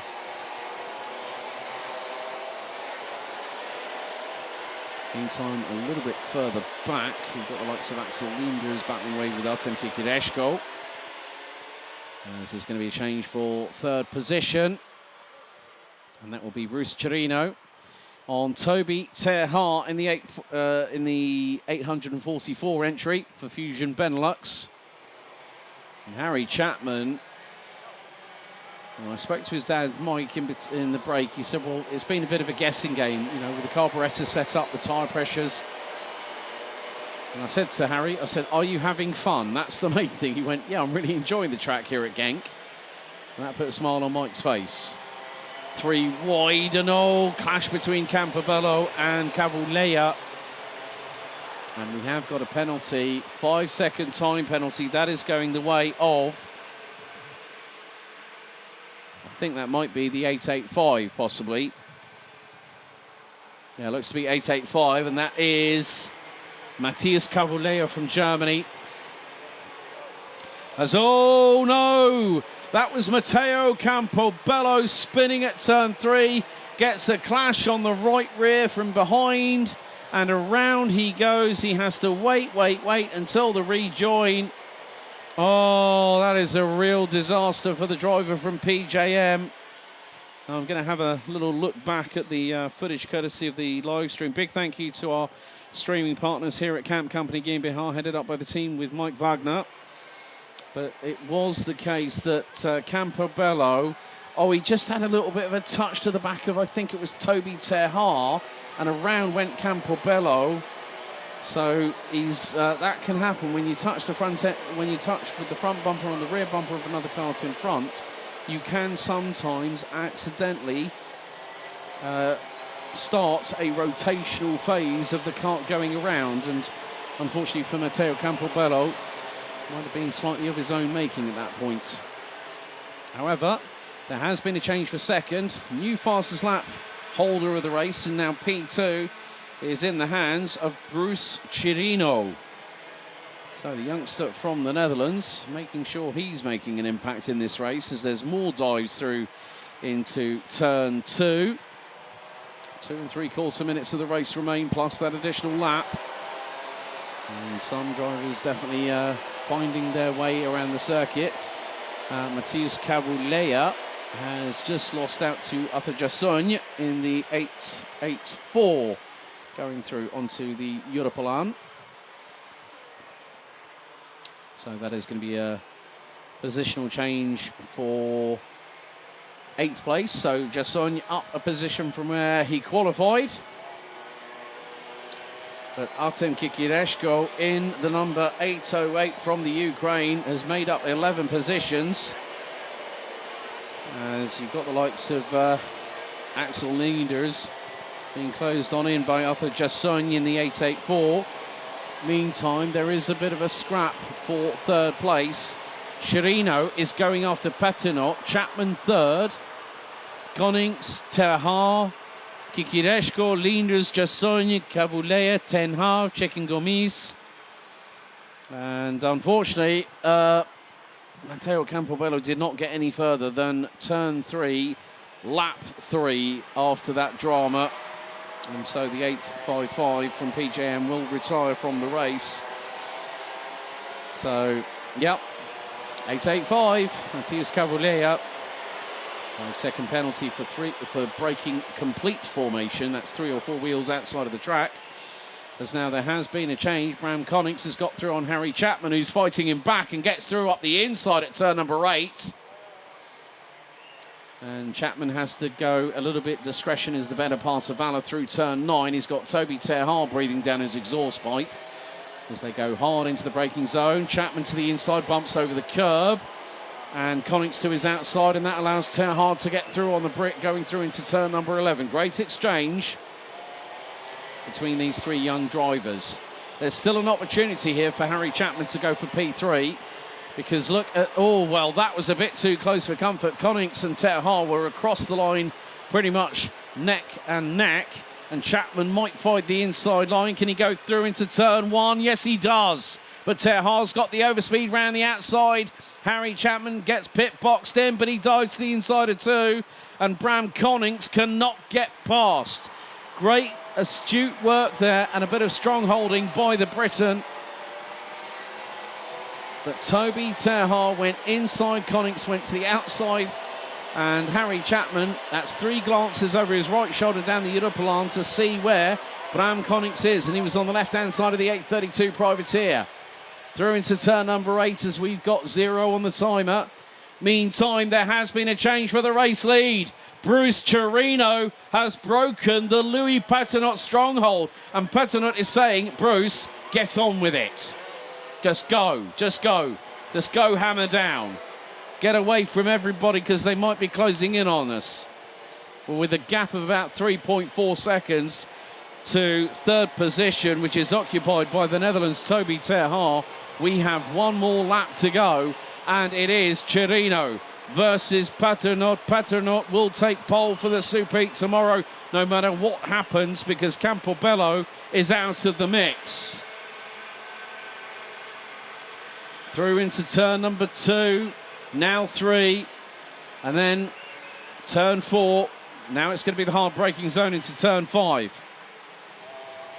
And Paternotte, he's 1-2 already. Chirino has got to keep that back end of that 875 as wide as humanly possible. But it's dependent on when Paternotte decides when is the moment to strike. And he's got to wait for that opportunity for it to present itself. At the moment, that's not quite yet, but there are corners to go until the checkered flag. Through turn 9 for the final time here in Iame Mini for heat number 3. Bruce Chirino started in 7th position. They come through turn 10. And Paternotte is building. He showed his nose to Bruce Chirino. Now it's the run out of the final 2 corners. Run to the line. Checkered flag in the air. It waves. Paternotte will take pole, but it's Bruce Chirino who wins heat number 3. And a thumbs up between the pair. 8/100ths of a second separating Louis Paternotte, who was on course for the treble, but nevertheless with a combined score of 144 points over 3 heats. He will be our pole sitter. But Bruce Chirino from 7th on the grid takes the win by just 8/100ths of a second after 7 laps. Toby Terhaar P3, Arthur Jassogne, Bram Connings, Harry Chapman, Artem Kikireshko up from 17th, finishes 7th, ahead of Axel Linders. Martin Cekin-Gomis, the youngster from France, up from 20th to 9th, ahead of Matthias Cavalier, who will get a 5-second penalty post-race, and finishes provisionally ahead of Masubira Akbaba in 11th, who started 23rd. Well done to the 815, Kian ten Haag, Matt Cooper, Maxime Bal, Lucas van der Heere round out your top 15. Then we've got Mathis Lambrecht, Gilles Dual, Milan de Ruyt, Zeer de Deun, and Vincent Oliver Rizzo rounding out your top 20. Noah Kim, Lasse van der Weyde, and William Sitio rounding out the 23 finishers. And on lap 3, turn 3, it all went horribly wrong for Matteo Campobello and for Victor Radu. For UN1, the race didn't even get started. Chirino wins, but Paternotte rules the roost here in Iame Mini.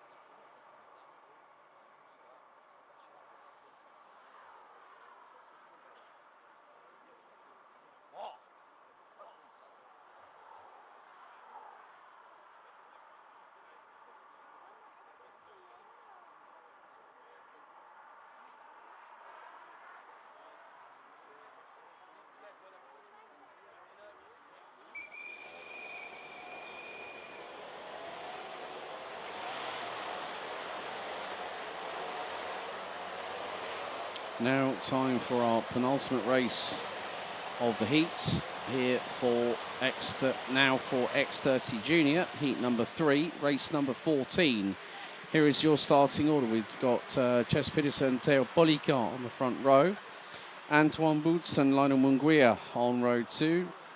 And after that, it will be Ludwig Granqvist and Louis Bieland, Edouard Gauffoy and Thijs van House ran out row number 4, ahead of Lewis Boots and Joshua Lauritsen, who complete the top 10. Lucas Pellizzari, Zoltan Koigny, Linus Tysted, Charles van Kellecom, Gauthier Maquet, Trent van Malik, Jules de Koen, Sacha Duquet, Isaac Zahiri, Len Gerkman, Dorian Grandjean, Adam Bourne, Mohamed El Bouzaki, I would imagine is going to be a non-starter again, due to start 23rd ahead of Matis Mouche, Ronan Kamphaus and Gregory Korblicek, who completes the starting order.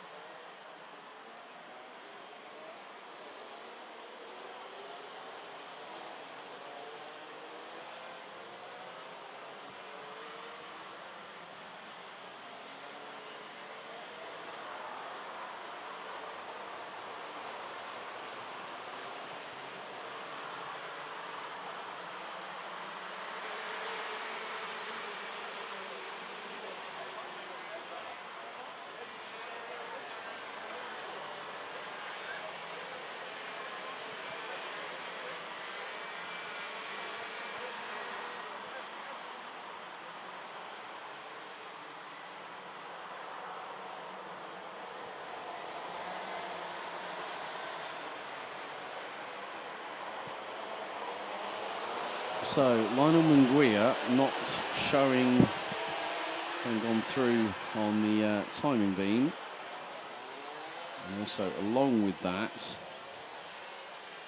Mohamed El Bouzaki, like I said a little bit earlier on, was not a non-starter. So it could be that Lionel Munguia is going to start from the dummy grid at this point.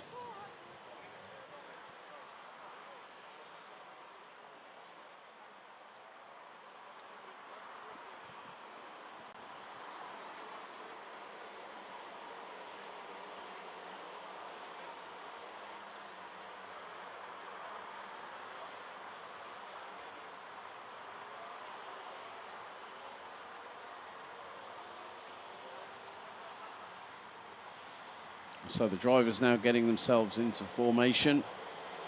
as the beginnings of sunset start to appear here at the home of champions. The drivers will now enter into the tram lines. Revs up, lights on. Lights are out, we're underway. Cespedes cuts across the front of Theo Policar immediately to keep in front. But Louis Bielanders, oh! That was a bit of a surprise there. Cespedes starts from the dummy good previously. He starts from pole and goes straight off onto the grass here at turn 1. And he ends up at the back end of the field. Not exactly how the 121 would have wanted his heat stay to have ended, with a big, big mistake. That's it, not exactly what you want to have happen at that point. And there is also the 105. Edouard Gouffoy has had further dramas. So the 105 from RSD Karting is not having the best run at all here today.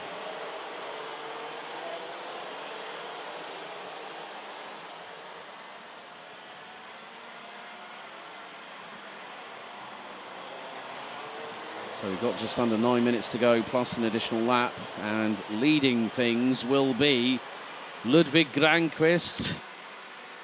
Looks like Thijs van Haus is in second. Zoltán Koényi gets through, and there goes Louis Bieland, who says, right, I'm making sure that my presence is felt, and he definitely did, because he nearly got second there. He just about made it through. In the meantime, a little bit of battling further back. And all there's further dramas. 103 has just gone. So that's further dramas. It's not exactly what you want to see at the end of a heat stay.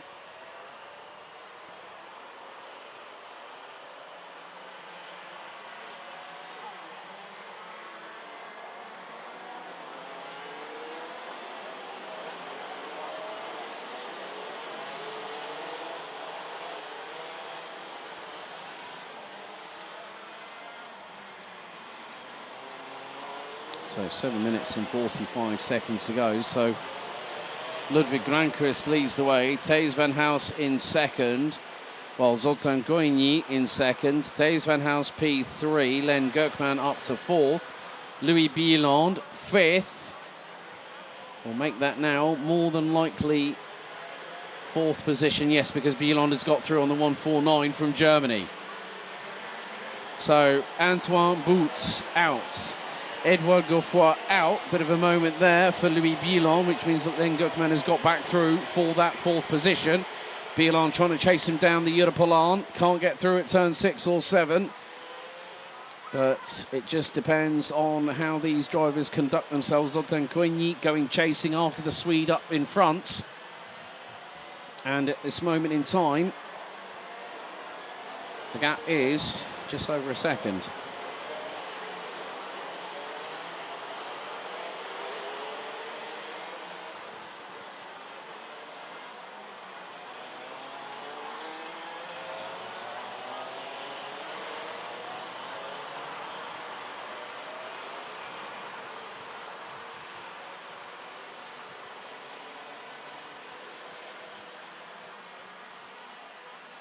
But with some of the battling that's happening, Thijs van Haus has got through on the youngster from Switzerland.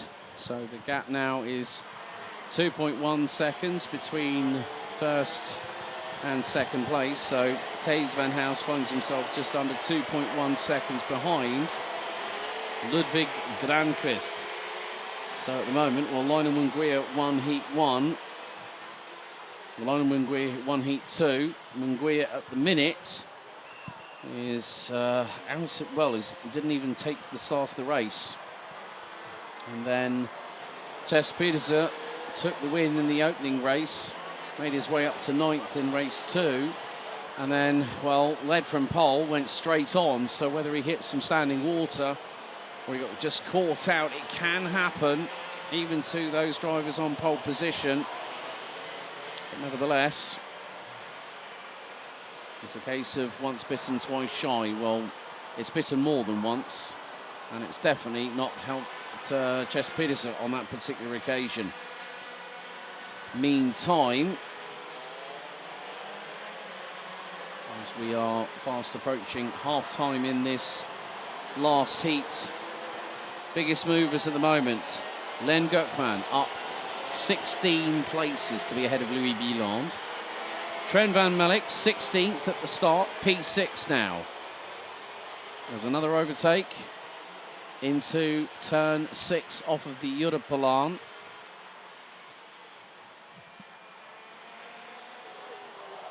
So Louis Bieland back through on Len Gökman. So that's 15 places gained by the KSL driver, whose bumper seems to be moving up and down a little bit. Trent van Melk, 6th place, up 10 spots. Sacha Duquet started 18th, now 8th. Korblicek up from last to 11th. The biggest losers, Antoine Boots, started 3rd, out of the race. Edouard Godefroy started 7th, out of the race.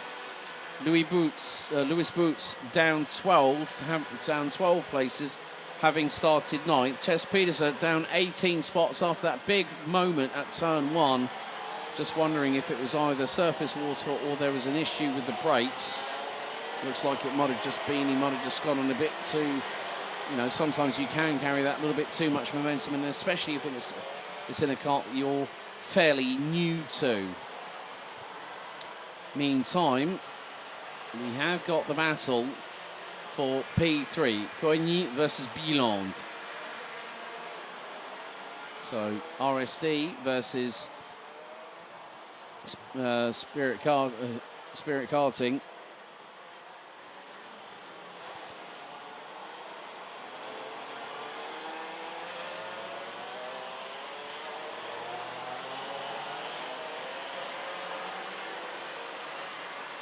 So coming towards the last 3 minutes of the race, and Coigny for spiritkarting.ch. Doing a very, very good job of keeping Louis Bieland at bay, but that is allowing the 118 of Bouvin Powers, Trent van Melk, to close up.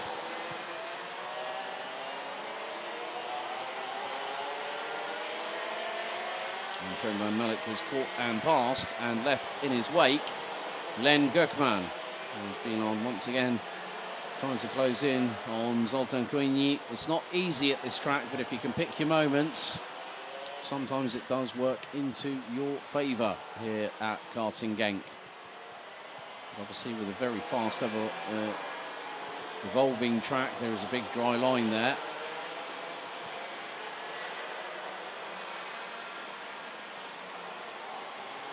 Looks like there might be dramas for the number 154 MDL's Adam Bourne. He's just come through over the line, and he is a big amount of time down off of the leaders. Louis Bieland just puts in the fastest lap of the race, gets through on Coigny. Coigny responds, retakes the position through into turn 1. This is giving a lot of opportunity as Bieland clips the curb going out of 2. Back end steps out to the right-hand side. Van Melk thought, well, maybe there's an opportunity here. As we see, that's Louis Boots and Ches Pedersen. Pedersen has got through, so he's now back up into 19th position. As, oh, this is getting very, very close indeed. And it's going to be the 1-2-4 of Ronan Kamphaus, up 7 places because Jules de Koen in the 177 for PJM has gotten through. That is for position.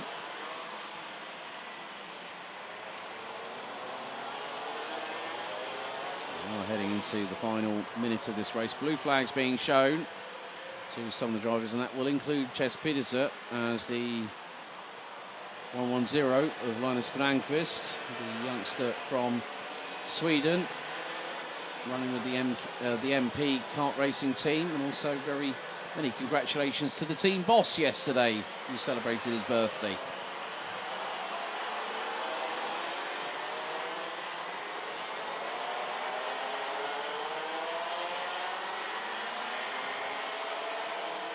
And Ches Pedersen has got nothing, he can do absolutely nothing but just let the vehicles that are faster than him. And it's just that it can happen. I mean, I know for a fact that You know, Ches Pedersen holds himself in a very, very high regard in the fact that he knows what he's capable of. But it just goes to show that even with these young drivers, no one's completely infallible. No one is completely, you know, impervious to having anything happen. And that just goes to show it is character building at the same time. Final lap underway. And now we've got a race on our hands for the final heat victory in X30 Junior. Because look, Thijs van Haus is closing on Ludwig Granqvist. Oh, they were a tenth and a half apart. And now they've got about less than a kilometre left to go. And Van Haus tried to go to the outside through at turns 6 and 7 off of the Europalan. Goes a little bit deeper into turn 8, maybe to get the carry through into 9.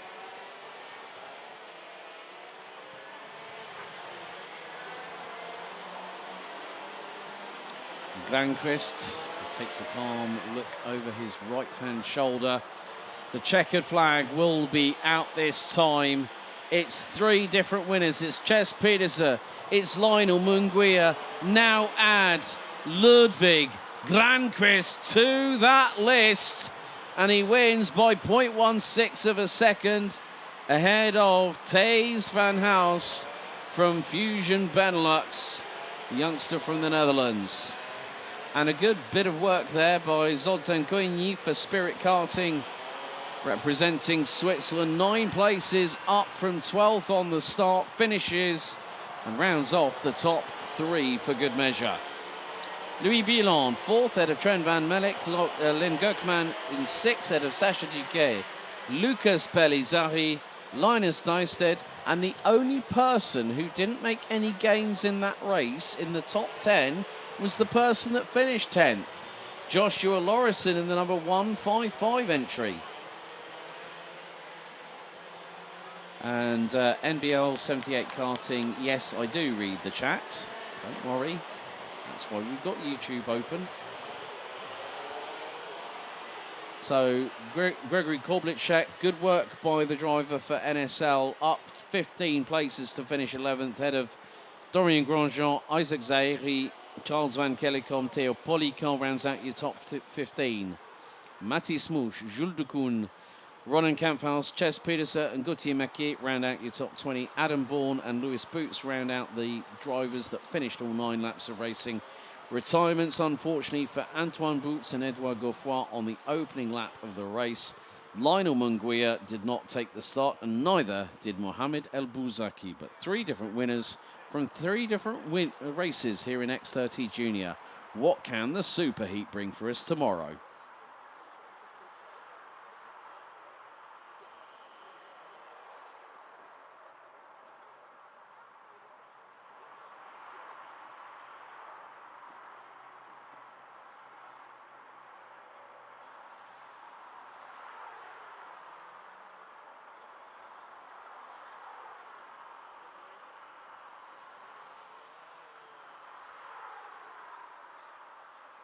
So the recovery crew is on track. Big thank you to the team here at Karting Genk. And yes, all good. Thank you to NBL 78 Karting on YouTube.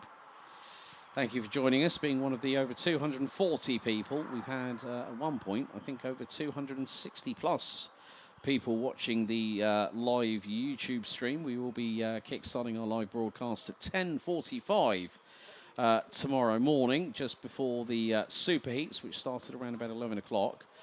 There will be a slight amendment to the timetable that will be in the description of the live stream, which will be communicated this evening to the members of the paddock. As we have 49 X30 senior drivers, 36 will go through after the Super Heats into tomorrow's A final, but the remainder will still compete for some semblance of pride in the B final tomorrow.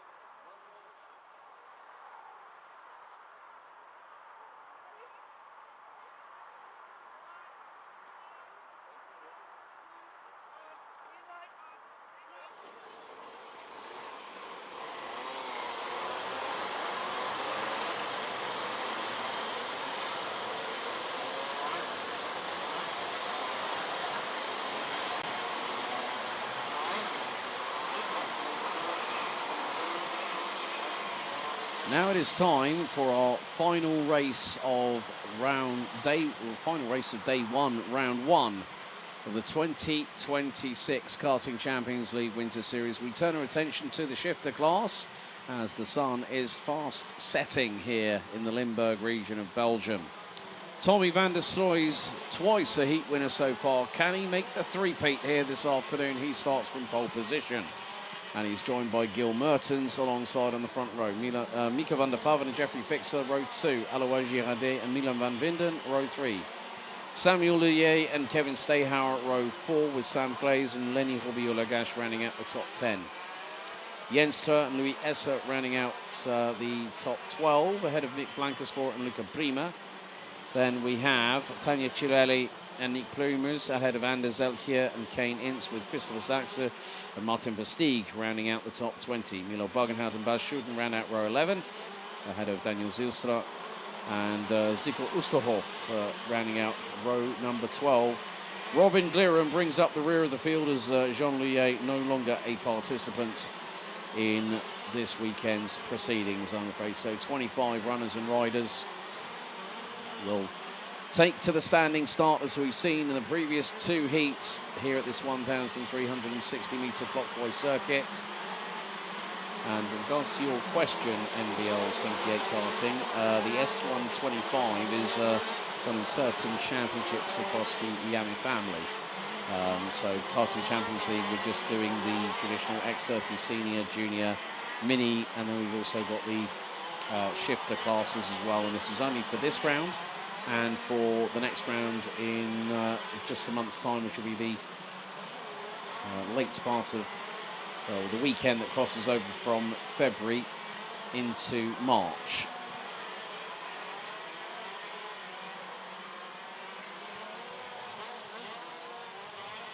There's a bit of tension in the air. This is the last race. Visibility, how might it be impacted for the drivers here? Well, we are about 5 minutes away from official sunset in the locality. But the drivers now will make their way onto the start-finish straight and line up the counter on the Digi flag, gleaming brightly. And for those that have just joined us, once everyone is lined up, we will have a green flag showing at the back. The drivers will then be instructed to look at the 4 lights that will ignite in sequence. And yes, standing starts are always crazy. But 10 minutes plus an additional lap. The revs will start to build. At the back, green flag shown. Drivers instructed to look at the lights. 1, 2, 3, 4. They're out. We're racing. And a bad start from Tommy van der Sloij's. Gil Mertens got the whole shot there. It was a difficult one to call, but they already, straight away, it was Tommy van der Sloij's that didn't time the start well. And Gil Mertens rocketed straight ahead. It was quite easy to see from the drone shot behind the field as they went through into turn 1. And that is just how quickly things can go. I've seen it where karts have collected each other, especially with the German Kart Championship at München last year. The pole sitter dumped the clutch, didn't go forward, and the guy behind him caught the left rear wheel and went flying. But there's one, oh right, someone's gone off just off of the exit of turn 8, and it's beached in the grass.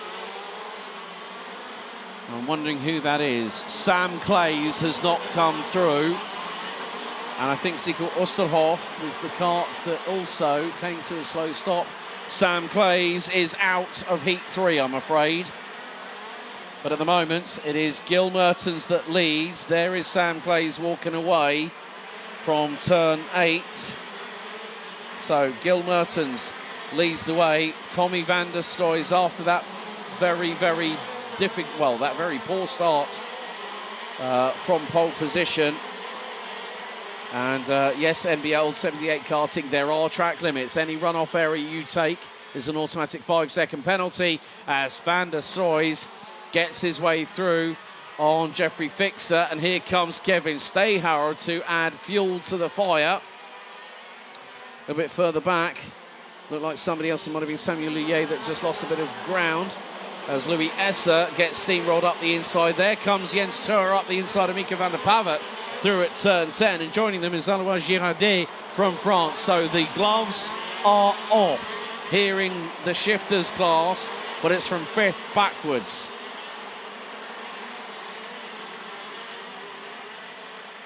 So a real shame there for Sam Clays. The kart just broke down instantly on the 5.35 from Belgium. But at the moment, well, Samuel Luyet having to battle away with the likes of Louis Esser. There's Jens Tuur, there's Mika van der Pavet, Alois Girardet, Luca Prima not too far behind.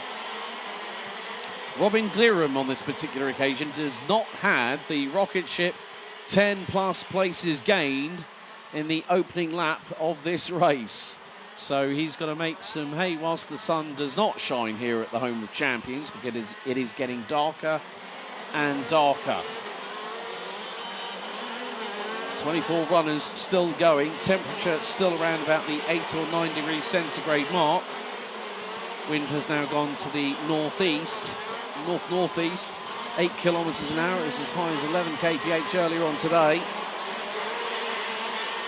But now, well, Van der Stroys has gotten past Gil Mertens and has decided, that's it, I've had enough, see you all later. He's gone, he's up the road by a second and a half, which in some cases, some KZ drop. Oh, sparks flying from the undercarriage of the chassis from Jeffrey Fixer as he went off at turn 3, 2 wheels into the grass, and the middle of the chassis must have scraped some of the paint off from the Mach 1. With Kevin Stayhauer right on his case. The two Dutchmen battling away for P3, and Stayhauer gets through at turn 8. Great work there, as always, by Kevin Stayhauer. And yes, Alois does drive in shifter classes now, so a lot of drivers want to really test themselves. KZ, the shifter category, is the class that you really get into before you move into single-seaters. And a lot of drivers go from direct drive into shifters. Of course, a certain Max Verstappen won the KZ World Championships back at Paul Fletcher International. Would you believe this when I say it? I think, if memory serves me correctly, nearly 13 years ago, back in 2013. Biggest movers at the moment, Kane Ince up from 18th, now runs 11th. Mika van der Pavet trying to get through on Louis Esser.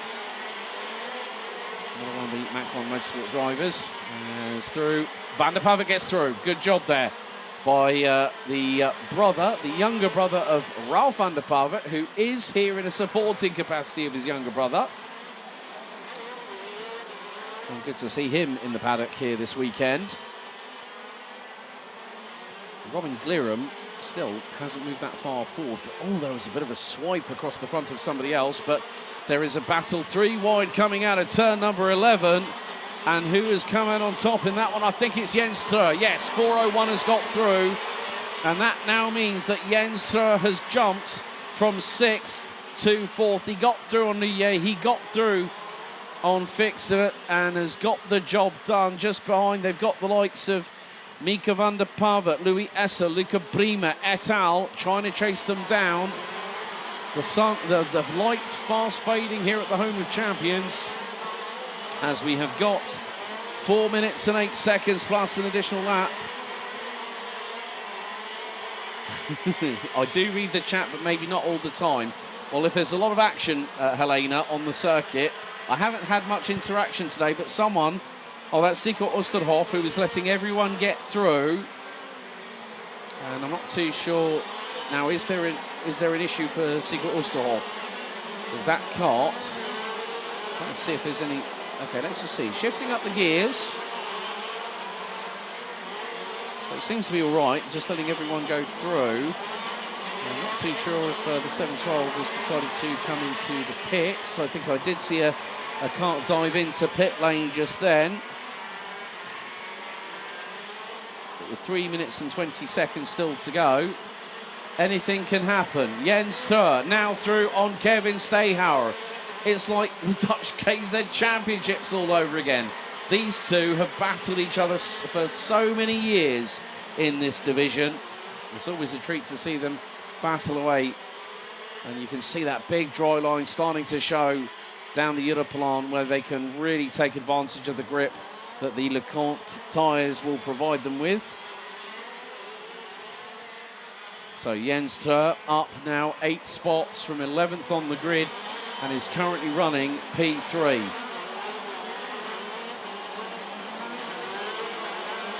But Tommy van der Stoys has more than checked out. He's 4.7 seconds up the road. He's just put in the fastest lap of the race, and we've gone under the 1 minute threes. 1 minute 2.667 by the Flying Dutchman at the front end of the field in the 4:54 for MP Kart Racing Team. Yes, indeed. You know what, to see him from what he's achieved over the last 2 years, Helena, Mick has done a really, really good job, and he's trying to get to grips with this kart, I'm sure, but still, he's got a big amount of opposition against him. So well played to him for giving it a go, and not giving up, just trying to push as hard as you can, because this is such a difficult category. It's the most, it strains, in terms of physicality, this is the most brutal type of karting you can get yourself involved in as a racer. So the big thing is, Gil Mertens, you might want to watch your backside in a few moments' time, because Jens Steur has just taken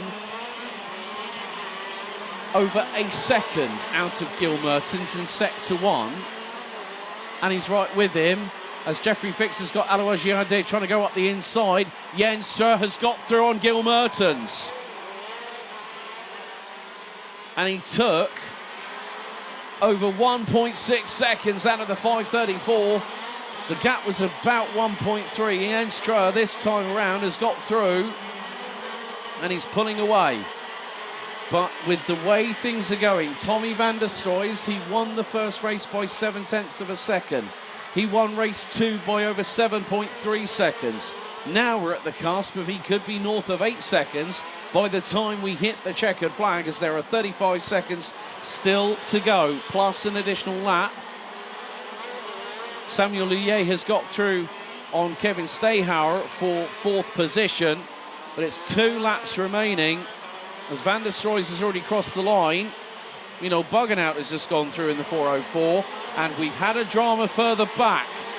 4:12, Christopher Zaxer and Lenny Robiola-Gash in the 4:51 are out, and they were both running close to the top 10.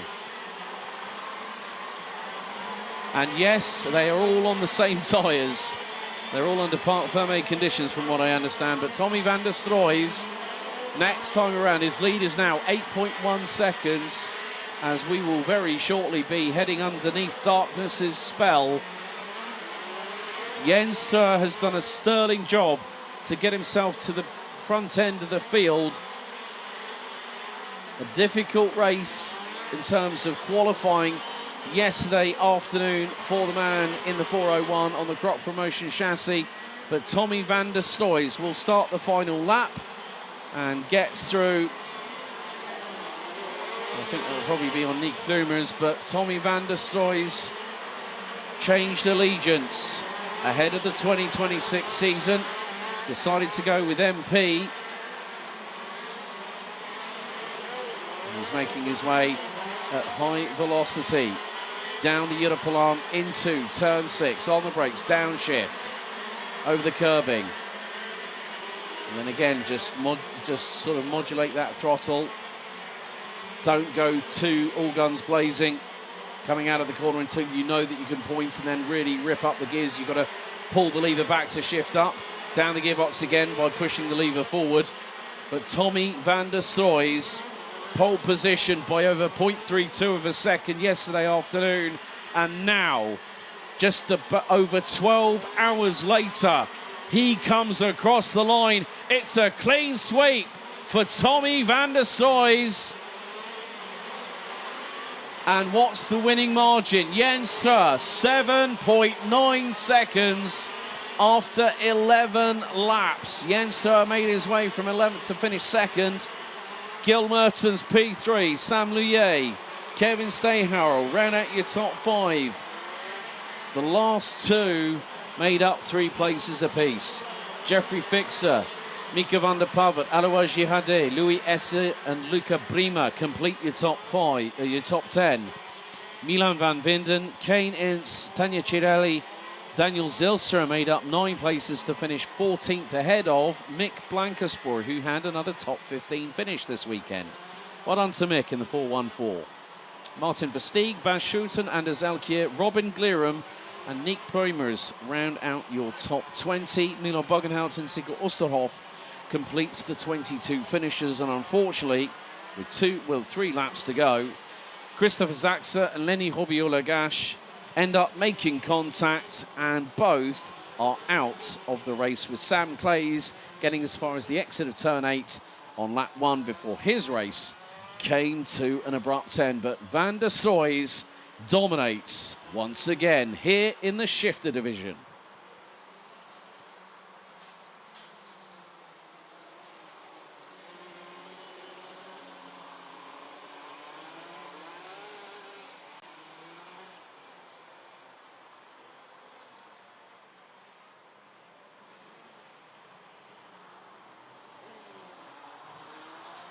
Well, after 15 races here on day 1 of the season, for many a driver, it's also the end of the first day of official competition for the 2026 Karting Champions League Winter Series, as now it's time for the drivers to have their front bumpers checked before going onto the weighbridge, and for some maybe to be pulled to one side and saying, right, okay, we need to scrutiny this, or we need to technically check this. The scrutineers are well within their rights to do so. But as darkness starts to fall here at the home of champions, that is day 1, round 1 in the books. Tomorrow we go live at 10:45 in the morning, as the Super Heats and the finals will then see who will be our KCL Winter Series leaders going into Marienborg in a month's time. Thank you so much for the people that have all been watching. We've already climbed big time. I think we're close to 300 subscribers now on the Karting Champions League YouTube channel. Please don't forget to follow us on our relevant social media channels. We will see you bright and early at 10:45 local time at Karting Genk, as finals day for round 1 is upon us.